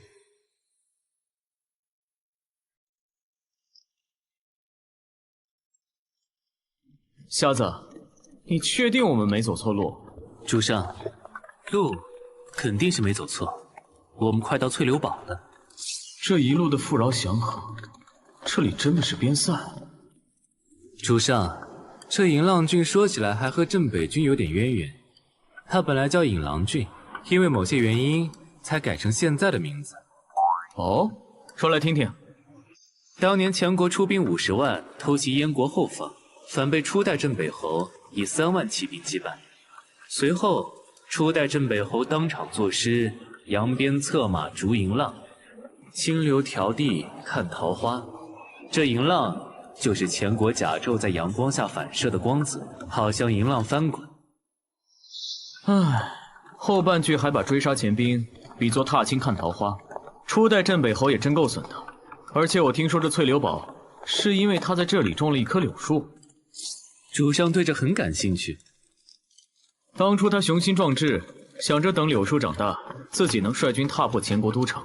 可能在那棵树下还埋了什么宝贝，比如镇北遗书。这好办，让瞎子用精神力去查，不吃不喝不睡，1个月肯定找出来。主上，前面就是翠流堡了。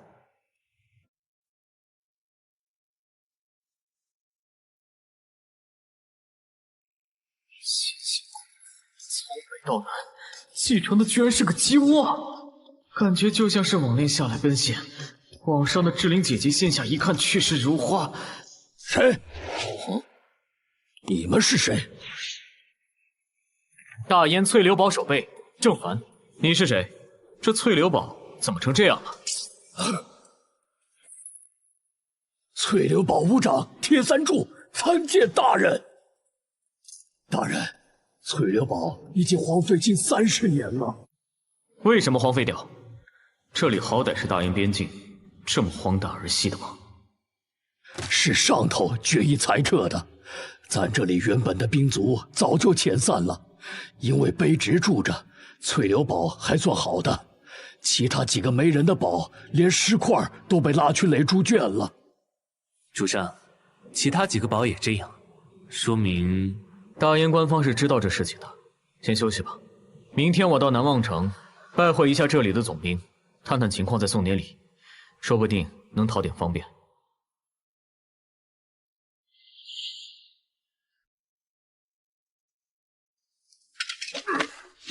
唉，阿丽，我这衣服像不像读书人？像发丧。我这是什么运气啊？主上，我刚打听过了，总兵萧大海昨晚病死。阿明，你和我进去上个香，阿丽把银子扛回去。那货贬值了，用不上银子。好嘞，主上。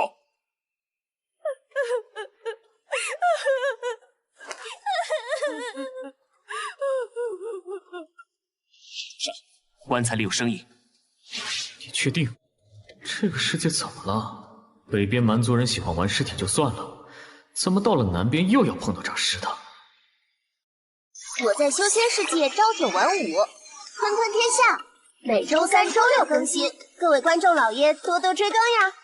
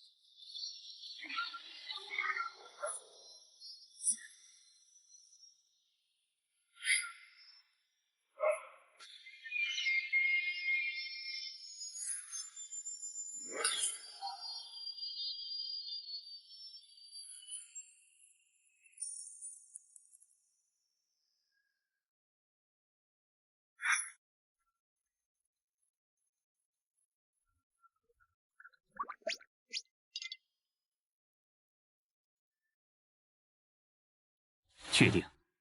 唉，早知道让梁城陪我一起过来了。毕竟僵尸见僵尸，就像老乡见老乡，总能唠上几句。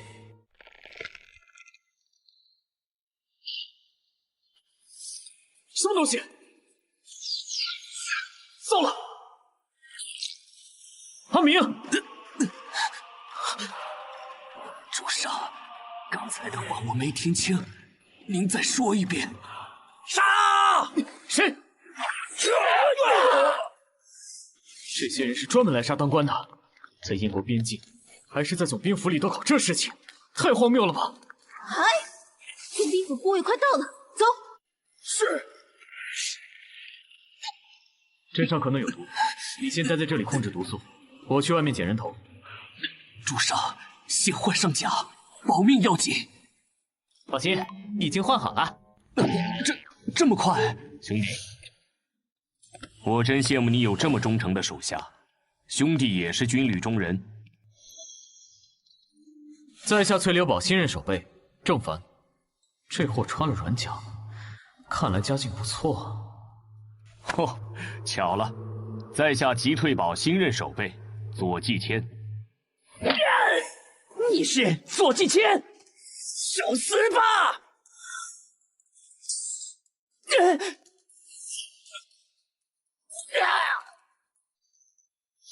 郑兄，好功夫，比不上左兄。郑兄，我们冲杀出去。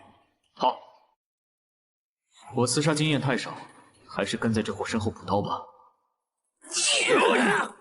弟兄们，把贼人毒死，增援快到了。是。那是望着知府的人头，那个道士是条大鱼。贼子哪里逃？这兄弟碰到大功，居然这么生猛！等等，这人是炼气士，竟然是武者炼气士双修。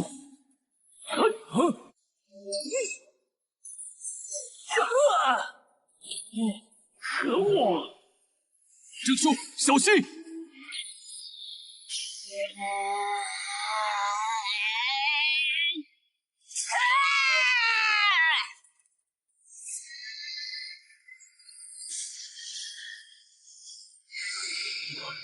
魔丸？什么？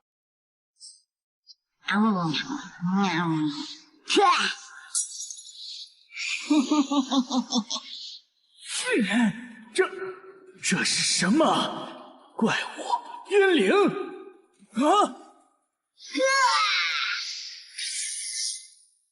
儿子，这么废物的爹，活着干什么？还是杀了吧！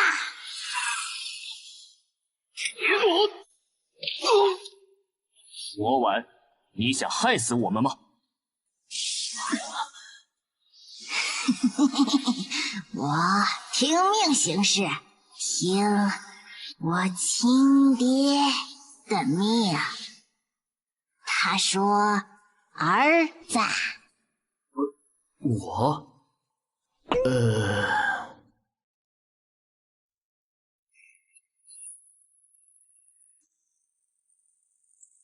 来人何人？为何冲击城楼？”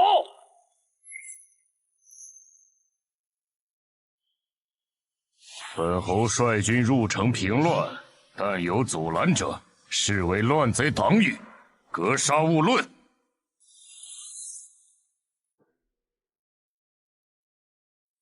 刺客都抓住了吗？击杀刺客26个，有几个重伤服毒后自尽了。数十个死士刺客，南望城总兵府什么时候成贼窝了？我在修仙世界朝九晚5，吞吞天下，每周3、周6更新，各位观众老爷多多追更呀！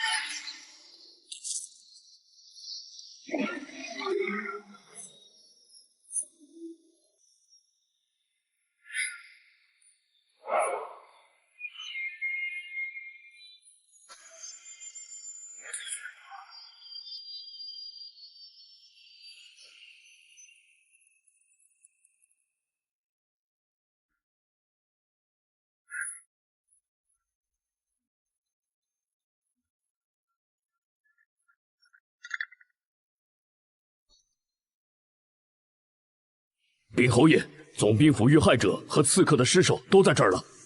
全城搜查，本侯不信能闹出这么大的事情，城内会没有刺客的同党。不管是谁，但凡查到有所牵连，即刻下狱。敢阻拦的，抄家灭族。是。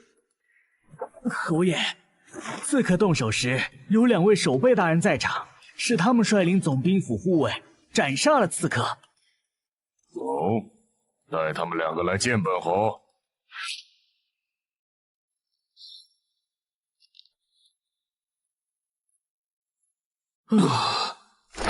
末将翠流堡守卫郑凡参见侯爷。末将急退堡守备左季谦参见侯爷。左季谦，左家的人，正是虎威左家。为左家？难道是什么大家族吗？左老爷子身子骨还行吗？回侯爷的话，爷爷他身子还硬朗。你姓郑，主使郑家和你是什么关系？回侯爷，毫无关系。毫无关系？那你来自哪里？末将来自北风郡，得镇北侯府赏识，为侯府效命。这位可是实打实的侯爷，可不像许文祖那么好忽悠啊。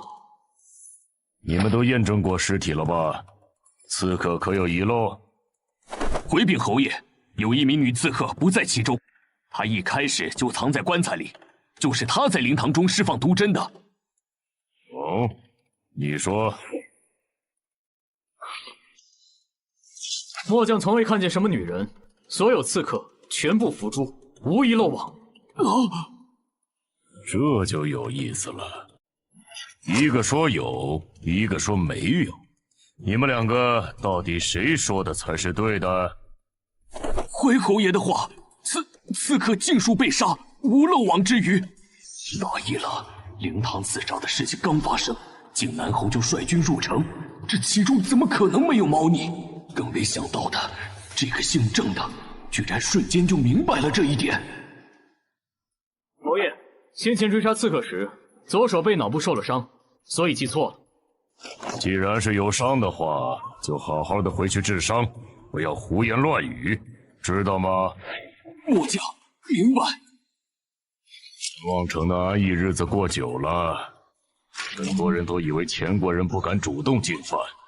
大燕初代镇北侯确实是将前国打痛了，但这么多年，再深的伤下痛早就愈合了。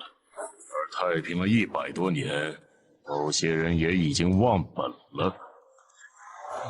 果然，今天这事就和瞎子之前说的一样，燕国要重整保斋体系，提升实力，而燕皇和镇北侯故意摆出对立局面，同时靖南侯则在准备肃清门阀问题，而这一切都在为南征做着准备。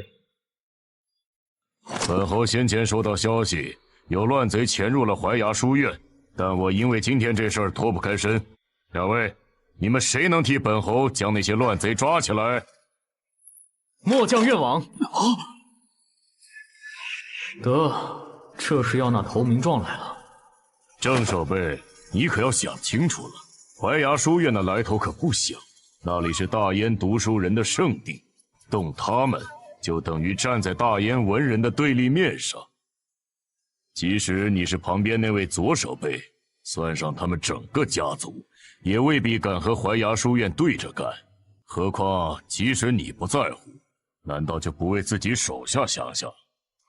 回侯爷，军人以服从命令为天职，而且末将麾下全是蛮兵，蛮兵不讲道理，用他们对付读书人，简直是天作之合。好一个天作之合！明天密迭司的人会去翠柳堡联系你，他们负责拿人，你负责配合他们。末将遵命。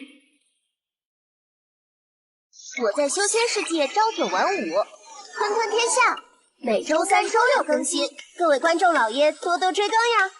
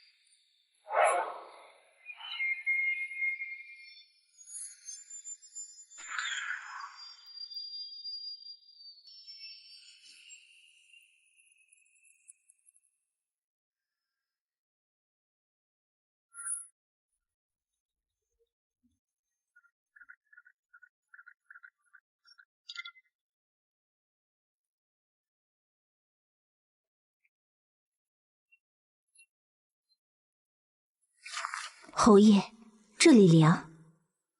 今天辛苦你了。为侯爷做事是妾身这辈子的福分。查一下那个郑守备，去看看是谁把他运作到这里来的。若他真是李良亭的人就算了，如果他不是，侯爷打算怎么做？先看看他能把怀衙书院料理的怎么样吧。那些腐儒吃我大燕的，用我大燕的，却成天宣扬着前国的仁义道德。本侯可是忍了这些吃里扒外的东西很久了，这次要让他们知道琴棋书画、仁义道德，在金戈铁马面前半文不值。主上，您接下这道军令是对的。得，有老阴逼的肯定，我就踏实多了。这么看来，今天发生的事情，应该是靖南侯策划的。无非是找个借口清一清淤血。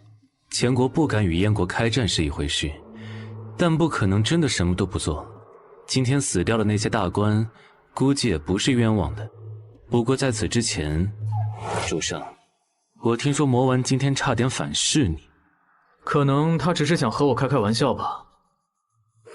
当初为了主上的安全，是属下建议您将他带在身边的。现在还请主上将他封存起来。需要这么严肃吗？他今天救了我。是您将他设定为9世弃婴凝聚出来的怨魂，最恨父母。万一他受到更大的刺激，或者是控制不住自己体内的本能，可能他会把我杀了。主上，属下一直都很好奇，我们对魔丸有着本能的忌惮，但作为对魔丸最了解的你，为什么对他一直很亲呢？这就和你在小区养大狗一样，哪怕其他人怕得要死，但你就是赶不上绳子，还让它随处乱窜，还恬不知耻地说我家的狗从不咬人。主上，人来了。密迭斯银浪郡左领杜鹃见过守备大人，奉侯爷令，请镇守备发兵协助缉拿书院乱贼。啊，杜姑娘客气了。郑大人，我们什么时候可以出发？这女的怎么感觉有点眼熟？难道我昨天见过？现在就可以出发，劳烦杜姑娘引路。她就是昨天棺材里跳出来的那个刺客。没想到今天我们不但能面对面寒暄，还要一同去缉拿刺客。正好，野人部族经过训练，已经大变样了，只缺一个实战的机会。再给他们换一身蛮族的打扮，肯定能吓死那些只会读书的弱鸡书生。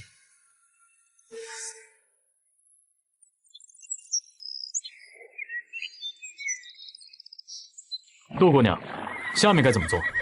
郑大人稍等，去叫书院自己把人交出来。遵命。也是。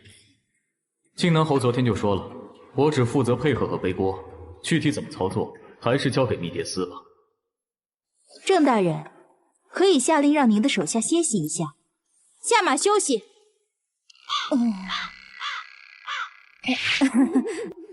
郑大人，是小女子唐突了。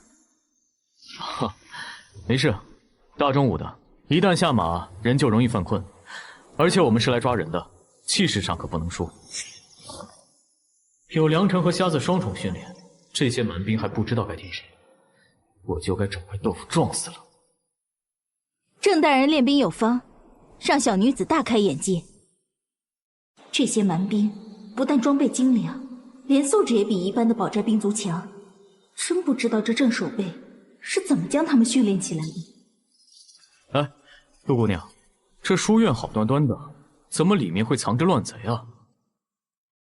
我在修仙世界朝9晚5，吞吞天下，每周3、周6更新，各位观众老爷多多追更呀！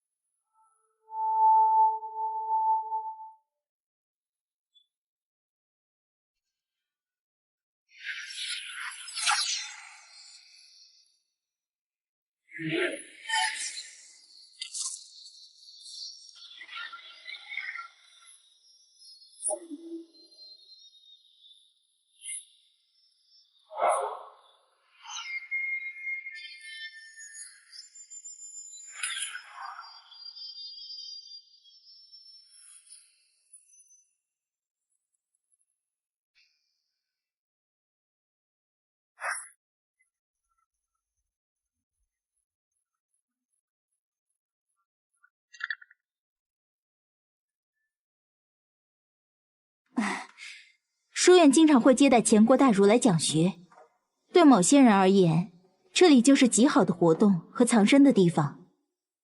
原来如此，受教了。这就跟现在的大使馆一样，看来朝廷之前只是睁一只眼闭一只眼，现在燕皇要准备战事，这些间谍据点也是时候要拔掉了。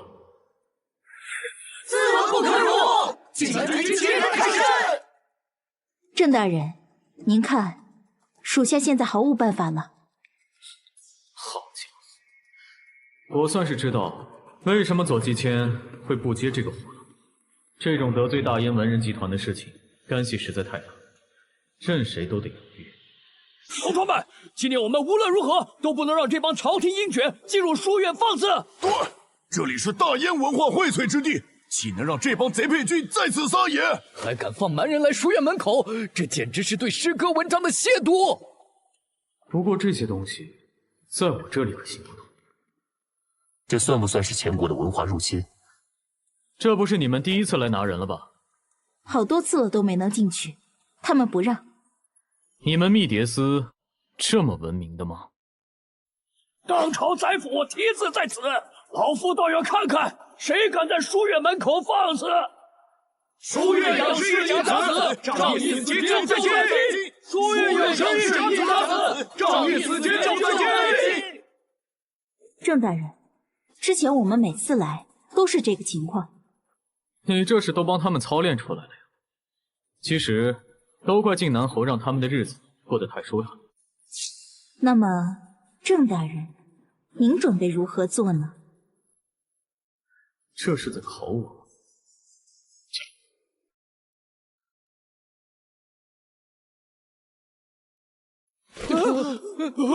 不要怕，他们不敢的，他们不敢的。鹰犬，我乃30皇子冲，你可知这里是何地？你可知仁人志士的血是流不尽的？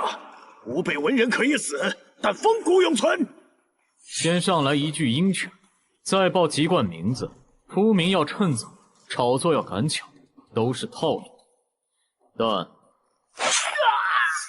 在我这儿不管用。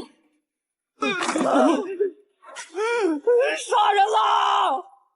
他们真的敢杀人啊！他们居然真的敢杀人啊！杀人了，快走啊！一些口号，平时喊喊就好了。聪明的人都知道，千万别委屈女婿。但愚蠢的人会自己给自己洗脑。当刀口真的砍下来，梦也就破了。当那些虚伪的美好面纱被切割开后，他们才能看见那张属于自己的丑恶嘴。全部拿下！敢有反抗者，杀无赦！你说说，年轻人觉得这世界很美好也就算了，这老东西一把年纪了，还真是活到狗身上去了。主上，他刚刚可是躲在后面喊话的，但却最先被踩死。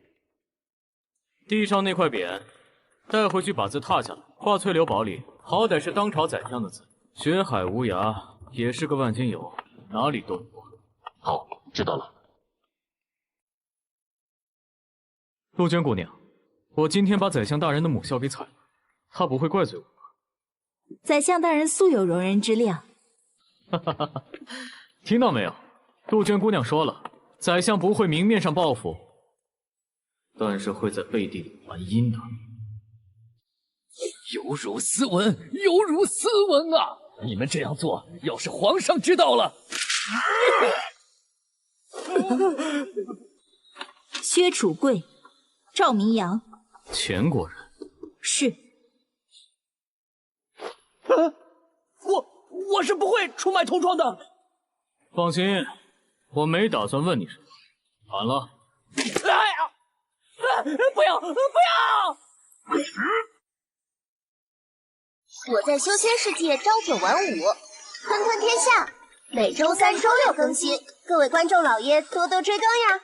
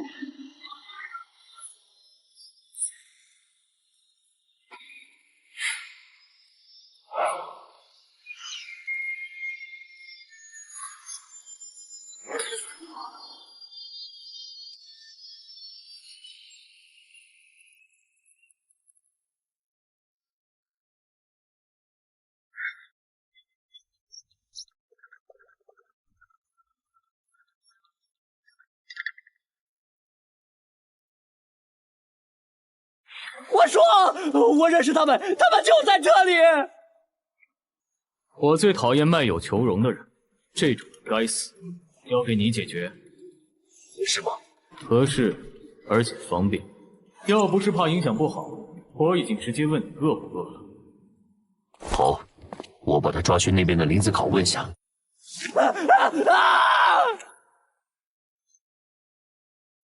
杜鹃姑娘，你继续念。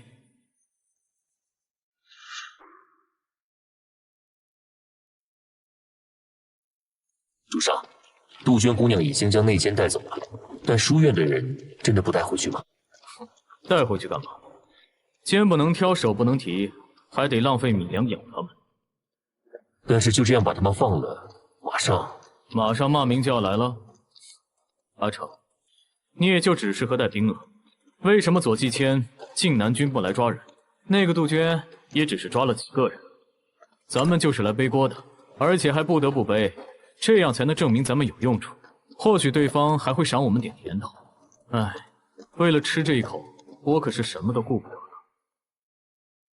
至于那些人，就让他们活着吧，让他们给我们做宣传，免费的炒作，不要白不要。主上豁达，不会拍马屁就别勉强自己，你的马屁和你一样太僵硬。主上，我们接下来是回去吗？大老远的骑了几个小时的马。就为了跑来欺负一群腐奴？走，我们到前国溜溜。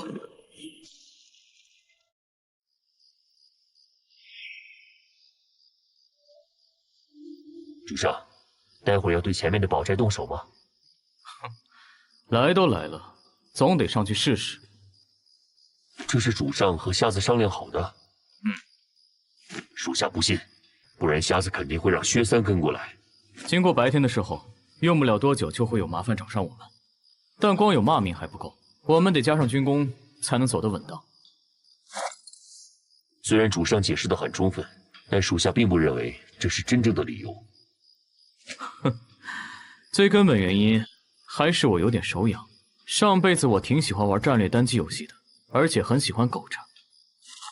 但那是游戏，一旦进入现实，手底下有些家当，我心里就燥得不行。而且不瞒你说，今天虽然帮靖南侯背了书院的那口锅，但我心里很不舒服。所以主上就打算找前国人出气？这是战略试探，是翠流堡射向前国的第一支箭，标志着燕前战争的开始。啊，说不定千百年后，这一段会是历史卷的考点。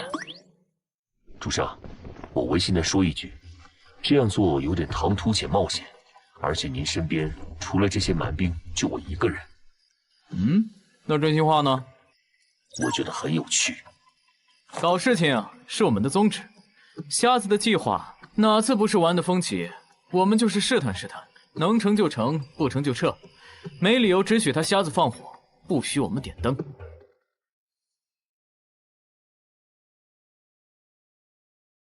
本来我还想过，如果我在前国醒来，会是怎样的一个剧情发展？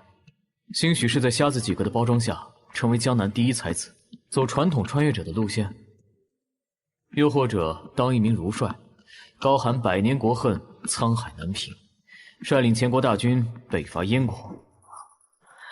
不过既然前国人给燕国打上了蛮子的标签，那我们也该做一做蛮子会做的事情了。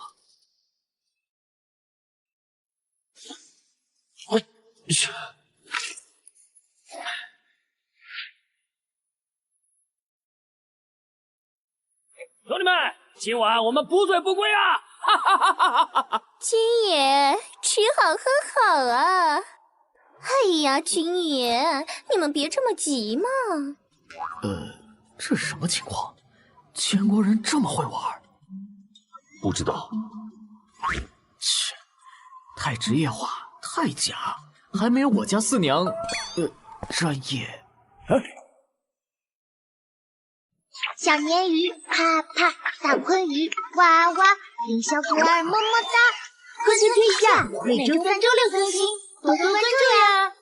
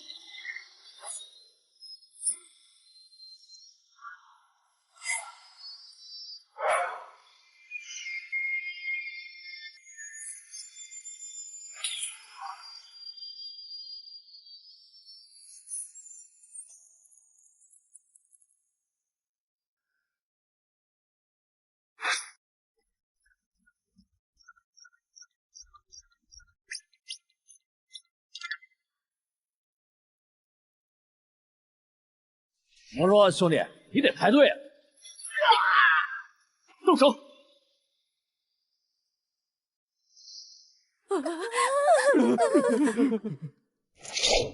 你是谁？我不，小人是这里的保长，叫赵长贵儿。他们是什么人？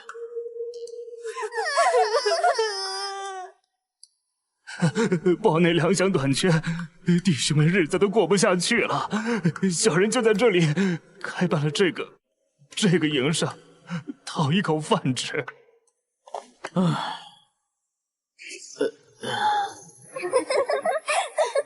大燕武安10年秋，翠流堡守备阵反，射出了燕国向南的第一支箭，标志着燕前战争的开始。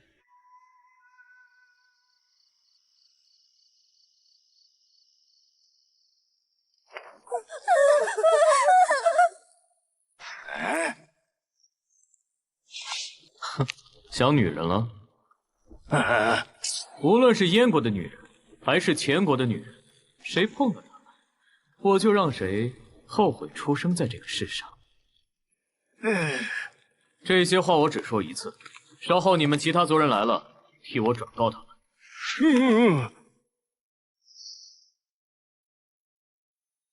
当场，你是不是觉得我刚才的命令很不近人情啊？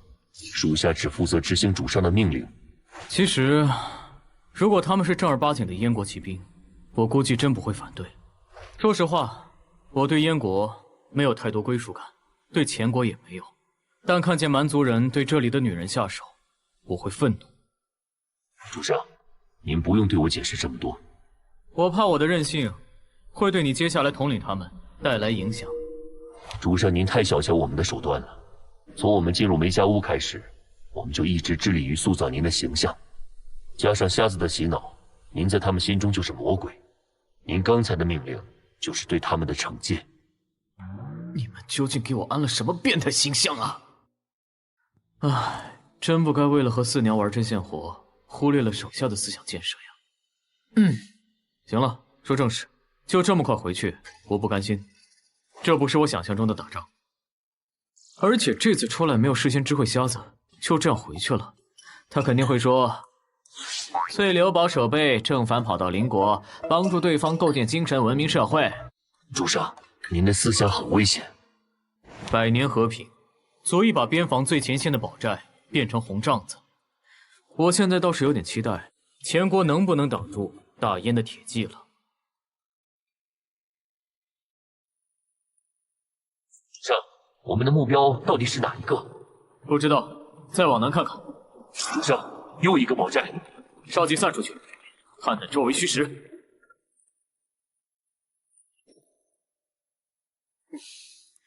你眼神好，看看那城门是不是还开着？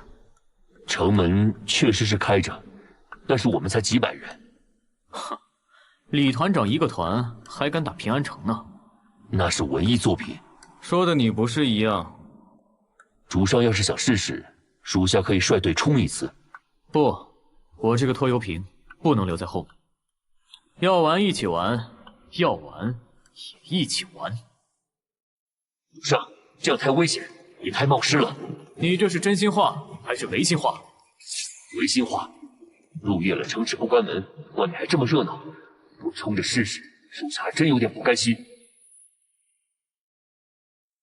燕国堡寨都废掉了，翠流堡改养鸡场了，前国的堡寨还在。但有和没有也看不出有什么区别。不过阿成啊，我们俩是不是太膨胀了？主上，我们依旧谨慎。是，我们没膨胀，是前国人给了我们太多的自信。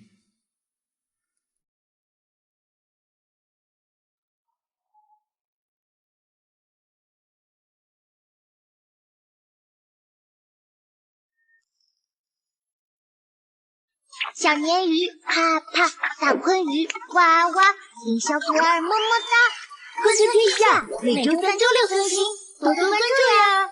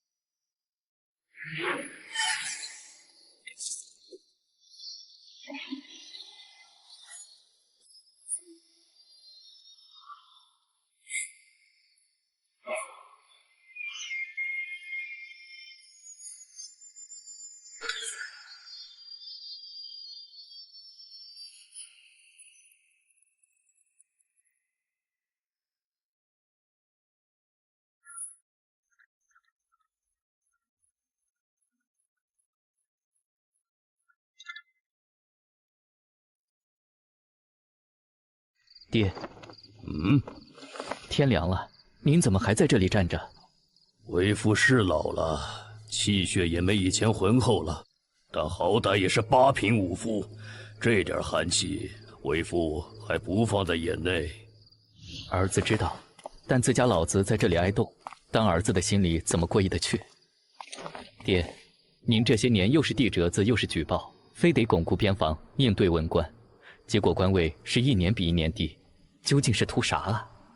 唉，爹何尝不想为家族子孙着想，但不成啊！满族越来越难牵制燕人了。你想想，一旦没有来自北方的压力，燕人会干什么？我现在虽是绵州城巡抚校尉，但我手底下能调动几个人？绵州城的士兵全当了苦力，连营房都拆了做仓库。这样子的兵，这样子的军队，他能打什么仗？爹，您就放100个心吧。燕人忙着和咱们做生意呢，有钱赚，有好日子过，还打什么仗？您当那些燕蛮子傻了？唉，旁人肯定会把我们当傻子。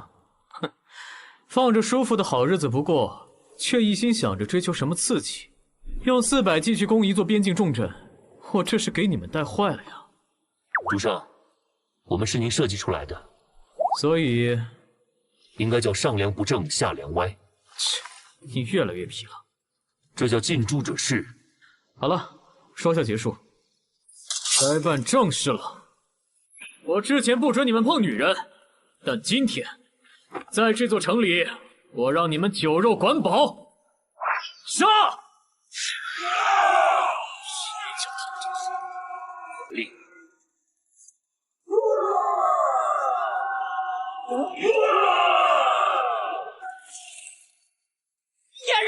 燕人杀过来啦！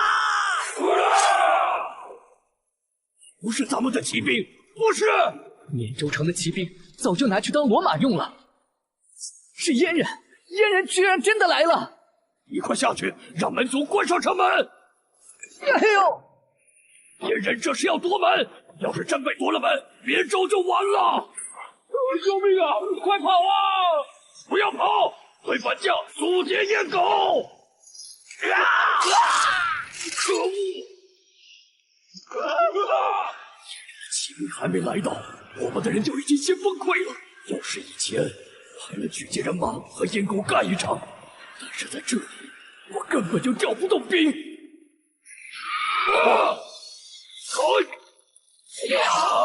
这些手无寸铁的人，能称得上是兵吗？什么？快关上城门！城门居然还没关上！完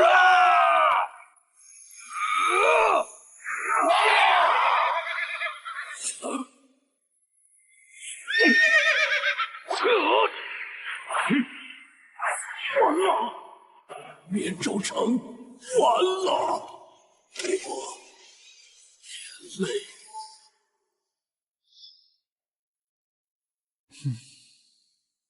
面对人数、实力都远胜己方的敌人，还能做出一夫当关的举动，这个老兵和当初的沙拓确实倒是有点相似。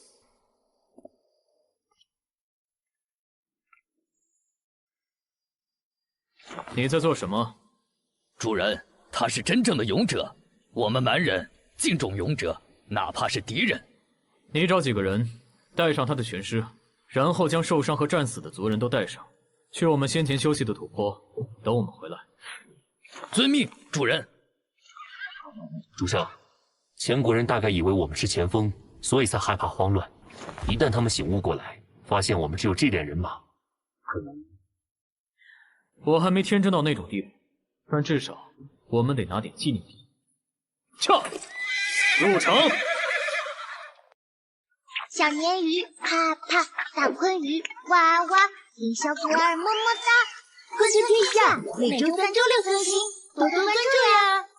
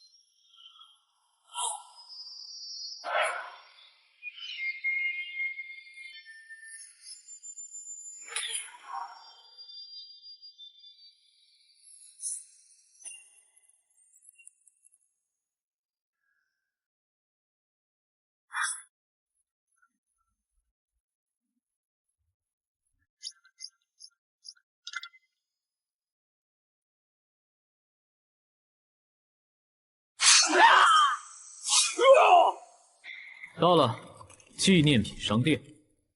上，当心有诈！闭上你的乌鸦嘴！撞门！放箭！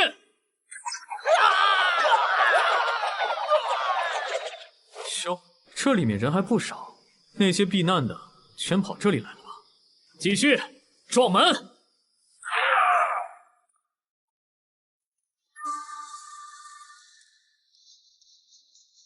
一个处于国境边界的城市，边防居然松懈到这个地步。要是当年的初代镇北侯还在，恐怕早就把前国灭掉了。乾坤无定，命无常，愿以骨血鉴苍天。这诗怎么吟得一股《满江红》的味道？看来是我先入为主了，没想到前国的文官还是有些气节的。在这个时候歌以咏志，没有背国求活，看来是做好了杀身成仁的准备了吧？是战败者能呈现出这种气节，也算是难能可贵了。或者，如果前国没办法被一战而灭的话，可能至少我们还是有点成就感的，总比上一个保寨要好得多。一提这个就来气，这件事谁都不准说出去，不然还不知道瞎子薛三他们会怎么编排咱们。走吧，让我们去见识见识真正的文人风骨。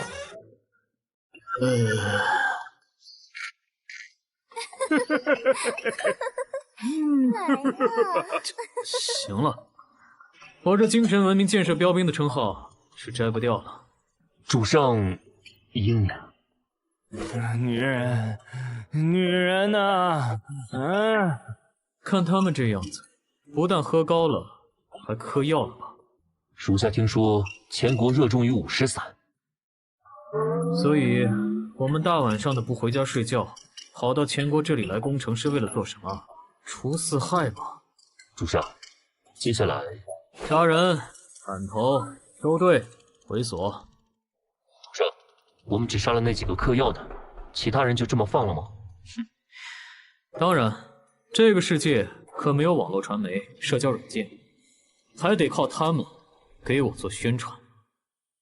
现在浪已经浪过了，玩也已经玩过了，眼下安安全全回去才是第一要务，别让前国反应过来，把我们给围了。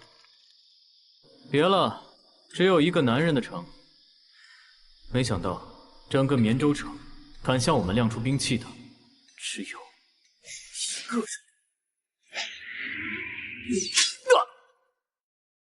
爹，你看到了吗？我杀了一个烟蛮子。再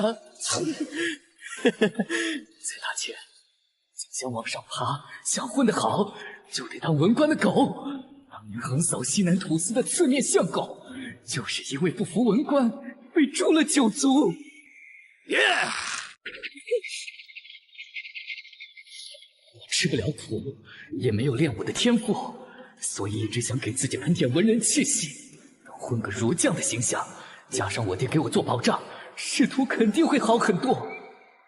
但我爹继承了爷爷的铁枪，更继承了爷爷又臭又硬的脾气。这些年，他对文官、对武将，结果被贬成护城校尉，顺带把我坑了。我一直觉得爹是糊涂了，人老了就认死理，就犯倔。但事实证明，他是对的。不但来了，还把收服的蛮人带来了。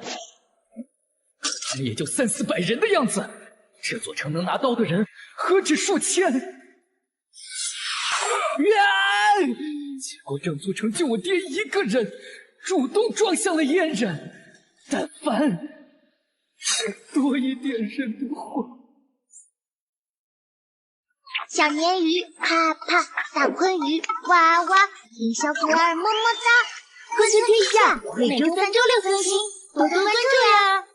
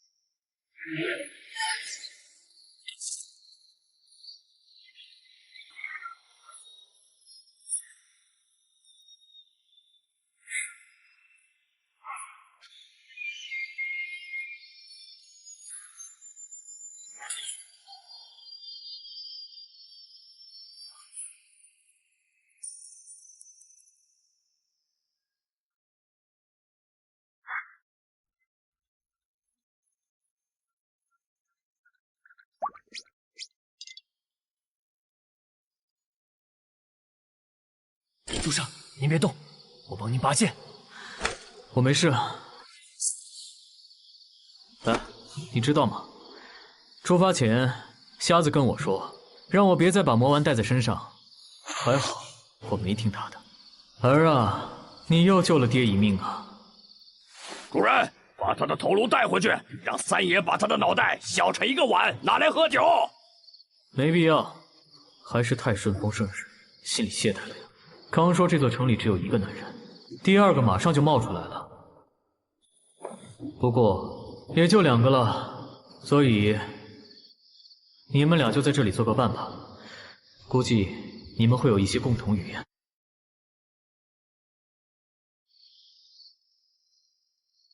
主上，我们向东。啊？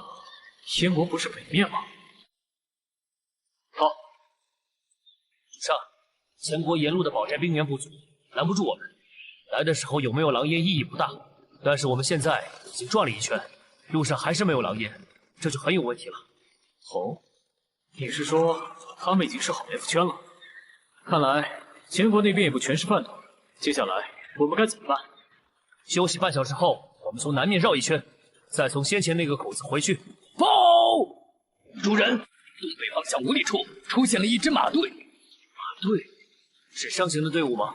不像是上队，队伍里的马车像是运送着贵人，但护卫不过100。我们去看看。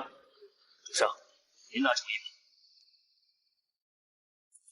坐这种豪华马车，而且还有这么多的护卫，肯定是贵人，不用想了。要是能拿下来，我们手头上相当于又多了个奴职。主上，您率100人负责压阵，属下带队去放风筝。好，要是让我带头冲锋，估计也就那一套。马刀一挥 ，pose 100，高喊乌拉，开始冲锋。所以这种事情就交给行家解决。我还是自觉的靠边站吧。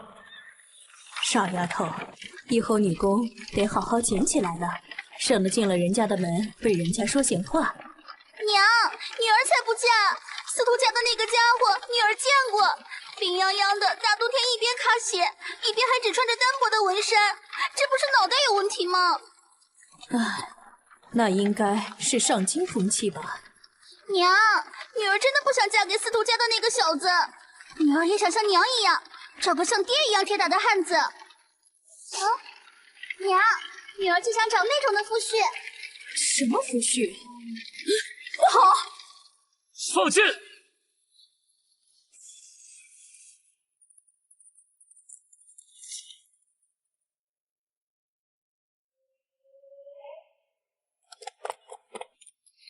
求求你，不要伤害我们！出来！别磨磨蹭蹭的。我宁愿死，也不会让你们玷污我的清白。30多岁风韵犹存，虽然比不过4年，但貌似跟主上的口不对上。不要伤害我娘，你对我做什么都可以，但求求你不要伤害我。把这2母女带上，我们回主上处复命。是。用你干什么？主上又不好小萝莉这一口。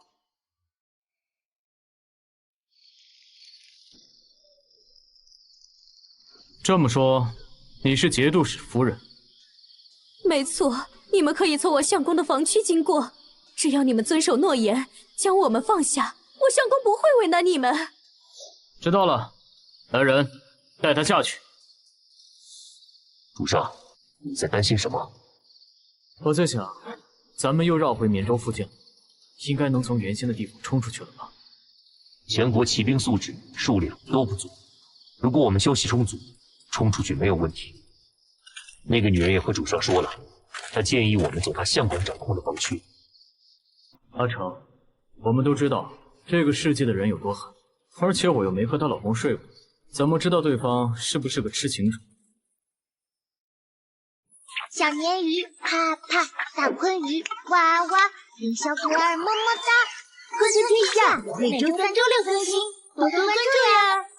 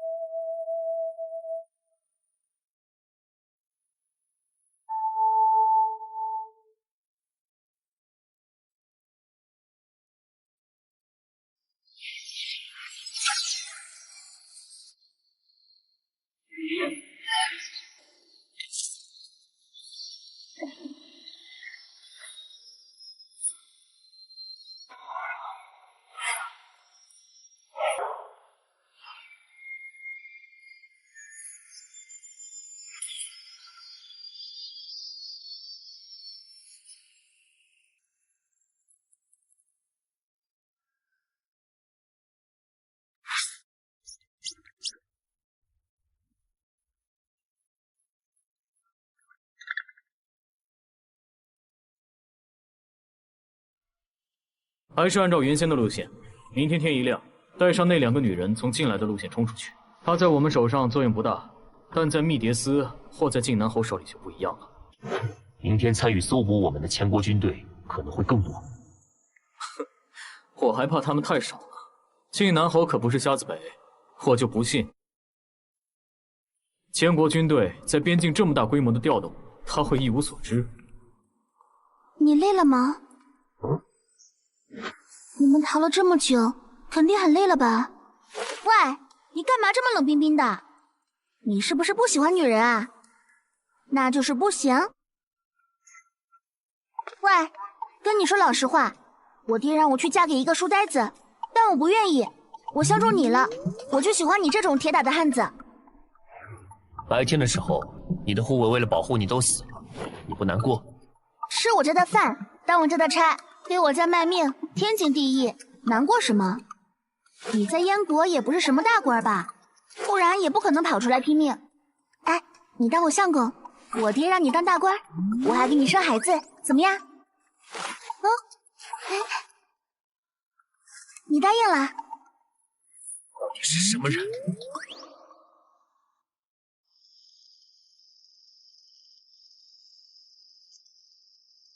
做什么？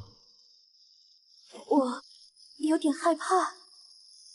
我希望你们可以放过我女儿。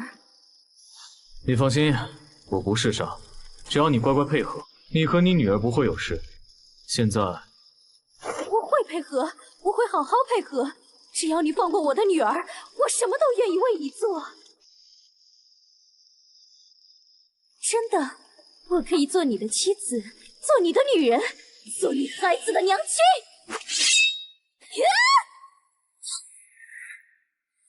什么？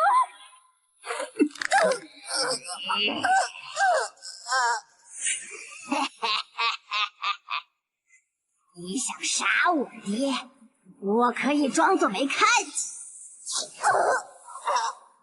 但你想当我妈，那我就不困了。魔文，娘，你个废物！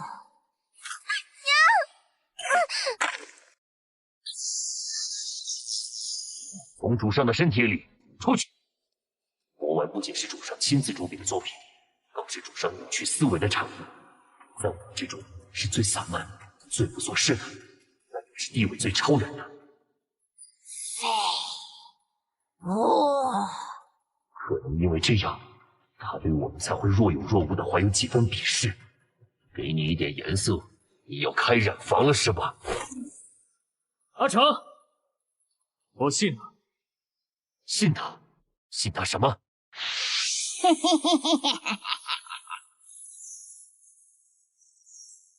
哎，哇！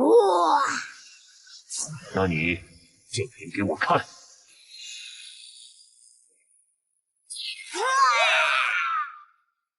有探子，全部上马，冲出去！大意了，我居然将这里和从前的世界混为一谈。你只要做好基本的防范，就不会有敌人能靠近。完全忘了，这是一个特殊的世界。废物！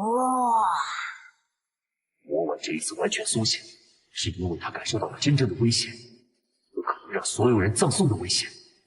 难怪他对我有这么强烈的怨气。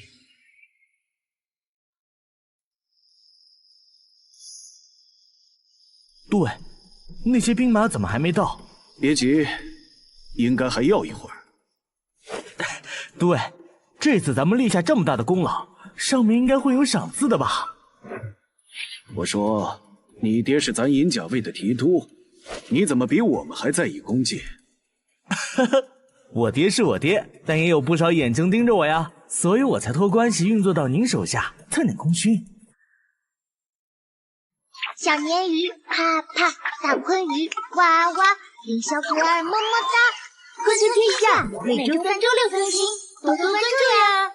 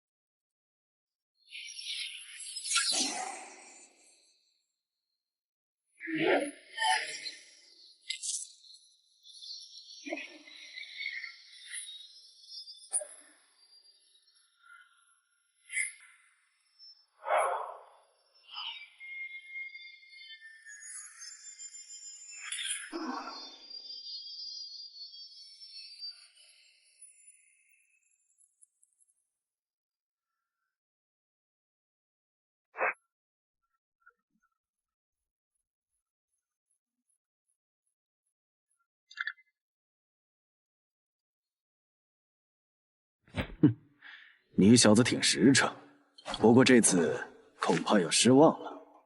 燕国靖南豪在银浪郡大开杀戒，将咱银甲卫20年布局成果毁于一旦，明显就是燕皇担心大钱会趁着他与镇北侯冲突时趁虚而入。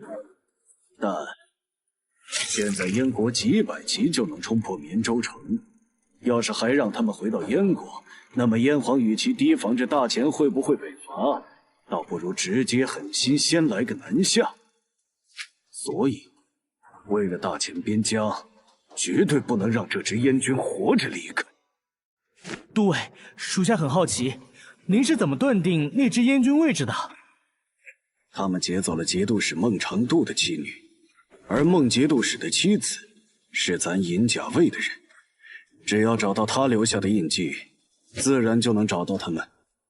燕人对我大钱银甲卫的讥讽有二，其一便是当年的银浪郡一战之耻，连着一身银甲也被我们自己染成鲜红；其二就是说我们银甲卫最爱给人送妻子侍妾，以监视百官。监视百官是没错，但有时候这些送出的妻子也会有意外收获。可惜我们人手太少，只能先盯着，等边军过来再一口吃掉他们。小钉子呀，年轻人就该像你这样有往上爬的心思。等把你推上去后，以后我大钱多少还能有点希望。属下多谢都尉栽培。客气了呀，这是我应该。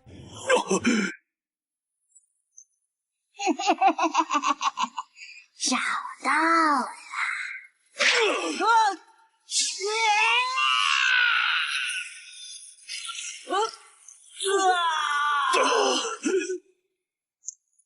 弟媳，敌人进了楚都尉帐篷！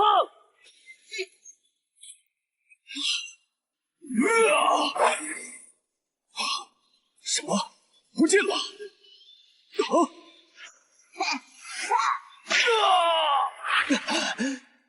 明明是用搏杀之术将我击败的，却没有气血光芒。也就是说，他光凭肉体就能蹂躏我这个8品武夫。刚才吃了那一脚，我这身子怕是废了。输了就是输了，可我能活下去，而这个怪物绝对会死。你们有没有听到什么声音？不好，燕军杀过来了！随我冲，接应主上！大意了，早该想到燕军会有后续偷袭，但那又有什么用？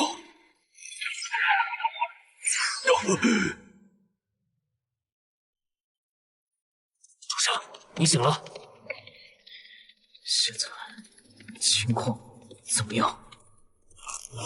还好昨晚主上发现的早，那班前国军只是探子，如果再晚一点，我们就要被上万前军包围了。主上，前面，只要穿过前面的碎宝群，我们就能回燕国了。闭上你的乌鸦嘴！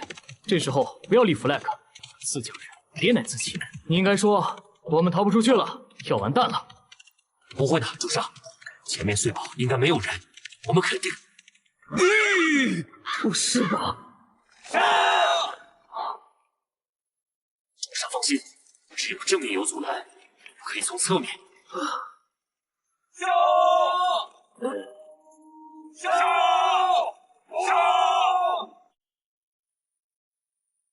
他们没有加速冲锋，这是要劝降。应该是的。咱们把绵州城的官老爷全砍了，他们现在提什么条件都是假的。现在没有动手，估计是以为我们受了命令，想从我们口中探出情报。等把情报榨干后，咱们的脑袋肯定不保。鄙人大前2镇督军司马郑洪泽，奉大前3镇提督太尉之令，有话与你们首领说。得，这人也姓郑，还是个本家。杜尚，怎么回话？小鲶鱼啪啪，大鲲鱼哇哇，林小可儿么么哒。科学天下每周3、周6更新，多多关注呀！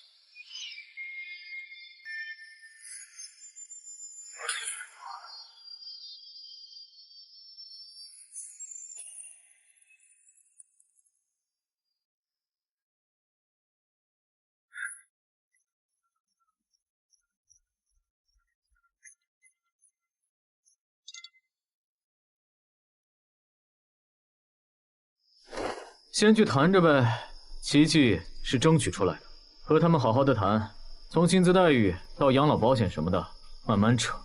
拖延时间吗？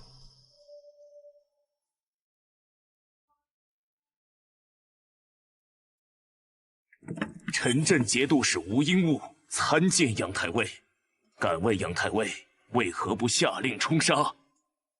燕贼国内最近事情太多，听说燕皇与镇北侯已经撕破了脸。本次燕贼忽然来犯，里面甚至还有蛮人，其中玄机若是无法查明，本都该怎么向朝堂诸位相公与官家交代？多谢太尉教诲，下官惭愧。回禀太尉，燕贼愿降，只是开出了很多条件。不用禀报了，都答应他们。这答应他们吧，反正这些都不会兑现。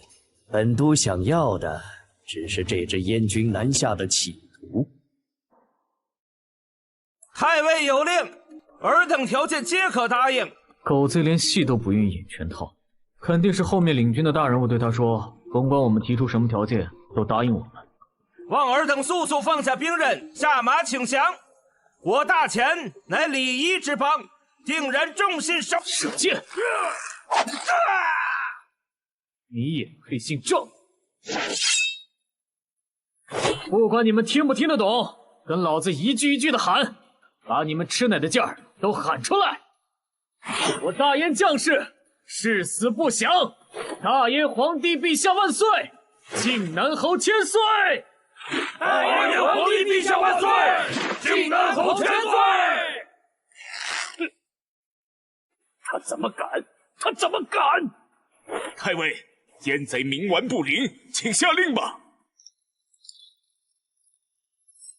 啊！号召声势。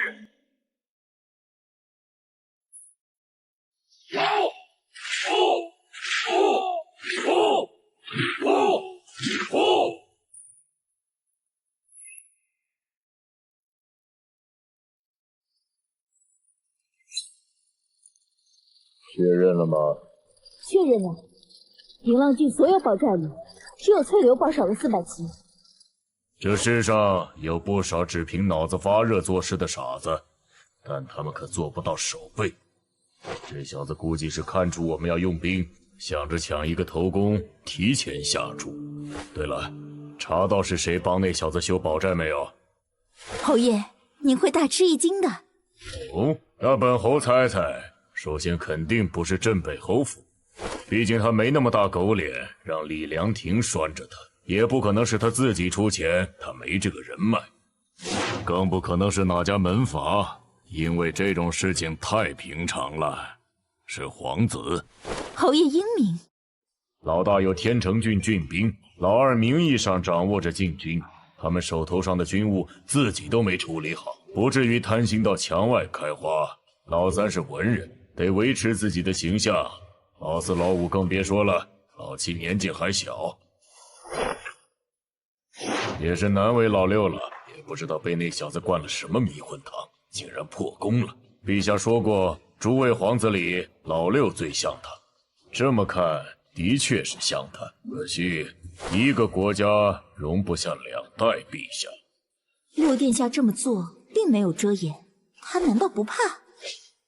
他知道要查他肯定能查到，但他肯定本侯不会声张，甚至帮他隐瞒，因为本侯欠他的。晚3年，陛下曾问六皇子关于蛮族和前国的政见，龙颜大悦，大赏。第2天，本侯就收到了陛下的旨意，灭了闵家满门，也就是六皇子母族。不久后，陛下赐死闵妃。那时候，六皇子就开始喜欢声色犬马了。小鲶鱼啪啪，大鲲鱼哇哇，令小狗儿么么哒。科学天下每周3、周6更新，多多关注呀！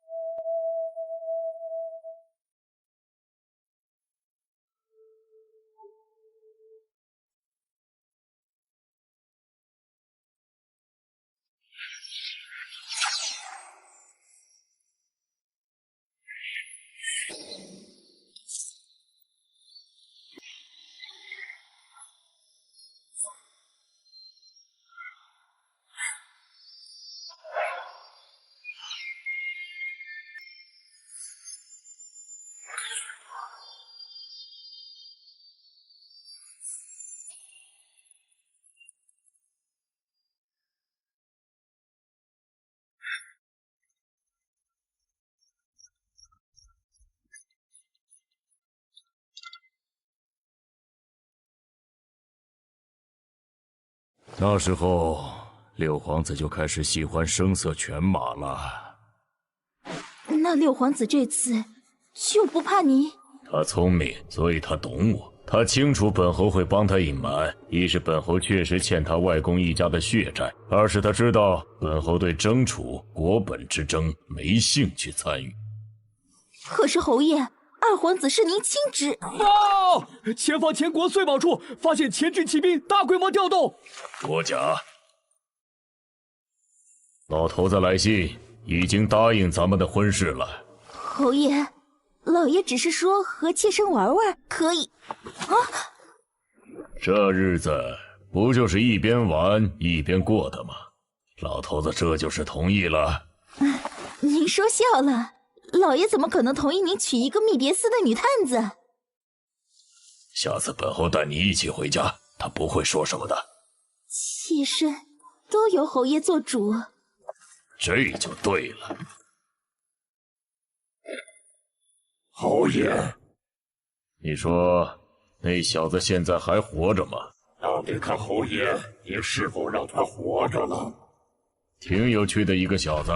能让老六不惜用掉本侯欠的人情，他如果真死了，本侯还真有些不好向老六交代。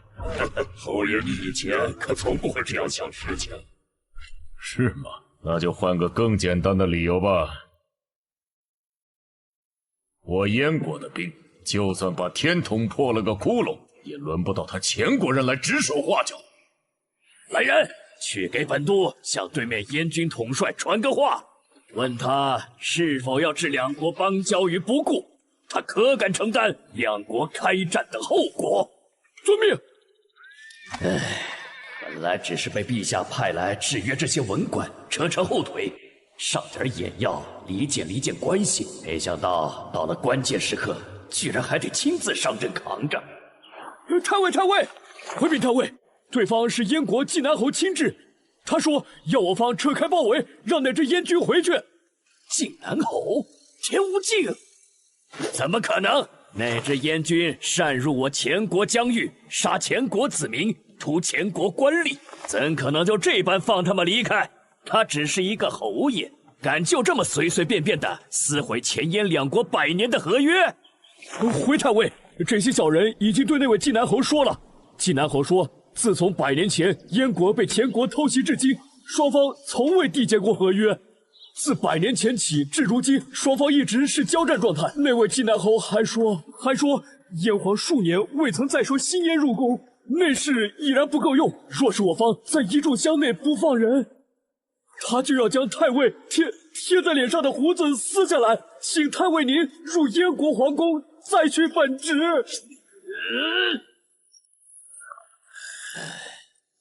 再去传话，就说人我们马上放。另外再说一句，老奴年老体衰，恐无法伺候燕皇。等回到上京，挑选一批小厮净身后，将他们送于燕皇宫中，代替老奴听候使唤。主上，对面开始撤围了。咱们先出去吧。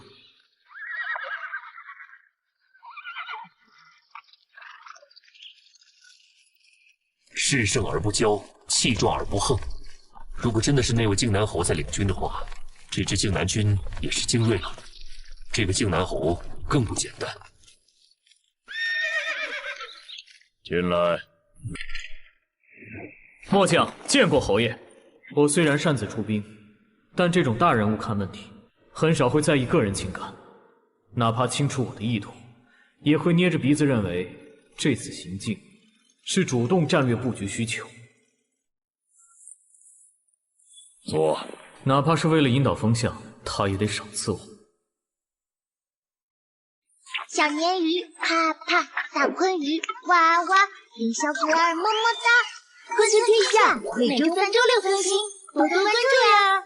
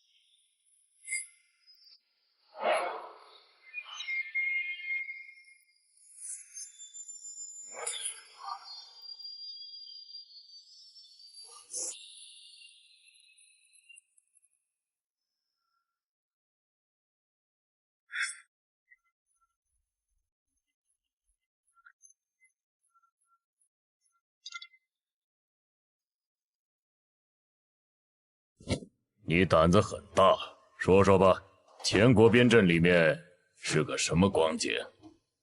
郑校尉，请。靖南侯密谍司女探子居然坐在一辆马车里，会玩啊，一点都不避讳。回侯爷，前国边军早已金玉其外，败絮其中。前国3郡皆筑城力保，妄图以寨堡之砖瓦阻我大燕之铁蹄。然善战者当以人为本，器械、城砖皆为死物，死物虽可腐，却不足视。照你说的，前国那么弱，为什么本侯先前不下令开战？因为前国富，而我燕国穷。既然如此，你擅自去撩拨前人，不就是给对面提了醒？回侯爷，末将这次只是探探虚实，小患而已，这点力度根本就叫不醒一个装睡的人。好一个叫不醒装睡的人！郑凡，你让本侯今日对你当真是有些刮目相看。那在你看来，大燕要是想攻伐前国，应该怎么做？先像侯爷今日这样，给前国施加压力，让他们将大军调来北方布防，我军瞅准时机，一举消灭他们的野战精锐，再以一支铁骑直捣前国上京。照你的说法，只有本侯的靖南军可远远不够。我大燕还有30万镇北军。小六子告诉你的。六殿下与末将互相以为至交，但这些都是末将自己看出来的。末将也曾在镇北军里当过差，可以用性命担保，镇北侯不可能反。身为地方外臣，私结皇子，你可知这是什么罪过？这是要弑我呢。末将因为救过六殿下的命，才和他结识。况且六殿下性情温厚，有仁者之风，更不以门第论人。末将确实很敬重六殿下。仁者之风？你怎么不说他有人主之风呢？其实末将的确这般认为，可能是因为末将只认得六殿下，或者是其他皇子都更为优秀，所以六殿下才是个贤子爷爷。放肆！你应该知道，未来的太子，也就是二殿下，是本侯的什么人？是侯爷的亲外甥。那你会不会学当年的镇北侯，出兵帮小六子夺位？末将不会。你不是和小六子关系很好吗？关键时候又不肯帮他了。回侯爷，末将的翠柳宝只有500骑，不够啊。你呀你，这就是笃定本侯不舍得杀你，才敢这么放肆吧？几百人就敢擅自南下了，要有一支靖南军，是不是直接起兵帮你的六殿下造反了？末将要是有一支靖南军，更愿意去打前国上京。翠柳堡是初代镇北侯折柳的地方，但初代镇北侯一直未能获偿夙愿。末将在这里恳请侯爷，倘若有马踏上京的那一天，末将哪怕当一个先锋，也要第一个登上前国上京城墙。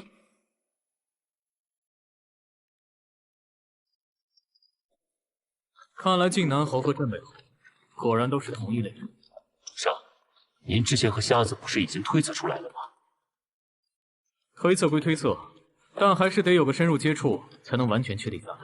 毕竟身为外戚，执掌一方大军，还能这么跋扈的，也有可能是个二傻子。但之前瞎子曾经推测，靖南侯、镇北侯、燕皇的眼界和意识形态，已经超出了一家一户的等级，甚至已经超出了自身命运的局限。他们的眼里，就只有国家和民族的未来。毕竟乱世才是我们活跃的土壤。瞎子是在担心，燕国要是被这仨弄得国运昌盛，最终统一东方，咱们就只能当一辈子顺奴了。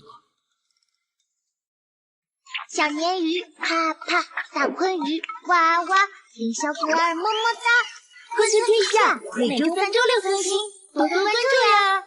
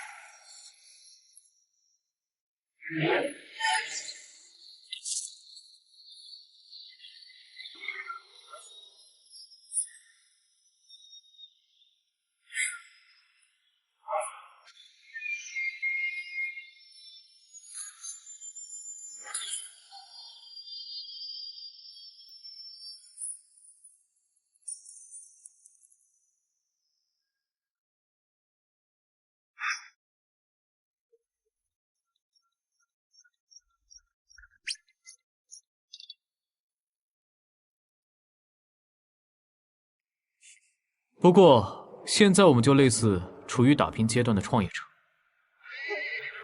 100万本金和认识马爸爸2选1，我算是选对了。毕竟，靖南侯要不是对我持有某种认可，也不可能让我安然回家。是啊，回家了。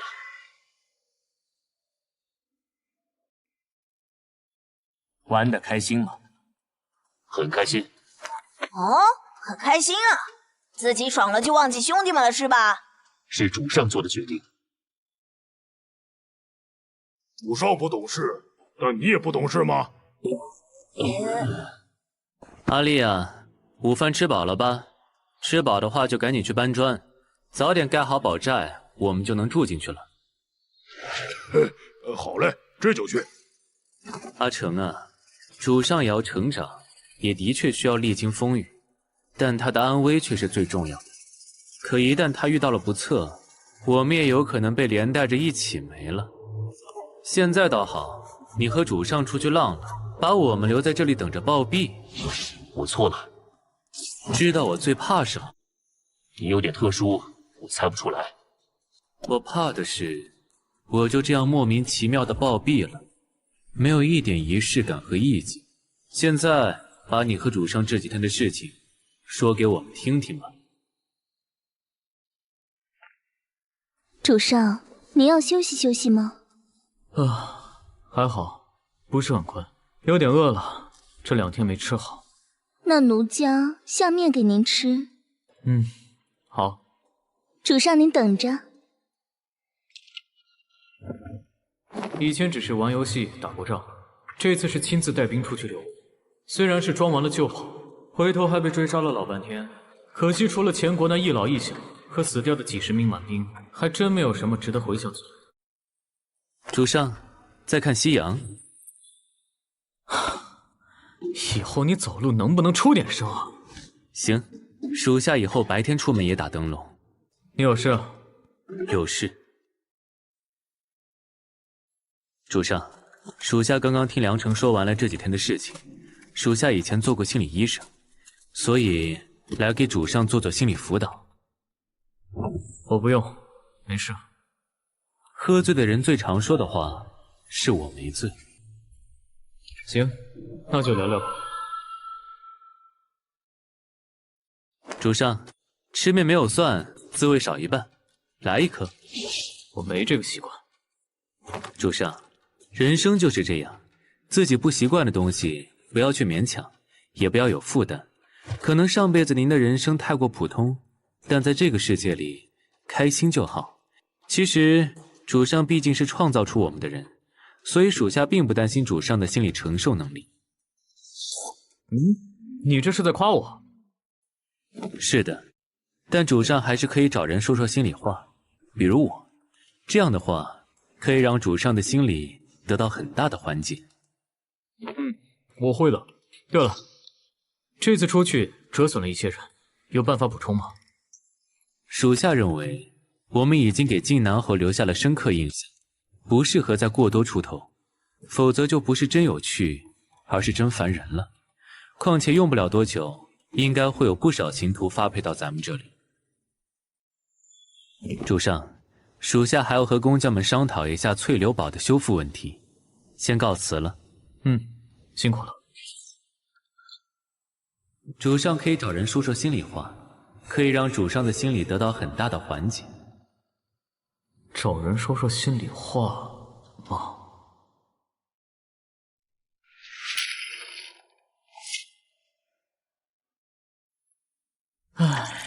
第一次带兵出去打仗，有点紧张，也有点激动。很多时候，想倾诉什么事情时，我们往往都很难找到合适的人。毕竟，不想暴露真实的自己，又想把东西分享出去，这是一种矛盾。小鲶鱼啪啪，大鲲鱼哇哇，林小果儿么么哒。科学天下每周3、周6更新，多多关注呀！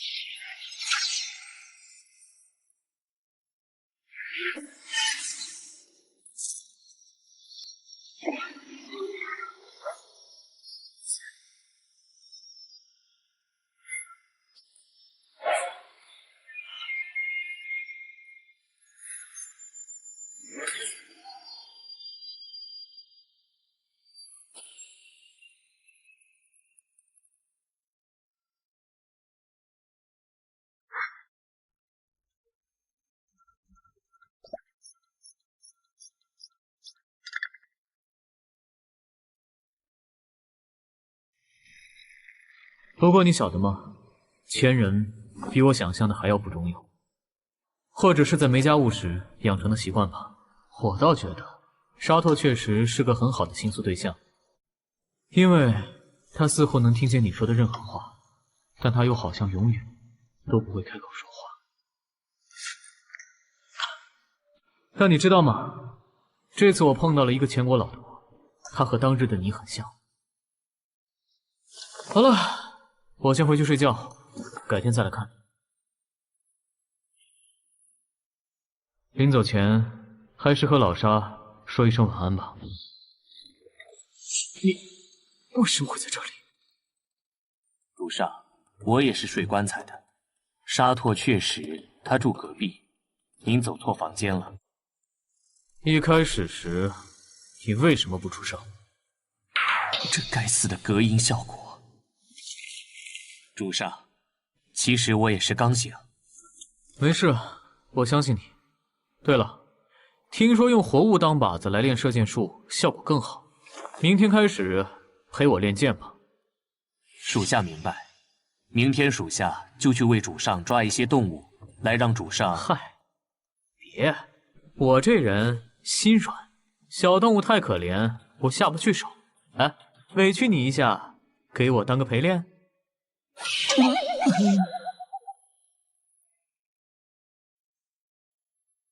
左兄，你怎么变成这样子了？郑兄，你能把脸上的笑容收一收，再关心我吗？啊，抱歉，左兄，进屋坐。郑兄真是个雅致人，连宝寨里面都装饰的这么别致。我一直觉得生活需要点仪式感，尤其是我们这种把脑袋系在腰上的丘巴，指不定哪天人就没了，所以更要认真过好每一天。可不是嘛，兄弟，我这一次差点就再也见不到你了。我正想问呢，左兄这是怎么了？之前郑兄你带了个头，其他几个宝寨便都学你去南边转悠了一阵，兄弟我心里也痒痒，也带了几百骑兵跟了过去。理解。身为武将，别人在前面冲杀，自己缩在后头，确实憋不住。看来左季谦是栽了呀。可是兄弟我运气背，没多久就被2队前国骑兵包了饺子，对面足足2000人，我好不容易捡回一条命，但损失可大了。破船还有3斤钉，谁让你真的不把前国人当人？郑兄啊，兄弟这次折了大燕脸面，实在内疚。据说南望城新任总兵就要来了，到时候我们还是得去述职。如果对面新官上任，想要拿我立威，还请郑兄帮我说几句好话。左兄太见万了，但凡有需要，兄弟我肯定不会推脱。但兄弟我位卑言轻，要是他连左家的面子都不给，恐怕我的话也……郑兄，你可真得帮兄弟我，否则……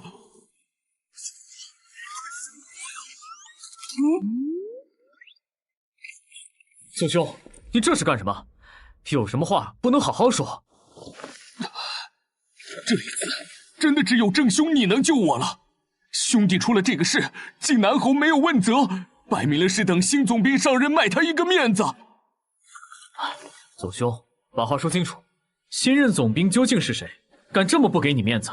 这位新任总兵是从北风郡右迁来的，前些年是出了名的铁面无私，当初也在虎头城做衙过，郑兄应该认识。他叫许文祖，字明正，因罪系惩戒制裁权贵子弟，人称明正公。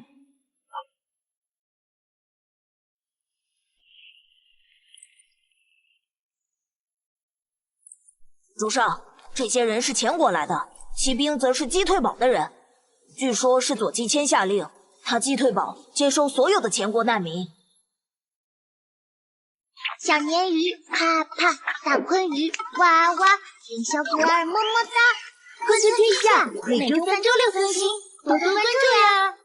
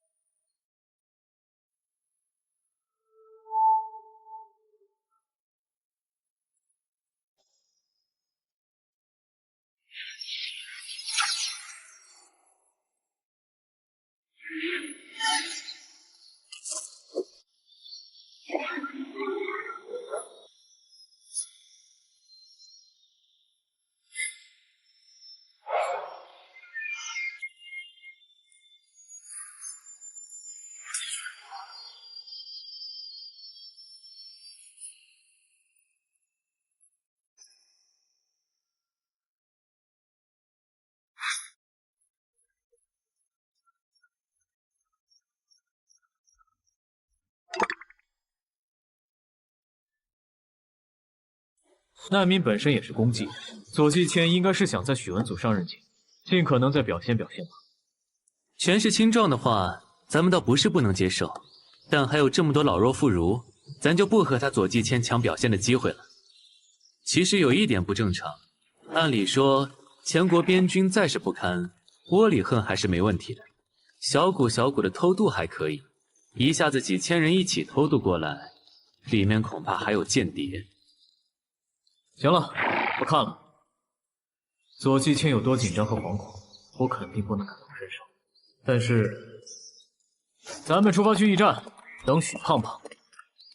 等许胖胖做了总兵后，我的日子会过得更加舒适。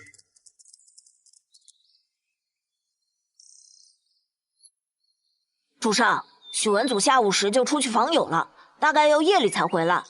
哦，我已经给驿站小丽打了招呼。他回来时会来通报一声。好，知道了。让阿明陪我练剑1个月，的确进步不小。可惜在气血外放的拿捏上，还不能很好的掌握分寸。进来。大人，晚上需不需要人作陪？本官累了，不用。那妾身就打扰了。我要，我全都要，一样来1份。爷，您等着，姑娘们马上就到。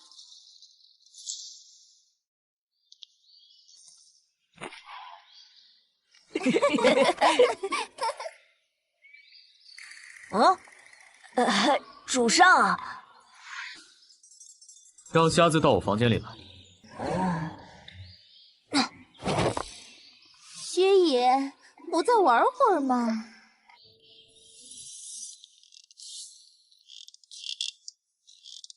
主上，属下这么矮这么小的一个人，走路时地板都会发出声响。刚刚那位那么胖的妈咪，走过去时却一点动静都没有。哦，许文祖这时候回来了，看来是有人潜入进来，想对许文祖不利。这都能撞上，我算是许文祖的救星了。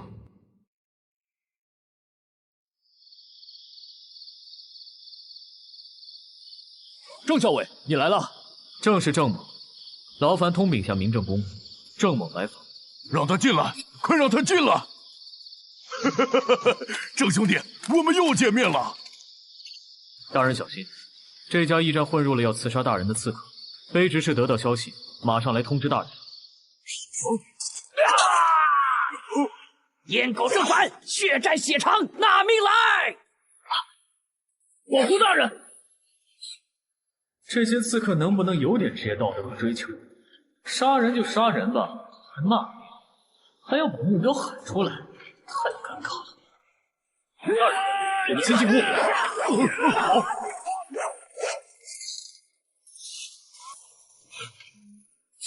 谁要来杀？郑校尉，快跑！郑少尉，是。他们在这儿！这会儿我也躲不过去了，只能拼了！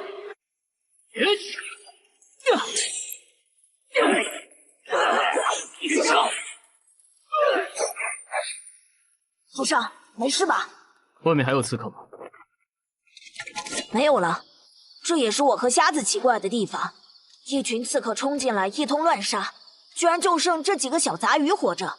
我和瞎子多等了一会儿，但还是没看见其他后手。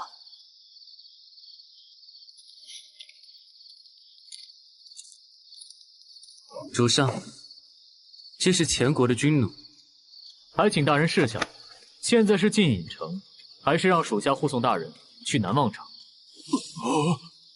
那去南望城吧。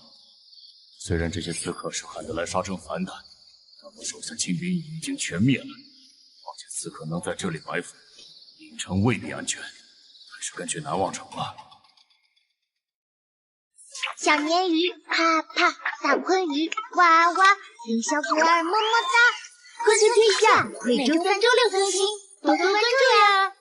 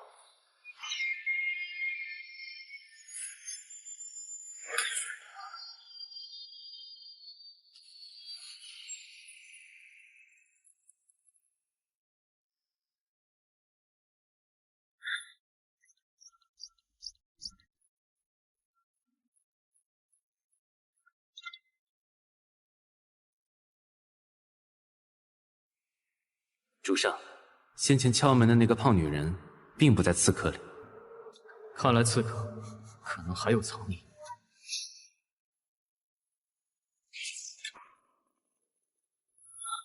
这是谁？你们的动作还是有些慢了，老娘都在这里等你们好一会儿，差点等睡着了。主上，这个女人和先前那批刺客应该不是一伙的，可能是一起联合，但不是一家人。这位小爷，您要的4匹马，我可都给您找来了呢，还请您过目。看起来不错。来来来，还不赶紧让姑娘们下来伺候爷爷我？好啊，姑娘们伺候着。瞎子，给我铺路，这是傀儡师，先去把他本尊干了。我觉得事情可能没这么简单。如果是我会把自己的真身藏在这4匹马里。2楼那个很可能是吸引你上钩的鱼饵。哪有那么复杂？先送我上去！受死吧！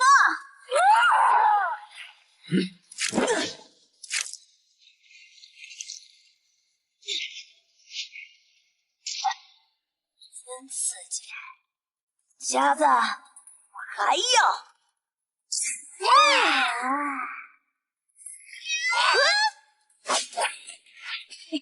就这还想跟小爷玩？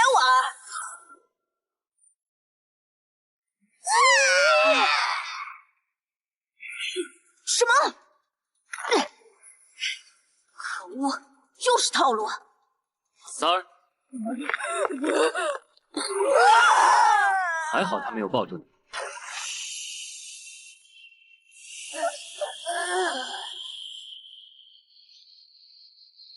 我听说西方的魔法师里有一类极为稀有的存在，可以做到你刚才做到的事，应该先对你出手才对。对，主要是你太贪了，4个傀儡你根本应付不过来。陈大侠，你再不出手，我可就要被他们给杀了！陈大侠，救我！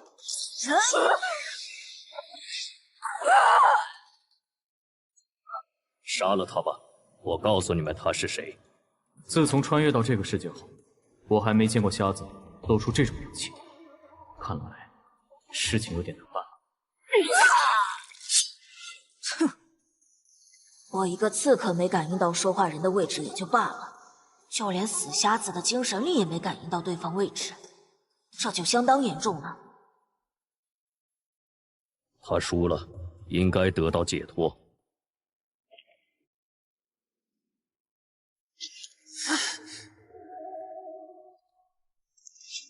我答应过你们，会替他回答。你们问吧。主上，你来问吧。是需要我来吸引他注意力，然后你和薛三好动手吗？是希望主上能抓住机会，能多说几句话就多说几句吧。这起码是个五品吗？他是谁？晋人。他为什么要杀我？我不知道。你们一起动手，却不是一路的。我需要他们带路。那你先前为什么不帮他？他杀了这些无辜的人。得，这是个好人。这类人好坑。那你呢？你在这里是为了做什么？杀你！大燕迎浪郡南望城之下，翠流堡守备郑凡。大侠，冤有头债有主，我率军去前国是受到了晋南侯的命令，我只是个守备而已。擒贼先擒王的道理，大侠你应该清楚。小鲶鱼啪啪，大鲲鱼哇哇，听小狗儿么么哒。科学天下每周3、周6更新，多多关注呀！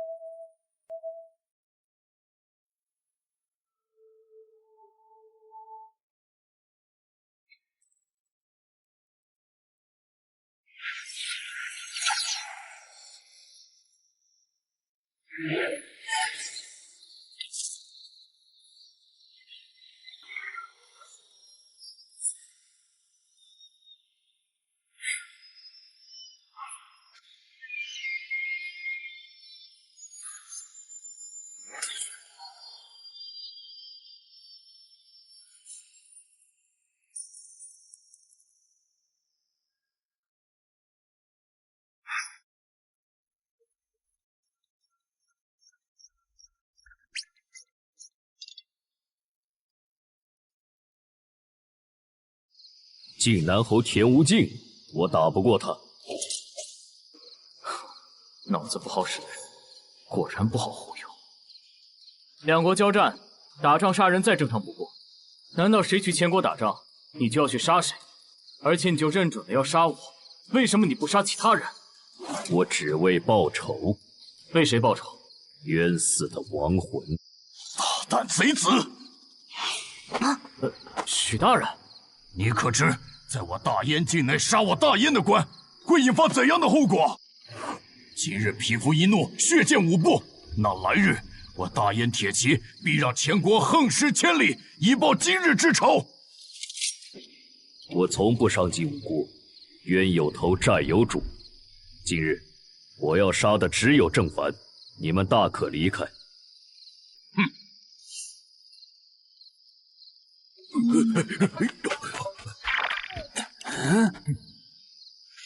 你们可以站在旁边看着我杀他，只要不出手干预，你们就不用去死。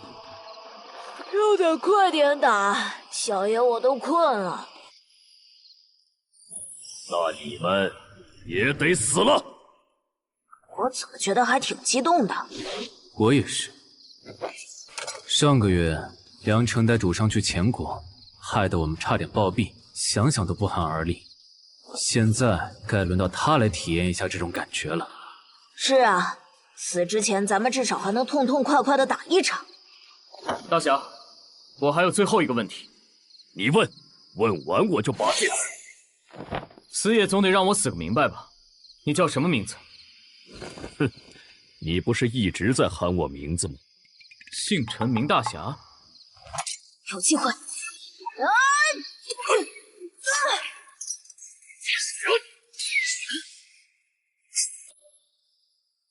你是个优秀的刺客，比他们都优秀。我只杀正派，下一次我不会留手。呸！爷爷稀罕你留手呢，装什么犊子？要不是爷爷现在实力没恢复，应该是爷爷我对你说，你是个优秀的剑客。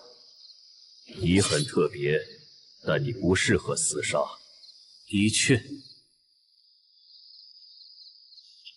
我好像感觉到有无数眼睛在盯着我，他们在找什么？你的心灵裂缝。那么，找到了吗？没有，之前觉得你在装，现在才知道你不是在装，你是真的二。这货是一个内心毫无裂缝的人，真缺心眼啊！什么意思？算了，来不及了，步子到了。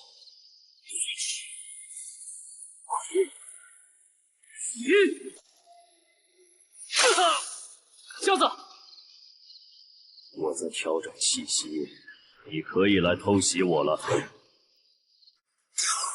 你大爷的！我不要面子的吗？走了。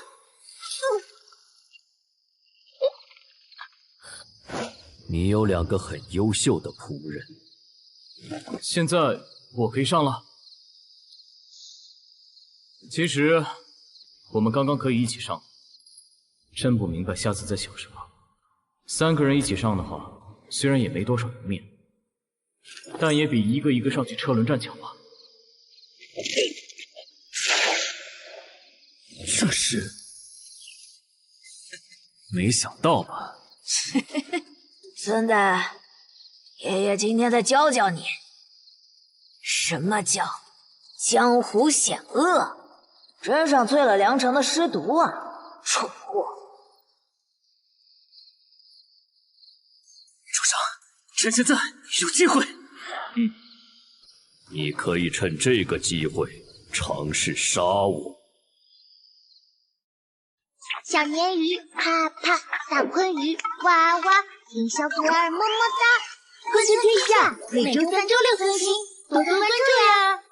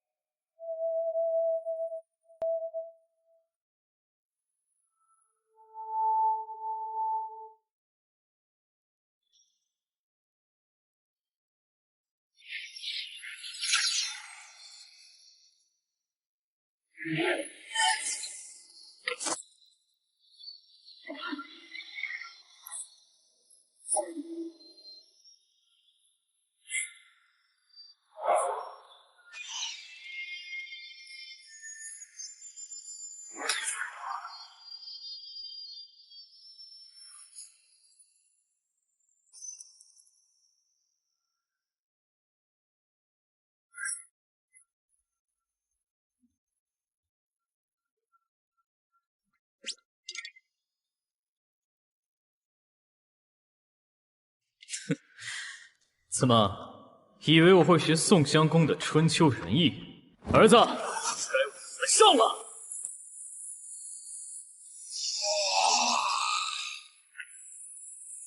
赋。这毒厉害，可不是嘛！要不是厉害，我怎么可能低声下气的求了梁城半个月？那原料可是僵尸精血，梁城给了我后，自己也虚弱了半个月。这人为了自保，居然将自己的脚斩了下来，甚至还用剑罡硬生生将伤口烫出疤，强行止血。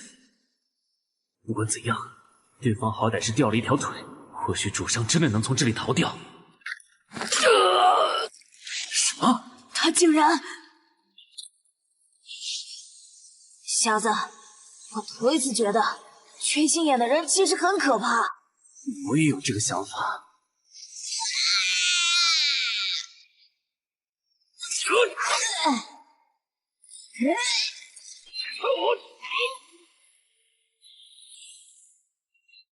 有着翠流堡的数百骑在这里，只要付出一定代价，也能把他耗死。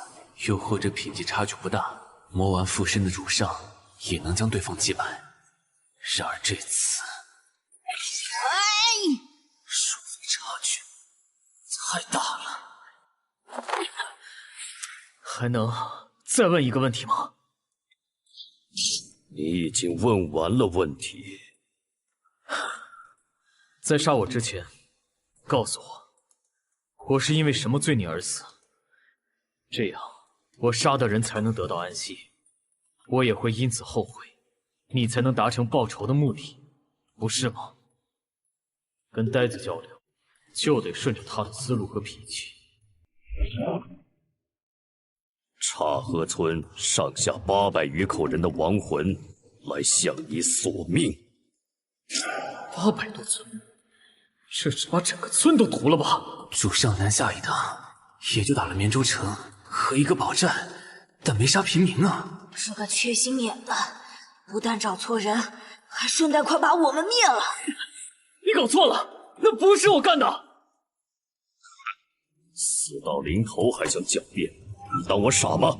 不要狡辩了，他们的亡魂在下面等着你呢。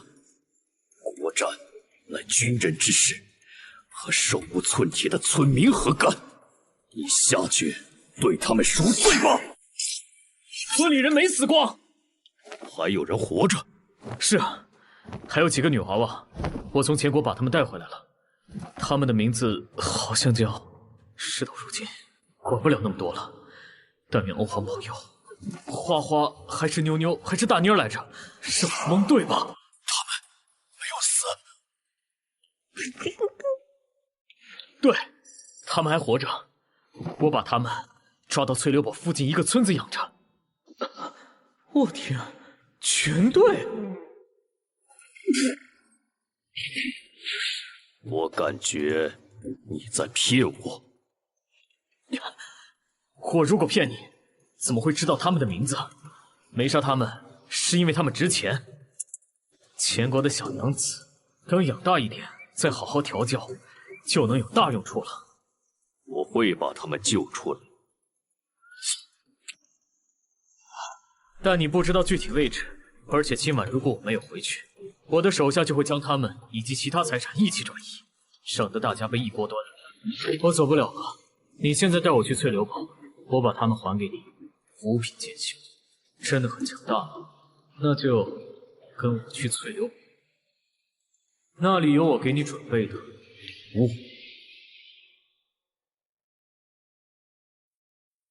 主上还没回来呢，和老许久别重逢，被他留下来大被同眠了吧？你也就只敢在背后议论主上了。当了1个月的剑靶子，背后议论议论，很过分吗？小鲶鱼啪啪，大鲲鱼哇哇，林小可儿么么哒，国际天下每周3、周6更新，多多关注呀！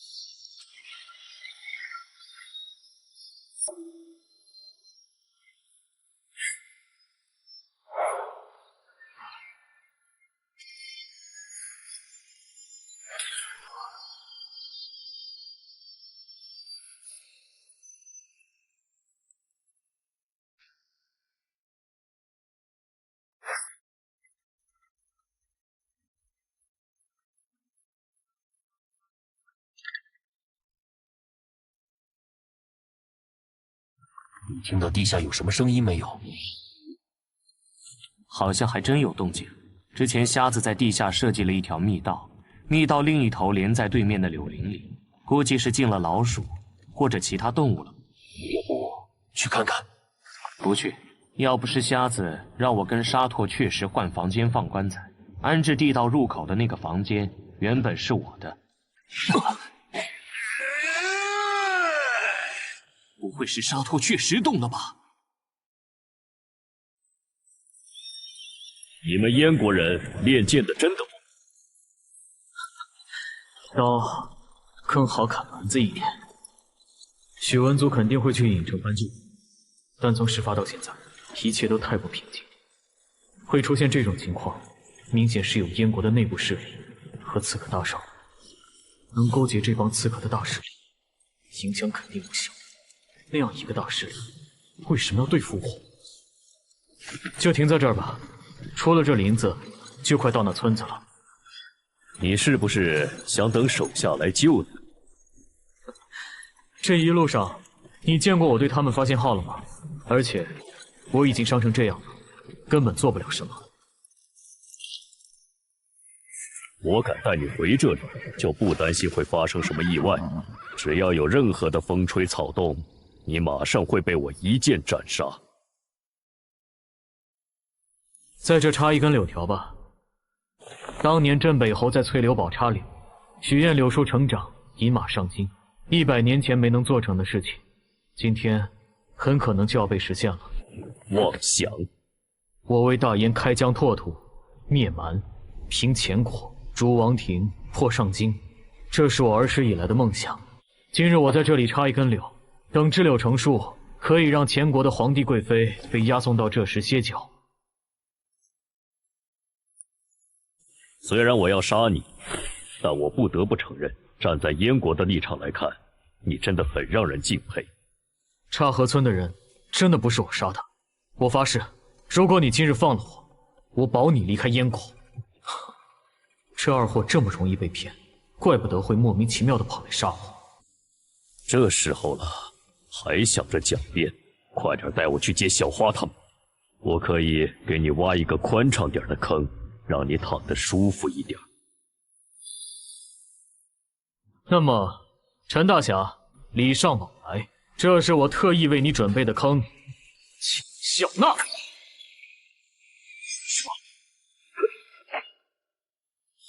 骗了我！你走吧，我不想杀你。我不会走！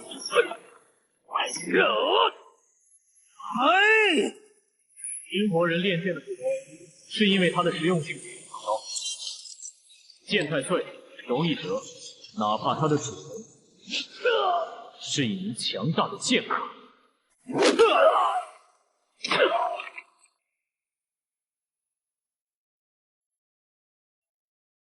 停！总算得救了。主上，你怎么又把自己伤成这样了？主上，那个刺客还活着，杀了他！慢着，扶我过去。我没杀岔河村的人。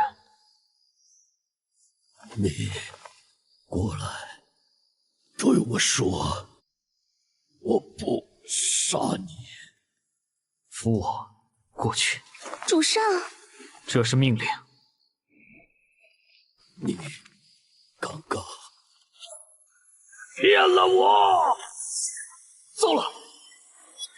主上，不好，来不及了！你会骗人，但行了，我陈大侠一生受诺。小鲶鱼啪啪，大鲲鱼哇哇，听小狗儿么么哒。科学天下每周3、周6更新，多多关注呀！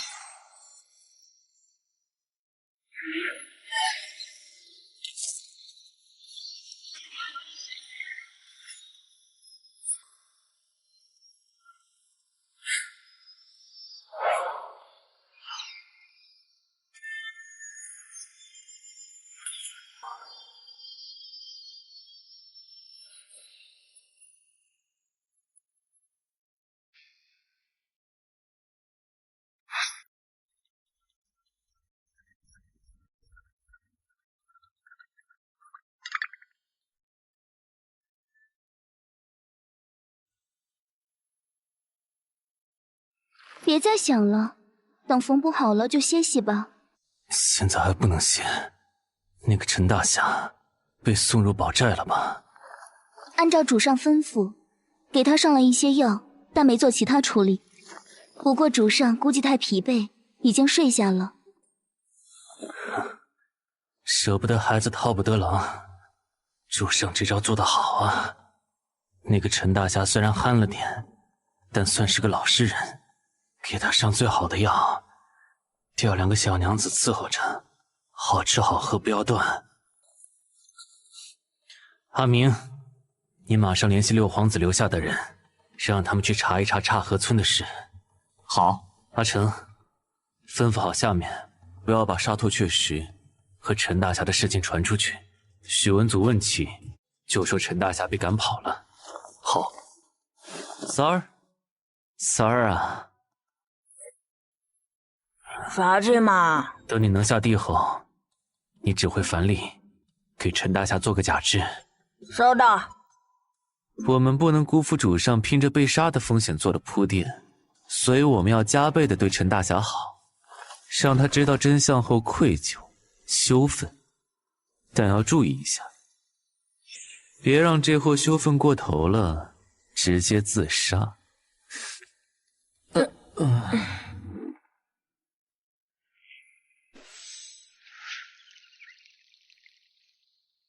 主上，听说许文祖之前过来探病的时候，给您跪下了。让他踏踏实实跪一次，才能放下那天丢下我们就跑的芥蒂。主上，最近几天事情终于开始起风了。说说。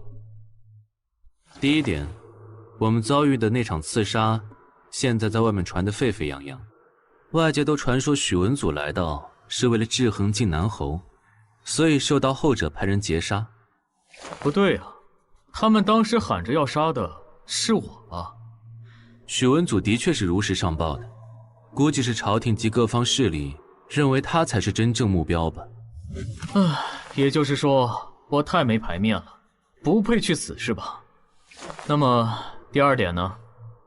第二就是那天刺杀我们分3批，第一波杀来的与陈大侠各1批，那个傀儡师则来自晋国天机阁，专门打造战争兵器的一个部门。另外，前几天是田家家主70岁寿辰，晋国使者也去贺寿了，更在贺表上将他儿子田无尽写成了晋南王，而不是晋南侯。太刻意了吧？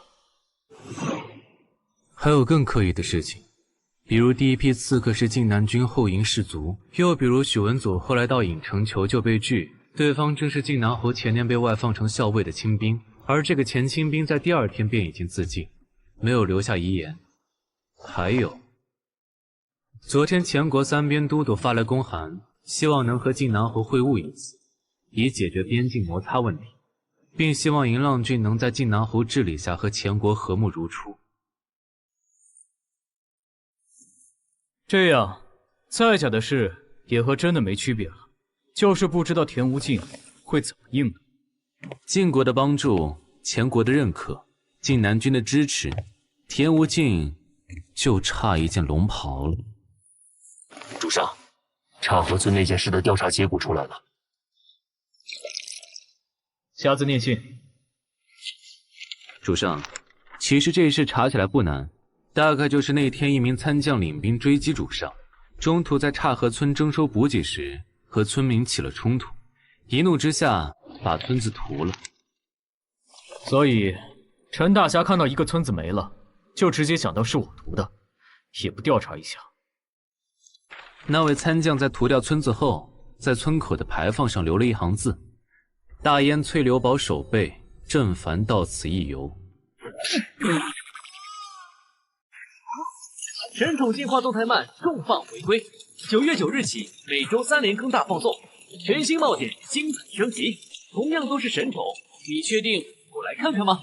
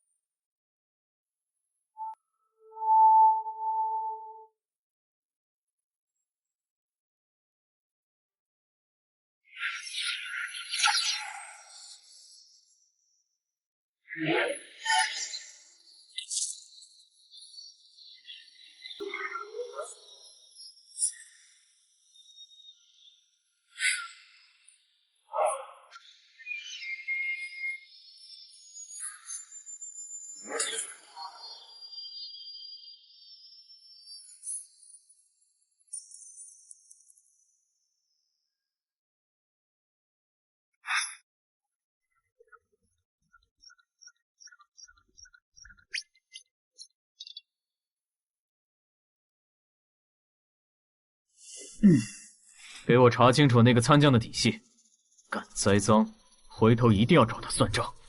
对了，陈大侠现在怎么样了？恢复的不错，至少没生命危险。属下提前吩咐下去了，他的生活标准按照最高的来。你办事就是稳。主上谬散了。四娘，带我去见见陈大侠。奴家知道。这次不出意外的话，又能捡回一个高手。啊，主上的命还真好。沙拓确实那头僵尸，还有这个憨逼剑客，都是主上自己领回来的。别真到最后，主上再领回来几个人，哼，都以为自己是个人物，玩到最后才发现自己是星号出新手村时村长爷爷送的免费宝宝。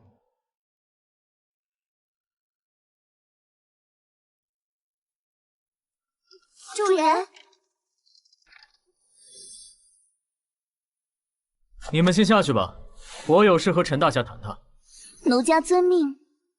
踏河村的事情调查清楚了，这是我的人探回来的消息，村民的确不是我杀的。你要是不信，可以自己去查，抓一个士兵拷问一下就知道。是我错了，报仇不分青红皂白，冤枉了人，还差点杀了你和你的2个仆人，我愧对自己的名字。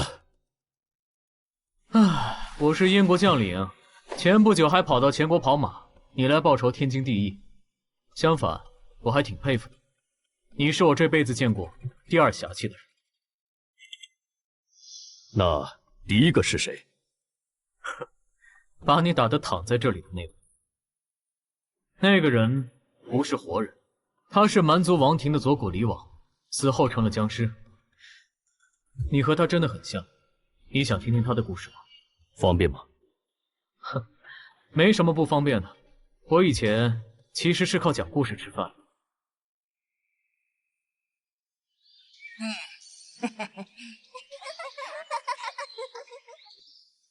各位先生，密迭斯来人了，他们说靖南侯让主人明天去南望城一趟。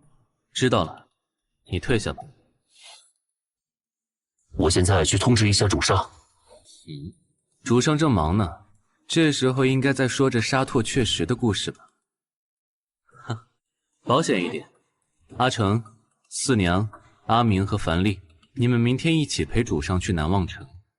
主上似乎已经摸到8品门槛，到时候可以建议他专心闭关一段时间，这样我们的实力就能再恢复一点。不过在此之前，我们需要把我们和主上之间实力挂钩以及生命挂钩的事情坦白了，这样主上应该能更爱惜自己的生命。你是怕了？是，怕。要是再暗中逼主上强行升级，只会放大我们之间的缝隙。魔丸不靠谱，主上也已经有了属于自己的班底，我们的地位有点危险。魔丸能有什么心思？我一直以为他想当大孝子呢。哼，我说，你们只看到主上把魔丸当亲儿子，但魔丸是主上亲手设计的，他会不知道魔丸什么德行？为什么主上还一直把魔丸放在身边？魔丸也真的救了主上几次。是父爱如山，抚慰了孩子的内心。你说这话你自己能信吧？我信。你睁着眼睛说瞎话。对呀。你们想想，主上是怎么安排魔丸的故事的？十世怨婴，不是被流产就是被抛弃，各种绝望、疯狂、折磨、暴力。说真的，这还是父子吗？仇人也没这么狠的吧？这样，魔丸还是去救主上，说他有其他心思也可以理解。但主上居然能一门心思把他当亲儿子，他笃定魔丸不会伤害他。主上应该对我们隐瞒了一些他对魔丸的设定。神宠进化动态漫重磅回归，9月9日起每周3连坑大放送，全新冒险精彩升级，同样都是神宠，你确定不来看看吗？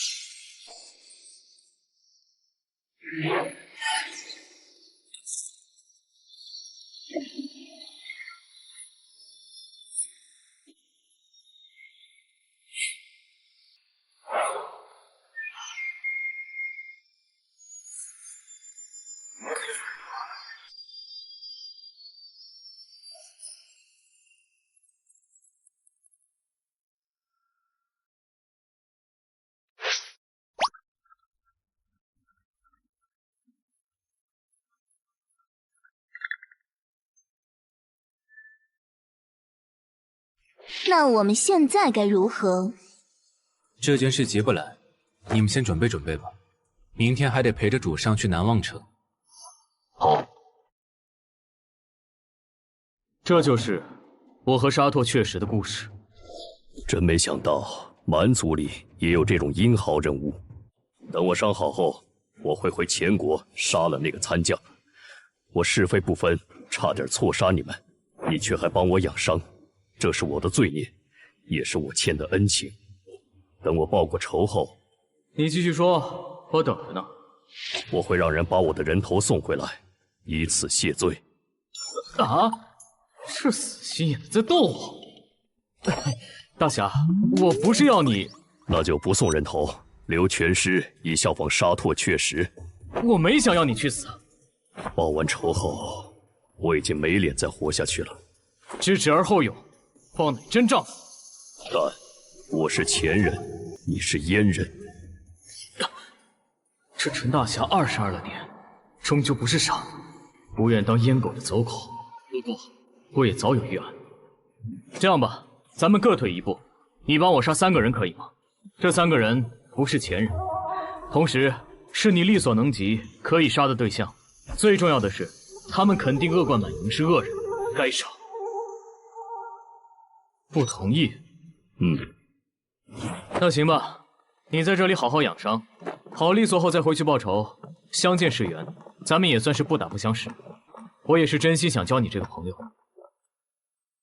去掉一个条件。什么条件？力所能及。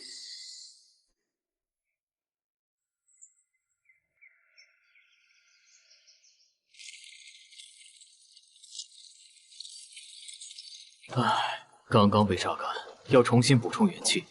还真是不容易。主上，这急不来的。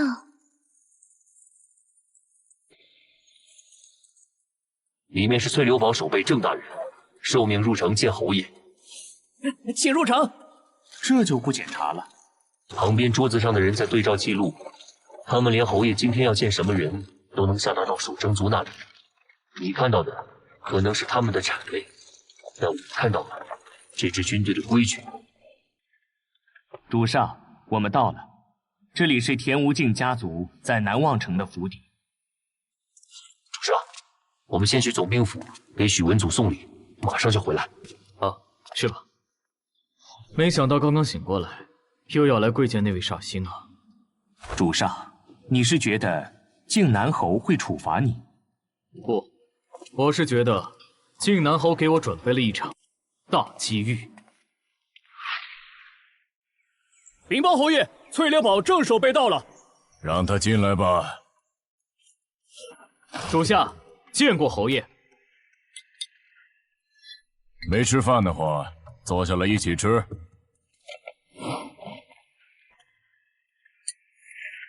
试试这个，前国杨太尉送来的。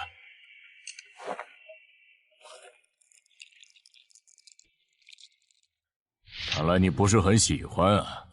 这种东西，早上捕捞，最迟晚上就得入菜，滋味才最鲜美。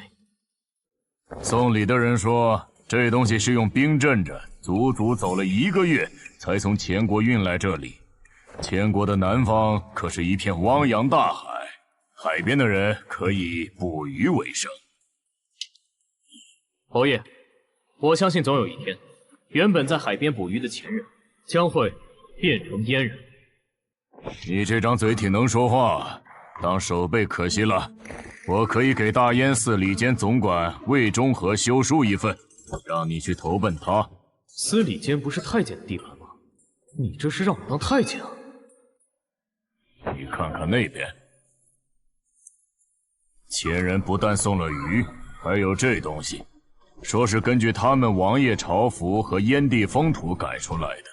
还有一封加盖了3边都督的官文，直呼本侯为靖南王殿下。神宠进化动态慢重磅回归，9月9日起，每周3连更大放送，全新冒险精彩升级。同样都是神宠，你确定不来看看吗？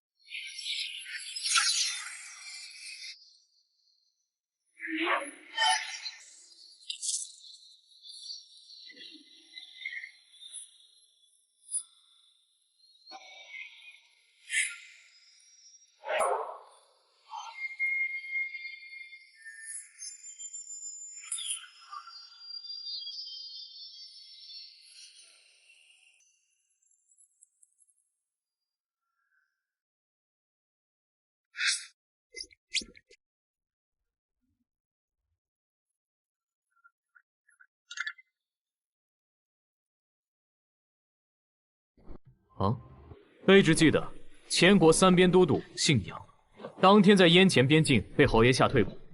他之所以这么做，是在挑拨离间。当日他临阵避战的消息传回前国上京，受到多方弹劾。现在姓杨的估计快被调走了。自我进来后，又是让我一起吃饭，又是让我看王袍。靖南侯这是要看我表现，再拿捏我呀。瞎子说过，我只能去赌靖南侯心中究竟在想什么。现在机会已经摆在我面前，能不能搭上这班车，就看我能不能赌对了。卑职恭喜侯爷，要是这人调走，下一任三边都督肯定不会再避而不战，甚至主动求战。到那时，我大燕铁骑就有机会了。翠柳堡的事你交接一下，选你一个手下带领守备之职。7日后是皇后娘娘寿辰，你入本侯亲兵卫，随本侯一道入京。是。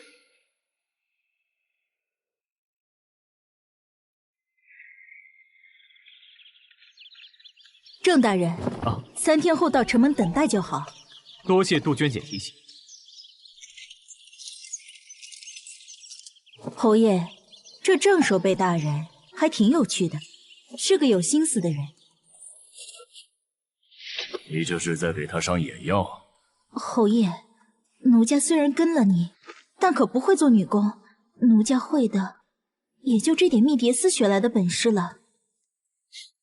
有没有心思没所谓，本侯看重的是他能不能当好我们手中的刀。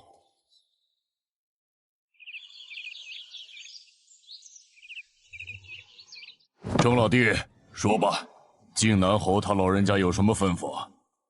靖南侯说，3天后他会进京，到时候靖南军会撤出南望城。这位煞星终于走了。等靖南军撤出南望城后，我总算能收回一部分权柄了。另外，侯爷说要带我一起进京。带你一起进京？现在那里可是是非之地啊！而且你搞出这么多事情，肯定有人会找你麻烦的。哼，还成。既然靖南侯要带我一起进京，总不可能看着我被弄死吧？你小子居然搭上了靖南侯这条线，他可是皇后亲弟弟，储君的亲舅舅，你能得到他的待见，未来无可限量啊！哼，老哥，你在试探我呢？试探个啥呀？那，你来看看这些。这些都是修宝寨的公文。是，之前上面把我调来南方，我还以为伪装被看破了，但当看到这些公文后，我才知道侯爷和皇帝打不起来。这些宝寨是为了接应更多南下的大军，储备更多的粮草物资做准备的。这些公文的落款有司礼监的批红和燕皇玉玺，明显是燕皇独断下来。瞎子和我的猜测总算是被验证了，镇北侯和燕皇一直都在演戏。老哥，你现在先做准备工作，等开春后踏踏实实的做事就行。这还用你教啊？我许文祖虽然心向镇北侯府，但也是个阉人，这个轻重缓急我还是能分得清的。最多半年，但镇北军估计也要调来了，想想就提气。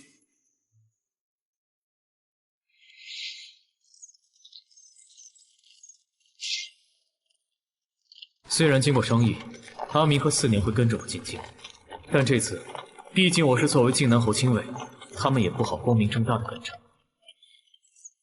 严格的来说，这次算是我第一次独自外出了。郑大人，上侯爷的车吧。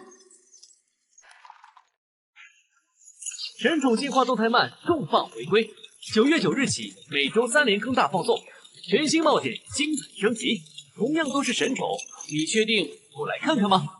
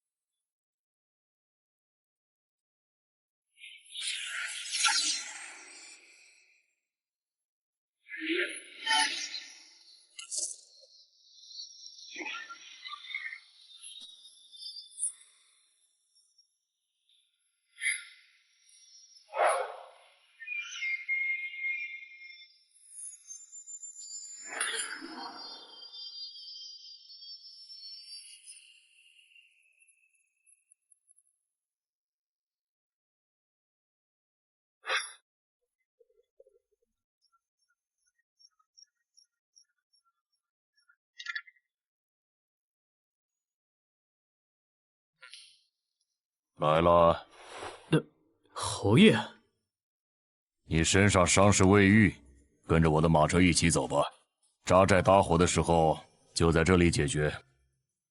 哈雷，不但让我蹭车，还让我蹭饭，我是真的认了个爸爸。此时此刻，我真想仰天大喊一句：“爸爸，请用力疼爱我！”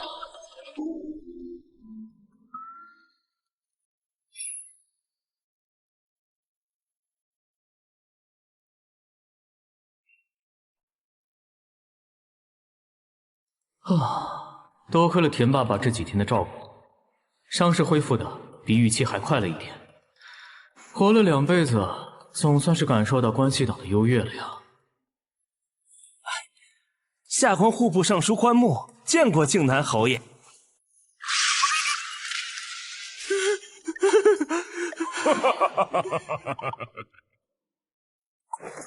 好家伙，户部尚书在靖南侯面前也就是个马夫而已。今天算是见识了什么叫跋扈，什么叫勋贵了。你是第一次来京城吧？饿了吗？想吃点什么？回侯爷，卑职听说京城全德楼的烤鸭最有名。去全德楼。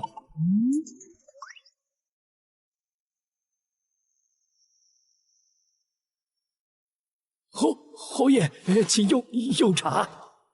下去催催，快点上菜，别让侯爷等久了。小人知道，小人知道。烤鸭来喽！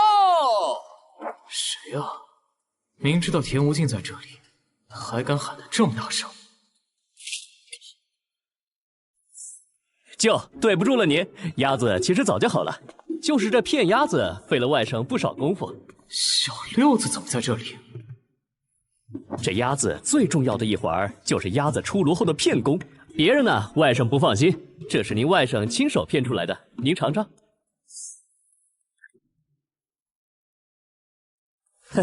味道还成吧？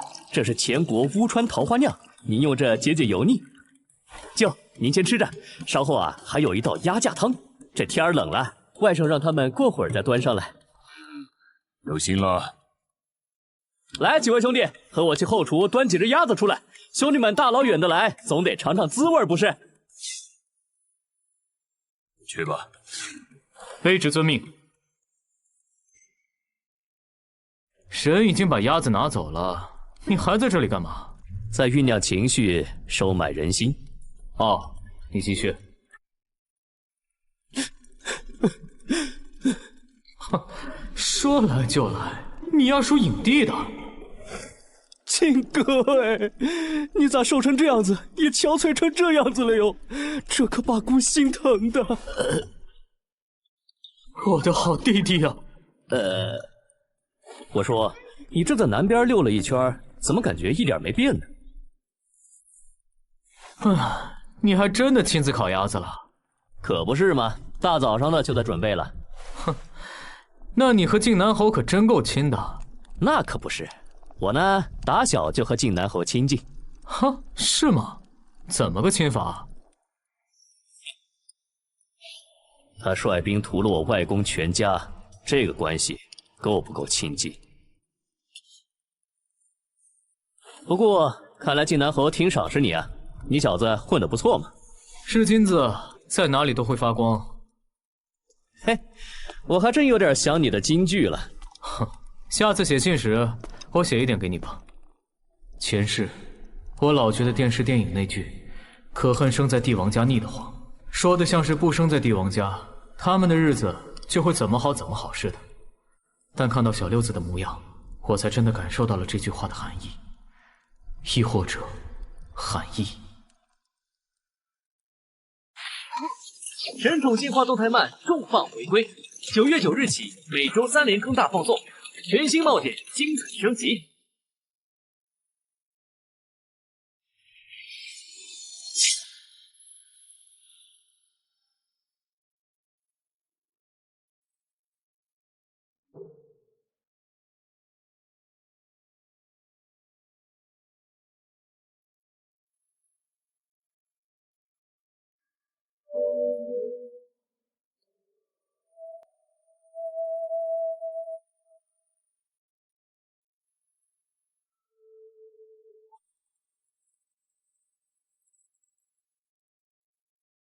京城这边的人都知道你的事情了，数百骑破了绵州城，还砍了一批守关，感觉怎么样？也就那么回事吧。前国人也就房子修得不错，其他的一般。他们边军早腐朽了，就连那里的小娘子也不够咱们的水灵。说回正事儿，镇北军现在正在调兵遣将，驻防北风郡，京城禁军也开始动了。镇北侯和我父皇明面上的关系似乎更紧张了，而且不久前传出一个消息，让京城的门阀大族和皇室里很多人开始慌了。据说镇北侯府的小侯爷在侯府现身了。小侯爷？别说是你，姑也没见过他。只听说镇北侯本来有一子一女，但那儿子身体虚弱，小时候差点夭折，所以被镇北侯藏了起来。如果这小侯爷真的出现了，那就意味着30万镇北军有了少主，镇北侯有了继承人，是吧？正因为这个消息，哪怕镇北侯死在京城，只要到时候小侯爷一声令下，夺位登基也不是不可能。现在镇北侯的下属不知道有多高兴呢。依照那些门阀大族的胆小作风，现在估计要求皇帝安抚镇北侯府了。对。门阀大族们的意思是让父皇给镇北侯封王来安抚他，同时为了平衡，也给晋南侯封王，让这两家世代镇守边疆。而且这些门阀甚至已经把这2人的王府给修好了。切，门阀家主没一个是蠢人，但他们越聪明，就与我大燕越不利。别激动，别激动，这就是我为什么选择辅佐你的原因，因为你胸怀着天下，因为你能看得长远。假了，真话太伤人了。那就别说了，打住。但我不能对你有任何的隐瞒。闭嘴！也就你看得上杂牌校尉罢了。要是其他十全皇子，谁理我呀？说完话了？说完了。许久不见，话就多说了点。你说，下面我们该去哪里啊？数卑职愚钝，猜不到侯爷的心思。正守备。末将在。你可知本侯为什么特意带你入京？末将愚钝，末将不知。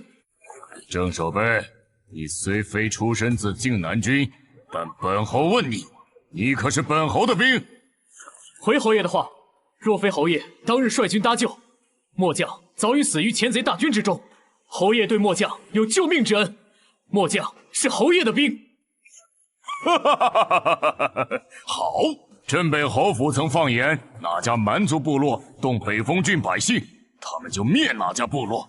我没有他们那镇压荒漠蛮族100年的盖世功勋，但也能放下一句话：敢背地里下黑手，残害本侯麾下兵卒者，本侯及全体靖南军将士必诛之。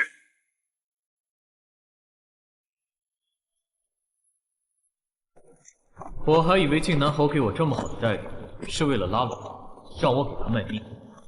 没想到他不是要我去做什么事，而只是要我跟在他身后而已。他这样做是为了收买军心，加强对靖南军的控制，还是为了向燕国上下宣示自己的地位和强势？管他呢，现在是去报仇，又不是去哭丧洗净土。哪怕出了事，也有老天在上面给我。当今皇上继位时曾下旨，未成婚的成年皇子全部居住在皇子府邸，这样也正好方便本侯找人。这是要找皇子的麻烦。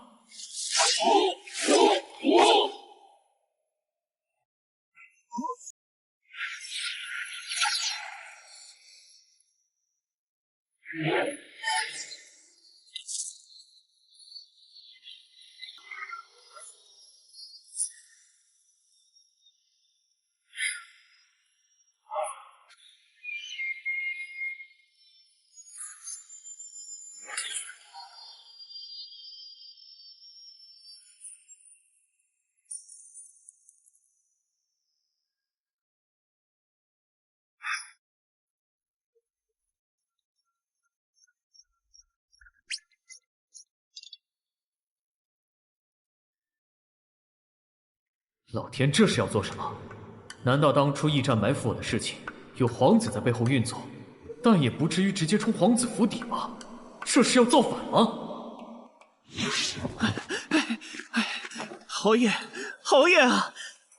二殿下身边伴当李英莲，参见靖南侯爷。哎呀，侯爷，二殿下听闻侯爷回京了，正喜不自禁，在邸内恭候着侯爷您呢。看来姬成郎已经入主东宫，受封太子了。本侯待会就去礼部问问，为何没有将这件大事发往我靖南侯府？只是本侯现在才得到消息。二殿下从未亏去大宝，只想侍奉在陛下和皇后娘娘身侧，请侯爷慎言呐。既然还没当上太子，竟然还敢叫你这个阉人来迎我，这是已经瞧不上本侯这个舅舅了。让姬成郎滚出来迎本侯！是，奴才这就去。有权有兵，采个皇子就和采只苍蝇一样。权柄和刀杆子果然都是好东西啊！外甥，恭迎舅舅回京。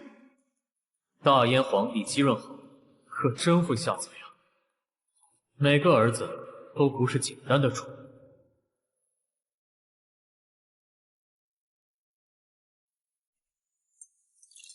舅舅，这是前人送来的乌川桃花酿，您尝尝。刚在小六子那边喝过了，还行。是吗？臣二皇子作诗，齐思邈，参见靖南侯爷。学生见过齐先生。跪。啊？这品级爵位。归侯爷的话，下臣是正五品，身上无爵位。喂。跟在领导身边就得懂领导究竟需要什么。算了，反正现在已经把书院都给踏破了。再在燕国文人面前再添一笔仇恨，又有什么大不了？你郢城外驿站的事，你是听谁吩咐安排的？舅舅，不是外甥所为，真的不是外甥所为啊！前有明调的靖南军后营的兵，郢城北城守城校尉孙文旭是本侯曾经的亲兵，姬成朗是本侯的亲外甥，明显是有人打着他的名义谋划了这件事儿。那又与下臣有何关系？侯爷，您这是欲加之罪，何患无辞？不，本侯没打算用什么词。本侯说是你做的，就是你做的。哈！既然侯爷要这般判罪的话，那下臣也就认了。下臣只有一个请求，这罪下臣一个人担就担了，与二殿下无关。齐先生，舅舅，我真的不知这件事啊。齐思邈一副含冤认罪的架势，但这哪里是你自己一人包的？分明是在说这罪我担了，但二皇子明显也干净。成朗，舅舅问你，我大燕何以立国？舅舅，我大燕以武立国，如果没有绝对把握，舅舅不会刚入城就来我这里拿人。齐思邈果然在背后做了什么事情，可是这真的和我没关系啊！你们在背后怎么勾心斗角，那都是人之本性。但你们闹你们的，现在敢用边军士卒的命去做文章，这是在败我大燕立国根基。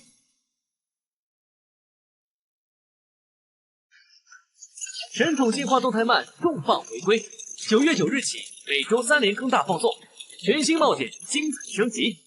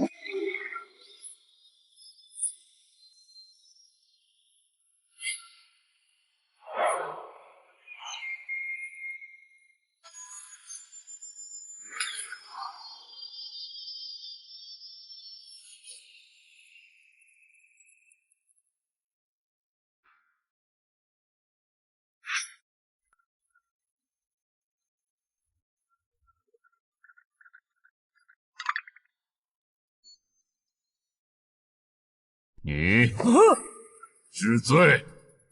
下臣知罪。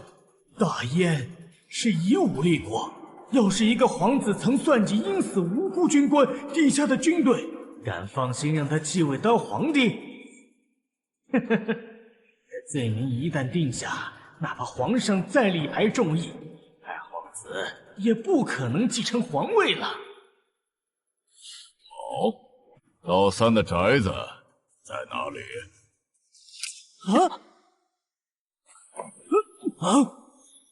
原本我还以为是二皇子要暗中弄我，没想到居然还是别人，而且还是幕后黑手借二皇子的名义使唤靖南军的人来弄我。姬老六装的再像闲散王爷，始终会被忌惮、被监视，但他们也知道我搭上了姬老六，杀我是为了断姬老六的手臂。用二皇子的人下手，是因为要打掉他的亲舅舅靖南侯，断二皇子的储君之路。而齐思邈那看似为二皇子开脱的行为，明显是有过预先的演练，这就意味着他们早就已经做过预案，一旦出事就牺牲齐思邈，并顺势让齐思邈攀咬上二皇子，以此断绝二皇子继承大统的可能。一旦他们成功栽赃二皇子，和二皇子亲近的田家也会遭受波及。晋国和前国称老田为靖南王，实则是在捧杀。而当外臣的势力和声望达到一定程度，皇帝自然便会介入，结果你可想而知。一环扣一环，一不算。这群家伙不但借刀杀人，甚至把刀换出花来了。舅舅，你是说这是老三做的？哎呦，二殿下，快起身！齐先生，孤喊了你3年的先生，你为何如此待孤？孤可曾亏欠过先生？孤可曾对不起先生？先生为何要置孤于死地呀？哼！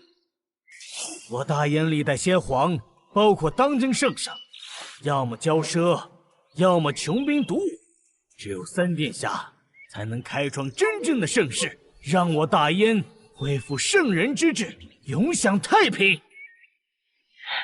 三弟，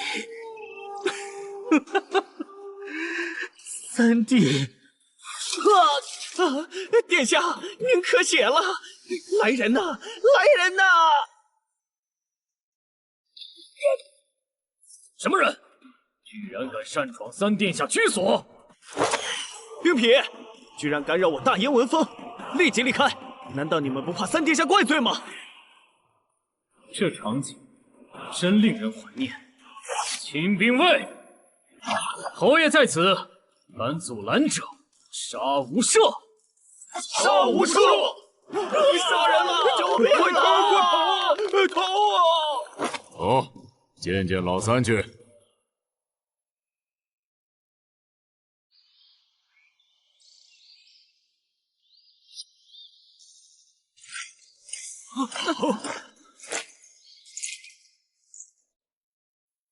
万圣姬承月见过舅舅。下臣谭光参见靖南侯。奴才魏震给靖南侯爷请安。你要拦本侯？回侯爷的话，奴才低贱，不敢拦侯爷。只是奴才身为殿下的伴当，不敢让侯爷的火气冲撞到殿下。你姓魏，是魏中和收的干儿子吧？知不知道，就是魏中和本人来了，他也不敢这样跟本侯说话。奴才这一辈子就一个主子，奴才这条命就是主子的。奴才斗胆请侯爷息怒，侯爷息怒后，奴才自会为侯爷奉茶。你是在拖延时间？神宠进化动态慢重磅回归，9月9日起每周3连坑大放送，全新冒险精彩升级。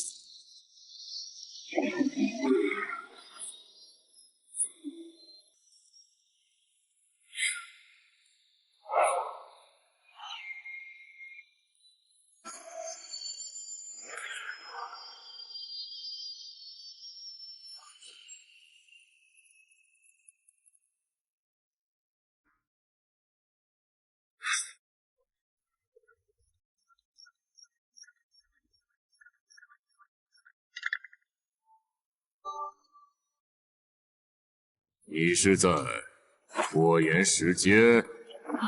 奴才不敢，奴才。圣旨到！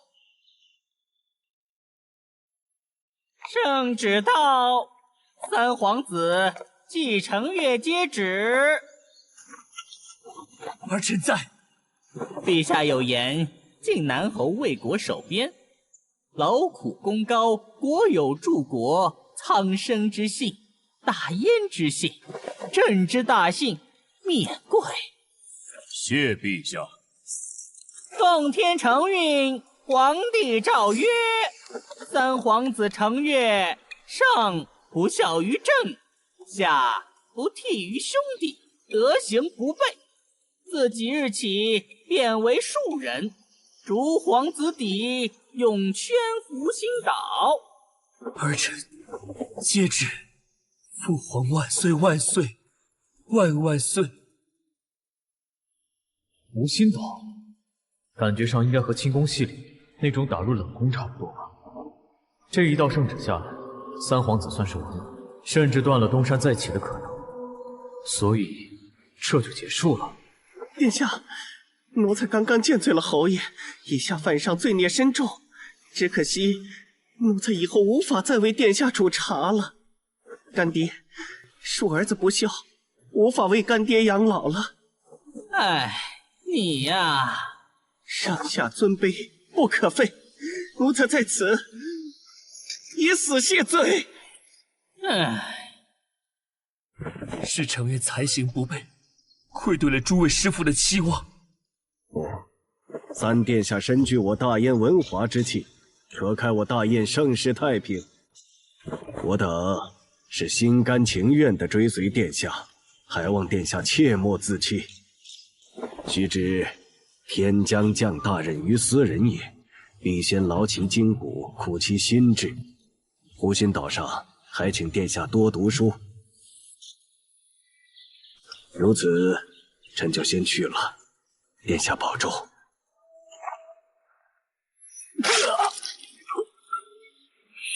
保重。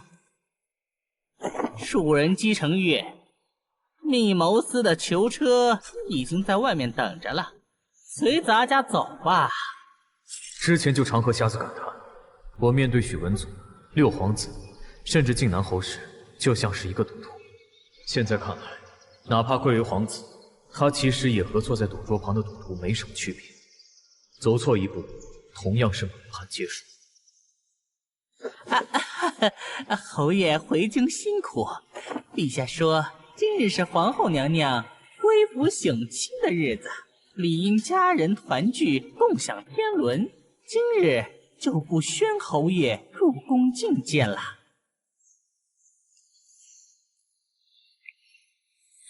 慢着！啊！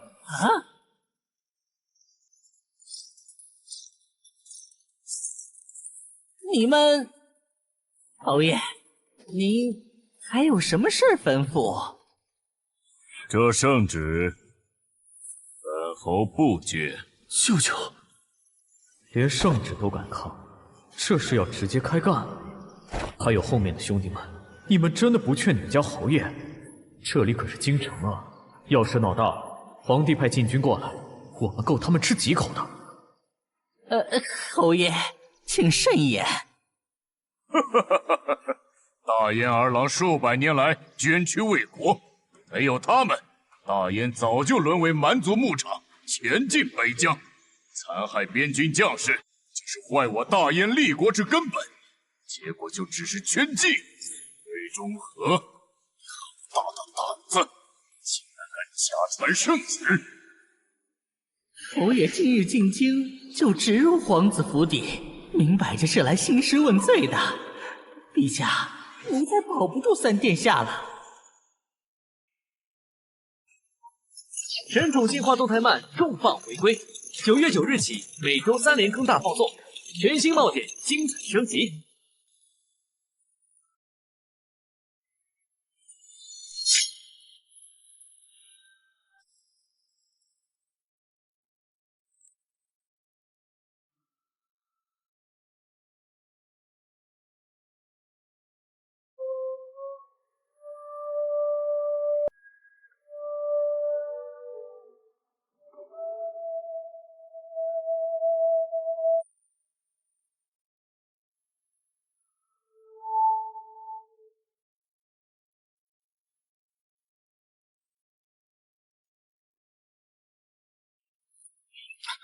姬承岳，自诩饱读诗书，那本侯问你，知不知道什么叫生不挠屈，法不阿贵？侯爷，承岳读过，但承岳还读过礼不下庶人，刑不上大夫。承岳输了，父皇责罚，这是承岳应得的下场。在承岳看来，不遵礼仪，不奉道德，目无君上，罔顾臣子之德，才有门阀士族胁迫父皇让步，才有镇北郡20万大军压境，才有你靖南侯敢面圣旨而不跪，不以规矩不能成方圆，人人逐私利而忘大义，人人慕足下之靴而弃帽顶之神明，这便是我大燕今夏之局面，这便是我大燕100年之症结。这哥们是看到大势已去，所以摆烂了。承岳才疏学浅，终究未能攻城。你靖南侯今日想辱便辱，承岳自当受之。正好让这天下人看看我大燕靖南侯到底是怎样一个目无君上、无法无天、肆意妄为之徒。这小伙子不但被前国文化输出洗了脑子，还学前国人服散了。这是要让我开口说话？该不会是我这段时间老耍段子，结果被他认为我是个嘴强王者吧？不管了，这时候不上，掉了靖南侯的脸面，我估计会很惨。三殿下先前的话，当真是让卑职醍醐灌顶，振聋发聩啊！你是谁？回殿下的话，卑职银浪郡翠柳堡守备郑凡，正是殿下要杀的人。但卑职心中一直有疑惑，那就是殿下为何要杀卑职？你辱没书院，玷污我大燕文化之地，当死！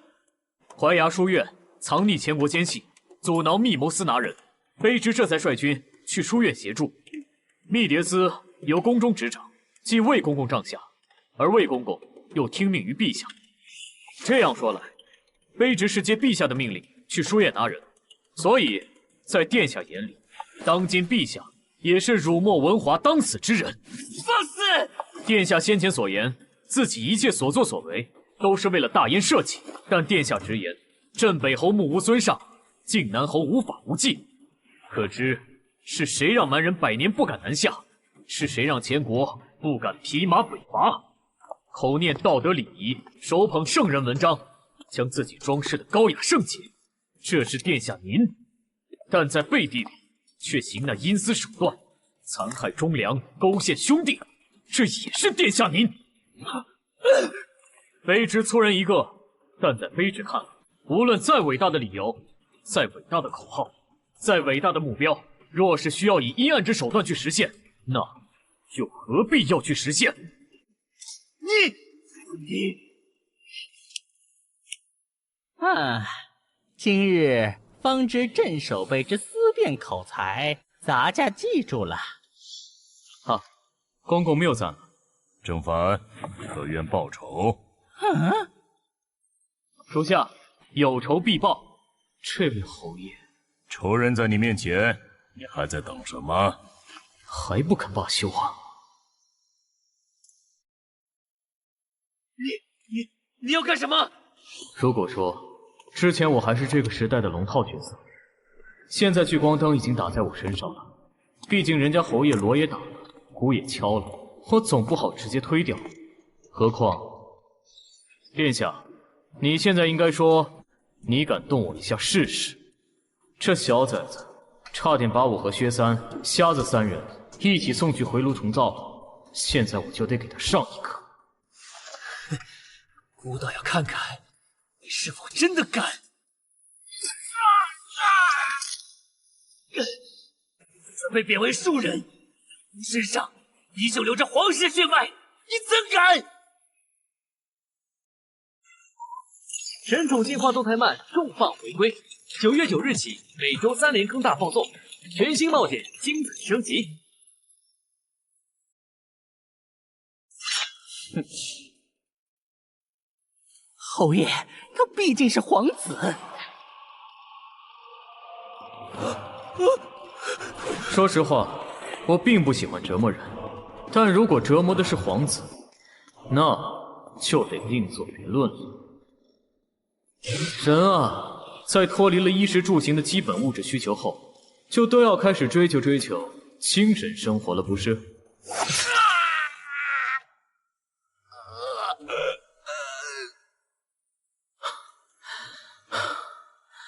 不用多久，靖南侯今日做的事情肯定就会传遍京城，甚至会很快传遍整个燕国。至于我这个刽子手，一个亲手废掉皇子四肢的人，名头肯定也会无比响亮。这是什么意思？嫌我不够狠？但我都废了三皇子双手双脚，再动手的话，还能废到哪里？算了，什么身份地位、未来影响、仇视关系，去他娘的吧！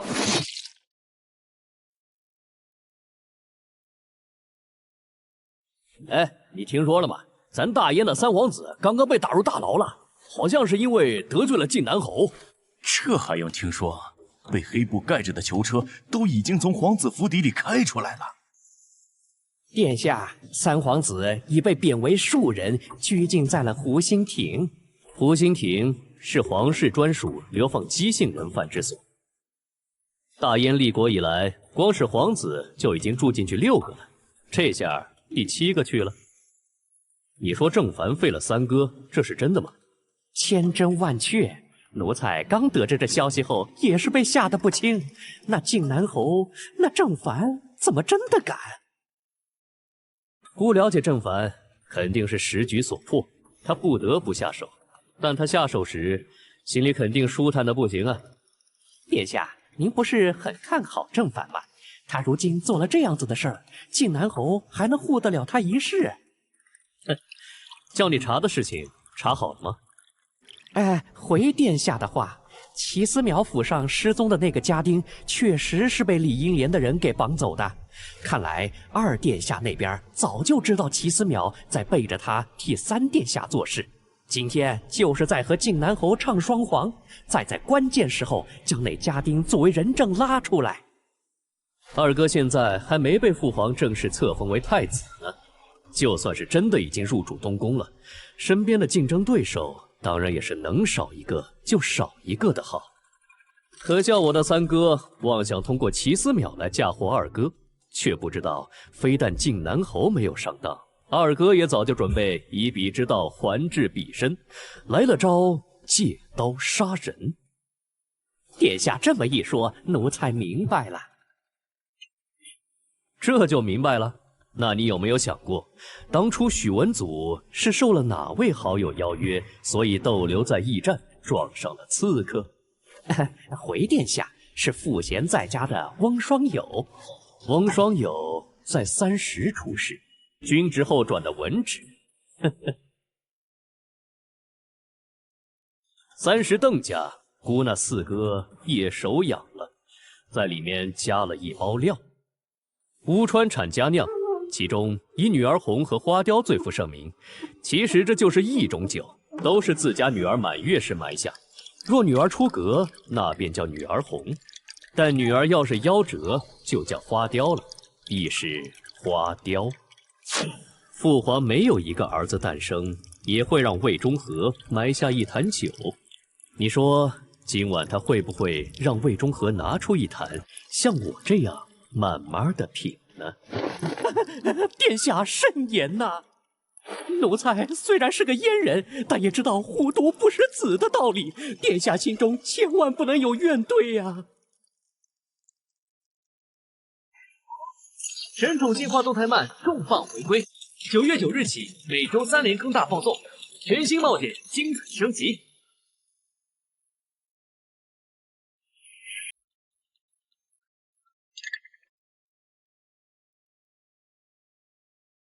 他边夸我聪明，边灭我外公满门，可曾想过虎毒不食子？赐我母妃一袭白绫时，可曾想过虎毒不食子？让我像狗一样活着，可曾想过虎毒不食子？靖南侯心中有怨气，要废掉他一个儿子，他也清楚，所以只让魏忠和传旨，却没有安排其他人手。而且故意延后，在我三哥暴露时才到。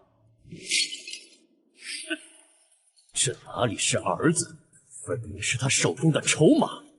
他只要觉得值得，就能毫不犹豫地丢出去。这就是我的好父皇。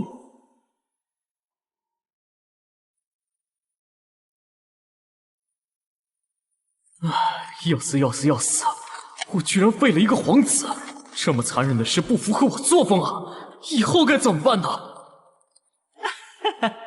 镇守备，好辩才，好手段，咱家记住你了。还有那个魏公公，他不会真的要召我进宫吧？不行，靖南侯未必会保我到最后，得赶紧联系四娘和阿敏，做好跑路准备。行。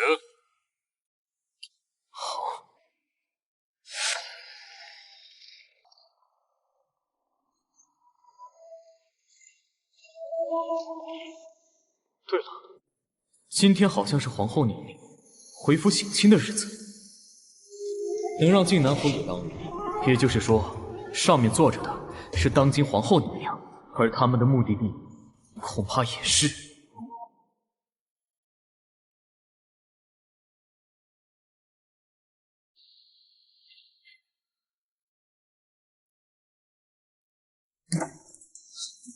臣山县伯田伯凯参见皇后娘娘。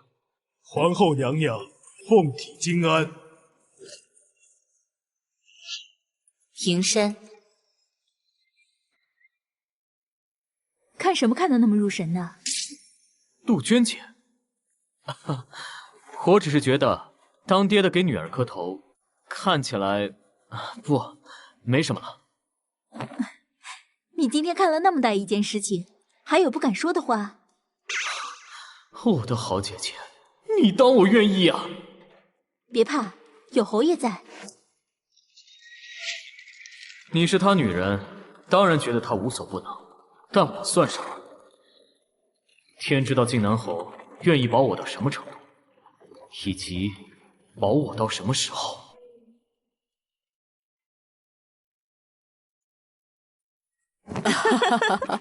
哎，嫁出去的女儿泼出去的水，这话真没说错。当年的乖女儿，现在也明显在为丈夫拉拢自己弟弟啦。但现在这局面，我田家距离封王只差一步了。为父又怎么可能放手？孩儿见过父亲。无儿无敬，一路可是辛苦劳累了。让为父好好看看，这南疆的风可曾把你吹瘦了？儿子不孝，父亲大人大寿时尚不能返回为父亲祝寿，请父亲责罚。唉，我儿职责在身，我又怎会怪罪？你怎么把他也带来了？来，杜鹃，见礼。媳妇给公公请安。这，你怎么能？唉，这女人可是密蝶司的人啊，吴敬怎么就……爹，阿姐正在和娘叙旧吧？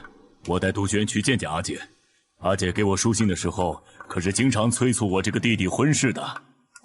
皇后，不，你阿姐和你娘在一起，你们小两口快跟我过去吧。她等你们好久了。今晚我们在雅苑设宴招待你阿姐，你俩记得别迟到了。神宠进化动态漫重磅回归，9月9日起每周3连坑大放送，全新冒险精彩升级。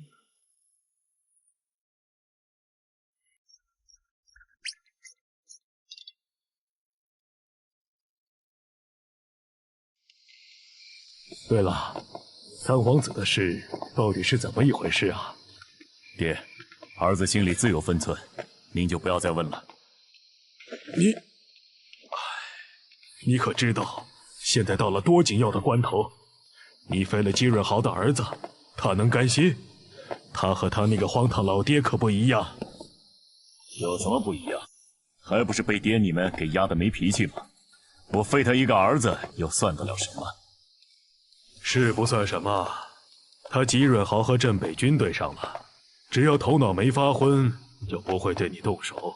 原本以为李良亭进京了，北面会消停一会儿，没想到他儿子居然现身了。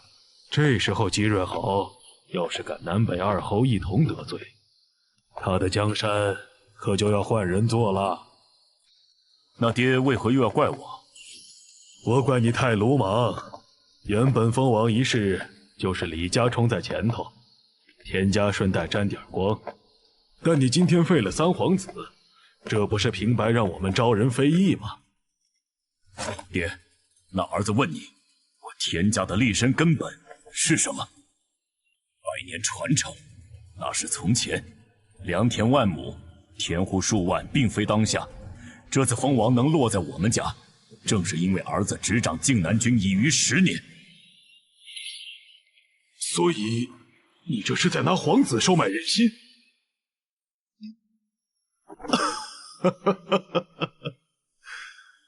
我儿长大了，为父老了呀。若非你还要回银浪郡，这家主之位其实早该传给你的。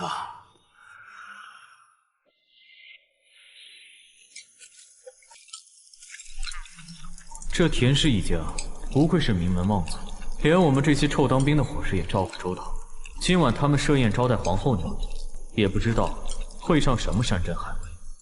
都吃好了吗？靖南军，听令！末将听令！立即包围田氏族人排宴的雅苑，包围之后，雅苑之内鸡犬不留。今天让你受委屈了。侯爷，妾身不委屈，毕竟今天也算是过门了。侯爷您才是真的受委屈了。本侯不委屈。大燕门阀之父。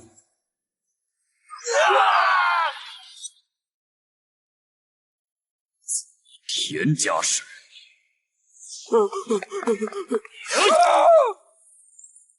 上南走，打前国，我已经算不上什么善男信女了。哪怕是我，再加上瞎子、四娘他们，和靖南侯这类人比起来，真的算是魔王吗？魔丸在吸食这里的新鲜血气。呵呵，以前还是把自己摘得太干净了呀。唉，从醒来到现在，我更多是以一种打游戏的心态在做事。要是现实能像游戏一样，那该多好！田无忌，田无忌，田无忌，你这畜生，畜生啊！皇后娘娘息怒，息怒啊！不好！放肆！站住！侯爷之令，雅苑内鸡犬不留，雅苑外不得杀一人。这些人已经杀红眼了，要不是喝着的及时，恐怕他们会连皇后也一起剁。田无尽他人呢？叫田无尽出来见本宫！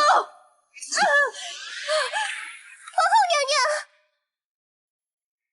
侯爷有令，雅苑内鸡犬不留，敢入雅苑者，杀无赦。遵命。老夫闻到了血腥味。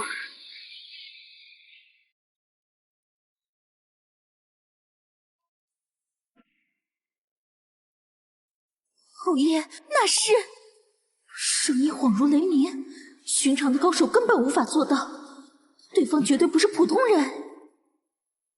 是你我的叔祖。叔祖？难道是田家那位醉心问道、自我圈禁数十年的老祖宗？何方宵小，敢在我田家放肆！田伯凯呢？人都死哪儿去了？叔祖，这味道好熟悉。小镜子，是你吗？回叔祖，是吴静回来看你了。小镜子，原来你在家呀，那就好。你这小子习武天分一直极高，有你在，想来家里是出不了什么事的。我现在嗅着血腥味儿，必然是那群赶来进犯之宵小所留，是吧？对了，你告诉你父亲，叫他明日来这里找老夫。他若是想多活几年，就陪老夫念念经。家里的事儿啊，该交给你啦。回叔祖，父亲明日来不了了。他刚才已经去了。小镜子，你是说那些上门的宵小将伯凯害死了？他们到底是谁？司徒家还是吴家？不对，难不成是蛮人？也不对，也不对。是姬家？是吴静。老夫眼睛已经瞎了多年，如今耳朵也越来越背了，这话都有些听不清楚了。小镜子呀，你刚刚说啥了？是吴静率荆南军在诛田氏一族。你荒唐！你可是姓田，是田家养你、生你、供你，你怎敢？你怎能？我燕人为东方越蛮数百年，是该出去看看了。但叔祖可以放心，吴敬这一生若是有幸，则在马踏江南之后回到天宅自尽；若是无幸，则将战死沙场。无论如何，今日之后，吴敬断无晚年。是姬家皇帝让你这么做的吧？凭什么他姬家出了个雄主，就得我田家？不对，不仅仅是我田家，仅仅是我田家吧？除淤血，军权，大燕门阀一个不留。蛮族王庭已衰，前国边军已腐，晋国正在内讧，此乃我大燕100年难得一遇之机遇，吴敬不想错过，不想让大燕错过，因此，吴敬请叔祖登天。好，老夫今日倒要看看我田家好儿郎是否真有说这般豪言壮语的底气。不对，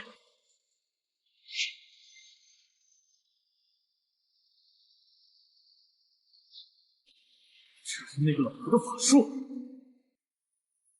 你不认血亲，小继王为子，余未认皇子，终不结王为臣。心中挖苦，不认王为友。修道，修的是天道，也是自己的道；问道，问的是苍天，问的是自己。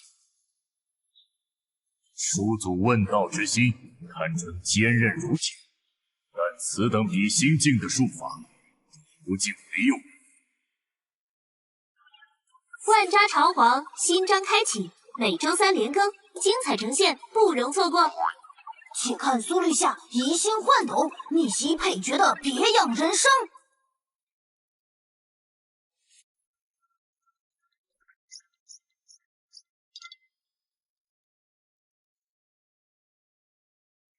这自灭满门的逆子，心果然比石头还狠。请叔祖登天。那就要看看你这逆子可有这等本事。今日老夫为田氏先祖，除了你这等无父无母大恶之徒，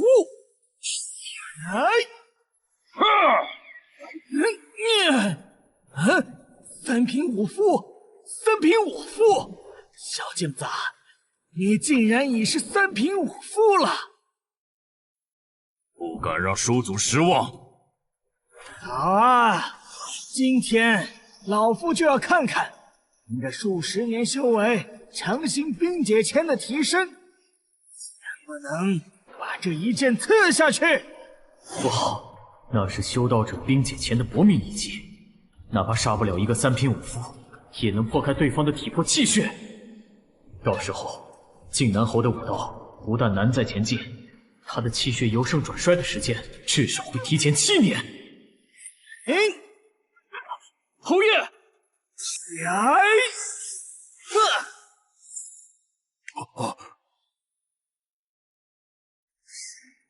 阿姐，你说那道观里住的是谁啊？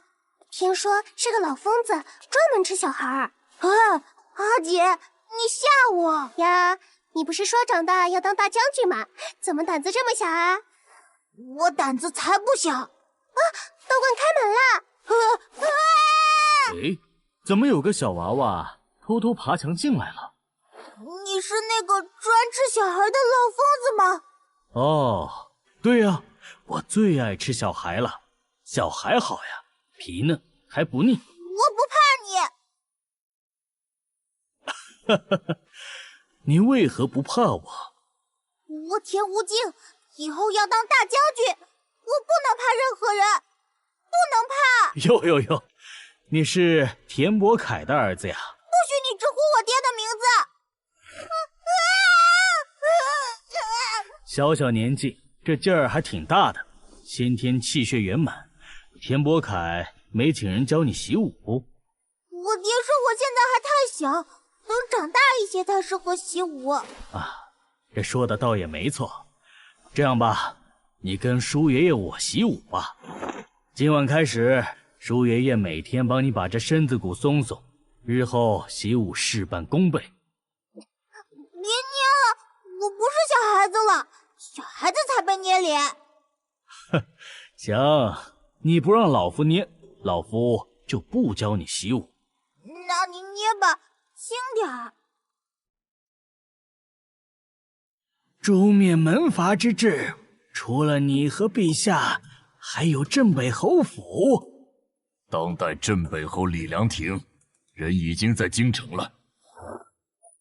是了，是了。1个月前，老夫夜观星象，你可知老夫发现了什么？黑龙盘旋，大燕国运之盛堪称可怖。是了，是了。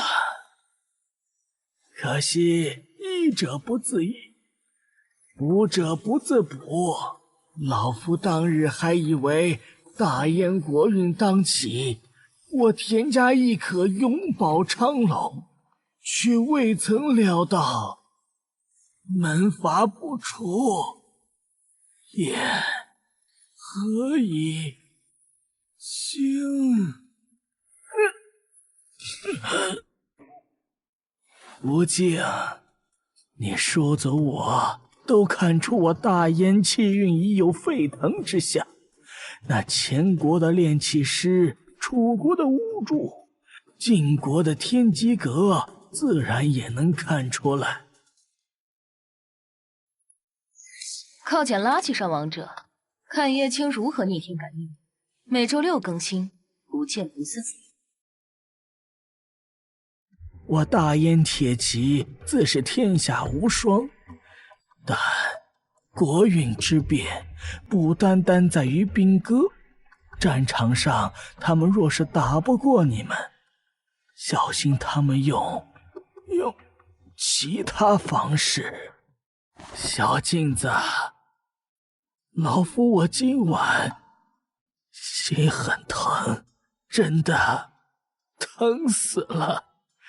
可老夫也开心，因为我家小镜子真的当上大将军了。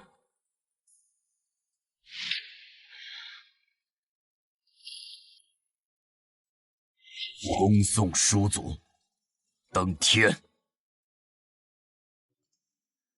为了国家，不惜先把自己一家灭了。靖南侯的确够魄力，换成我肯定做不到。在想什么呢？杜鹃姐，今晚之后，京城里怕是没人再谈论你废掉三皇子的事情了。是啊，为了阻止我上头条，靖南侯也够拼的。侯爷很不容易，但侯爷不需要可怜。看来还是你们男人更懂男人。卑职对侯爷只有难以言表的钦佩。听出来了，这句不是马屁。侯爷有令，命镇守备今夜回京入宫面圣，替本侯转告圣上，头已经开好了。末将听令。我刚把皇帝的亲儿子废了，现在就让我去见他，卸磨杀驴都不带隔夜的。杜鹃姐，我觉得吧，我最近表现的机会够多了，要不这机会就让给其他人，老是我一个人吃独食，这不好。想起三皇子的事，怕了。你是侯爷看中的人，陛下不会对你如何的。哼，你当然不怕，刚过门公公婆婆就暴毙了，美死你！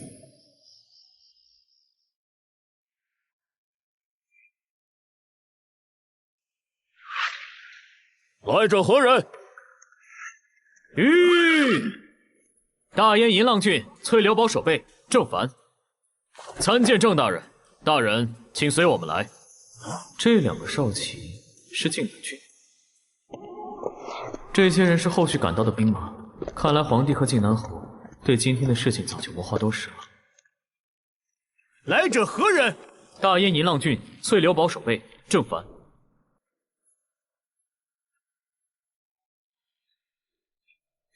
这是在打暗号。大人，请。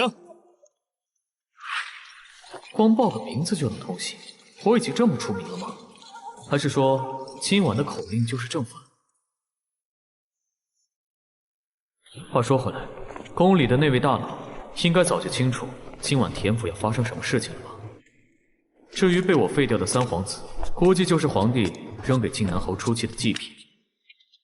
不过小六子心里应该平衡一些了，他这皇帝老爹没厚此薄彼，又灭了一个皇子的母族，而且都是让靖南侯带兵灭的。镇守备，咱家可是恭候多时了。下官翠流堡守备郑凡，参见魏公公。哟，这半日不见的功夫，郑大人怎又变得如此拘泥起来了？到底是命根子捏在公公您手里了。调皮。时间不早了，大人随咱家来吧。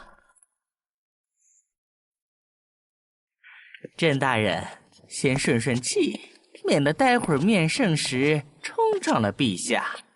啊，谢公公。苏醒半年多的时间了，走南闯北，折腾了一大圈，稀里糊涂的，终于要见到大燕最高领导人了。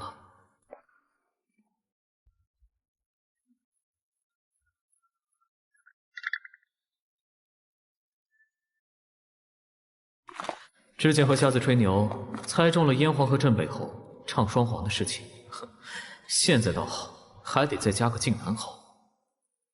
进来吧，郑大人。也不知道这位大燕皇帝究竟有什么魄力和魅力，居然能让南北二侯这么相信他，愿意和他站在统一战线。臣翠流堡守备郑凡参见陛下。郑凡，谁让你来的？回陛下，靖南侯派臣来的。侯爷让臣给陛下带一句话，头已经开好了。郑守备，这半年来，你可是几次出现在朕的案牍上啊！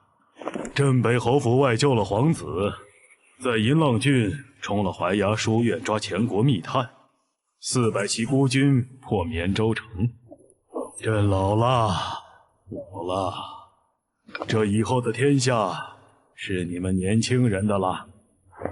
郑守备，你出身北地，却得靖南侯看重，朕倒是好奇了，你到底算是镇北侯的人，还是靖南侯的人？臣是燕人，臣是陛下的臣子。哈哈哈哈，虽是假话，但听起来倒也舒心。可惜了呀。魏中和，他也是靖南侯点的人，你是没机会收了当干儿子了。陛下，奴才哪敢与靖南侯爷抢人呢？只能道可惜了，奴才没能早点遇到镇守备这种伶俐的人。啊，这是可自由进出湖心亭的通行令牌。听说你和程越有缘，有暇可以替朕多去看看他。好了，你退下吧。先是陪靖南侯吃个烤鸭，顺便和小六子聊了会天，然后去了皇子府邸见识一下勾心斗角，顺手亲自推翻了三皇子，还没等胆子换下来，再帮靖南侯自灭满门，最后跑来皇宫当信使。这24小时当真是无比充实的一天，上辈子画漫画时都不敢这么一口气不带喘的呀。香啊！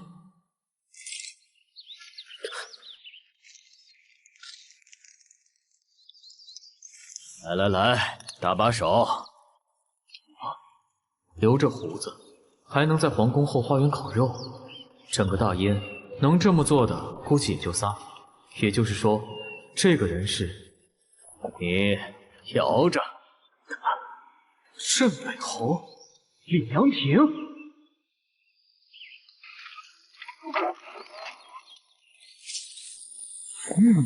行家呀，喜欢吃而已。你叫什么名字？前北风郡镇，镇北军旗下虎头城护商校尉郑凡。哦，你就是郑凡，您居然认得我？认得。钱国那里好玩吗？人多一点的话会更好玩。需要多少人？现在的话，5000骑，可以在钱国北方3郡穿一个来回。3万骑的话，钱国得礼送我们出境。哈哈哈哈，礼送这个词有意思，我也这么觉得。我记得田无尽的折子上有你提供的工钱锋略，主张的是以骑兵军团与野战，歼灭掉钱国的边军野战精锐。得，考试的来了，还好我有标准答案。对，钱国边军腐蚀严重，兵额2饷。你刚才说的以闪电战攻略钱国，挺有意思，回头再给我细说一下。好了，这块熟了，可以先吃。谢侯爷。哈哈，这一烤好就来，属实狗鼻子。靠捡垃圾上王者，看叶青如何逆天改命。每周6更新，不见不散。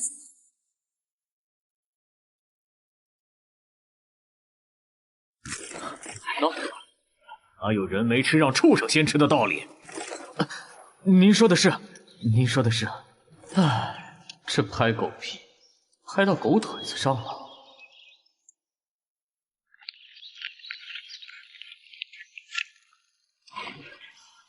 这畜生跟着我也是够受苦了。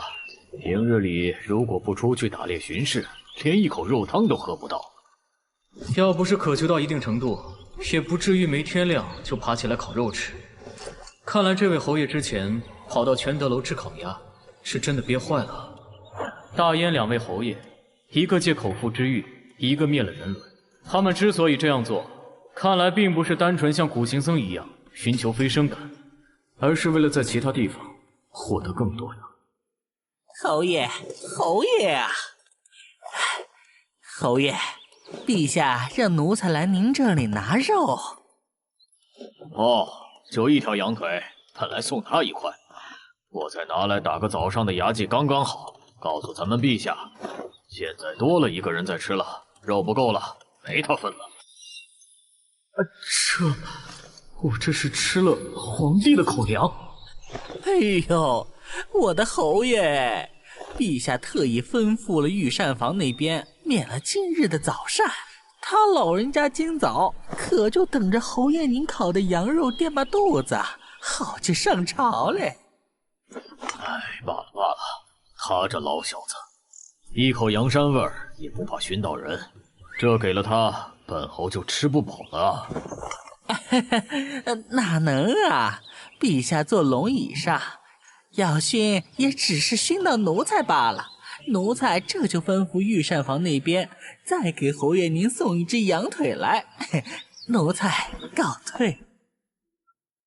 你知不知道为什么本侯不和咱陛下争这羊肉了？卑职不敢说，你也是有意思。问你羊腿的事儿，有什么不敢说的？这样吧，你要是说得好，本侯那里还缺个参将。家底子薄，就一条羊腿，本来就吃不饱，再争来争去，又有什么意思？家底子薄，就一条羊腿，本来就吃不饱，再争来争去，又有什么意思啊？这小子是有点意思啊，怪不得成爵会和他玩到一起。陛下，这小子心思剔透，奴才也是心里欢喜的紧。有意思，你这烟货喜欢他，无敬提拔他。梁廷一开始感兴趣了，这小子还真是个香饽饽，抢手的很。哪能啊！这小子无论在哪儿，不都是陛下的人吗？我记得他是北风郡人是吧？怎么不在镇北军，反而被吴敬抢先了？当初他是由郡主提拔起来的，但只是个有名无实的护商校尉。后来北关南调，这小子就在六殿下的运作下，被派遣到银浪郡当保寨守备了。程觉倒是有眼光，这个郑凡是个人才，就这点家当，不值得去争，更不屑去争，倒不如豁出去了，去外面一起为我大燕拿下一片大大的疆土。此子心大，更看得通透啊！退下吧。奴才告退。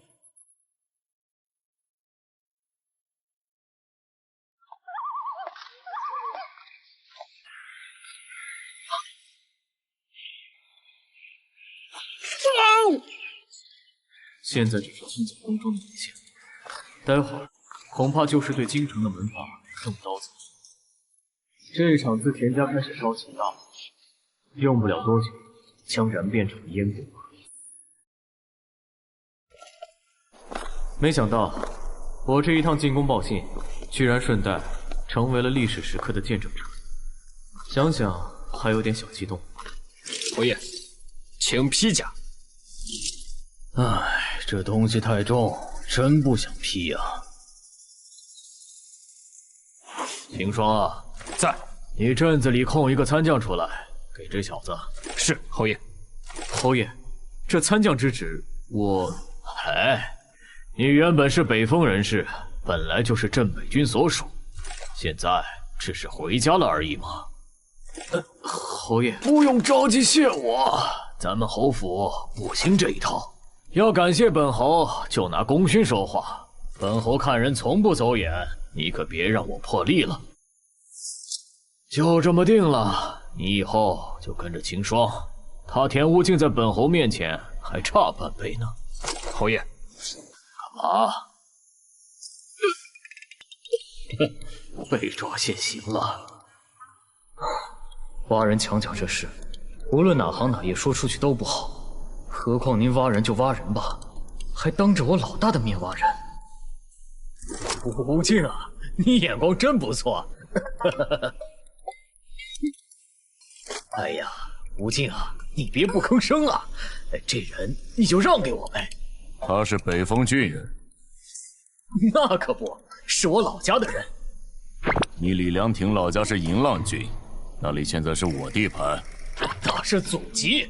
我李家在北风郡扎根100年，早就是北风郡人了。说句不怕咱陛下生气的话，你随便找个人问问，这北风郡姓不姓李？那岂不是说明你李良亭眼瞎？行，就当我走眼了一次。这人你到底放不放？让他自己选。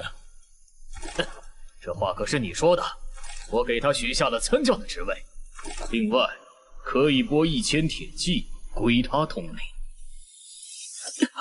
1000镇北军铁骑，那可是精锐啊！我手上的蛮族骑兵也就听上去唬人而已，在他们面前就是一群孙子啊！镇北侯出的这个价钱，估计不但要挖我，也打算让靖南侯给我提价，好留住我吧。银浪郡翠柳堡守备。好了，小子，你选吧。田无尽啊，田无尽，我都下了这么大盘口，你还不加价？既然你真要把这小子送我，我肯定是不好意思拒绝的。多谢镇北侯爷赏识。给本侯一个理由。不谢个屁！你这明显就是拒绝了。侯爷，卑职想要打仗。想要打仗？看来这小子知道我们要动兵的事情。的确，留在吴敬手下，就等于一只脚踏在前线了。毕竟我镇北军是清洗门阀的主力，暂时还无法南下吗？不对，吴京不太可能将我们要对前国动兵的事情泄露出去。也就是说，这一切都是这小子自己看出来的。目光这么锐利，还能对时局做出综合考虑，这种人绝对是个帅才。把这小子送到田无尽手下，真是亏大了。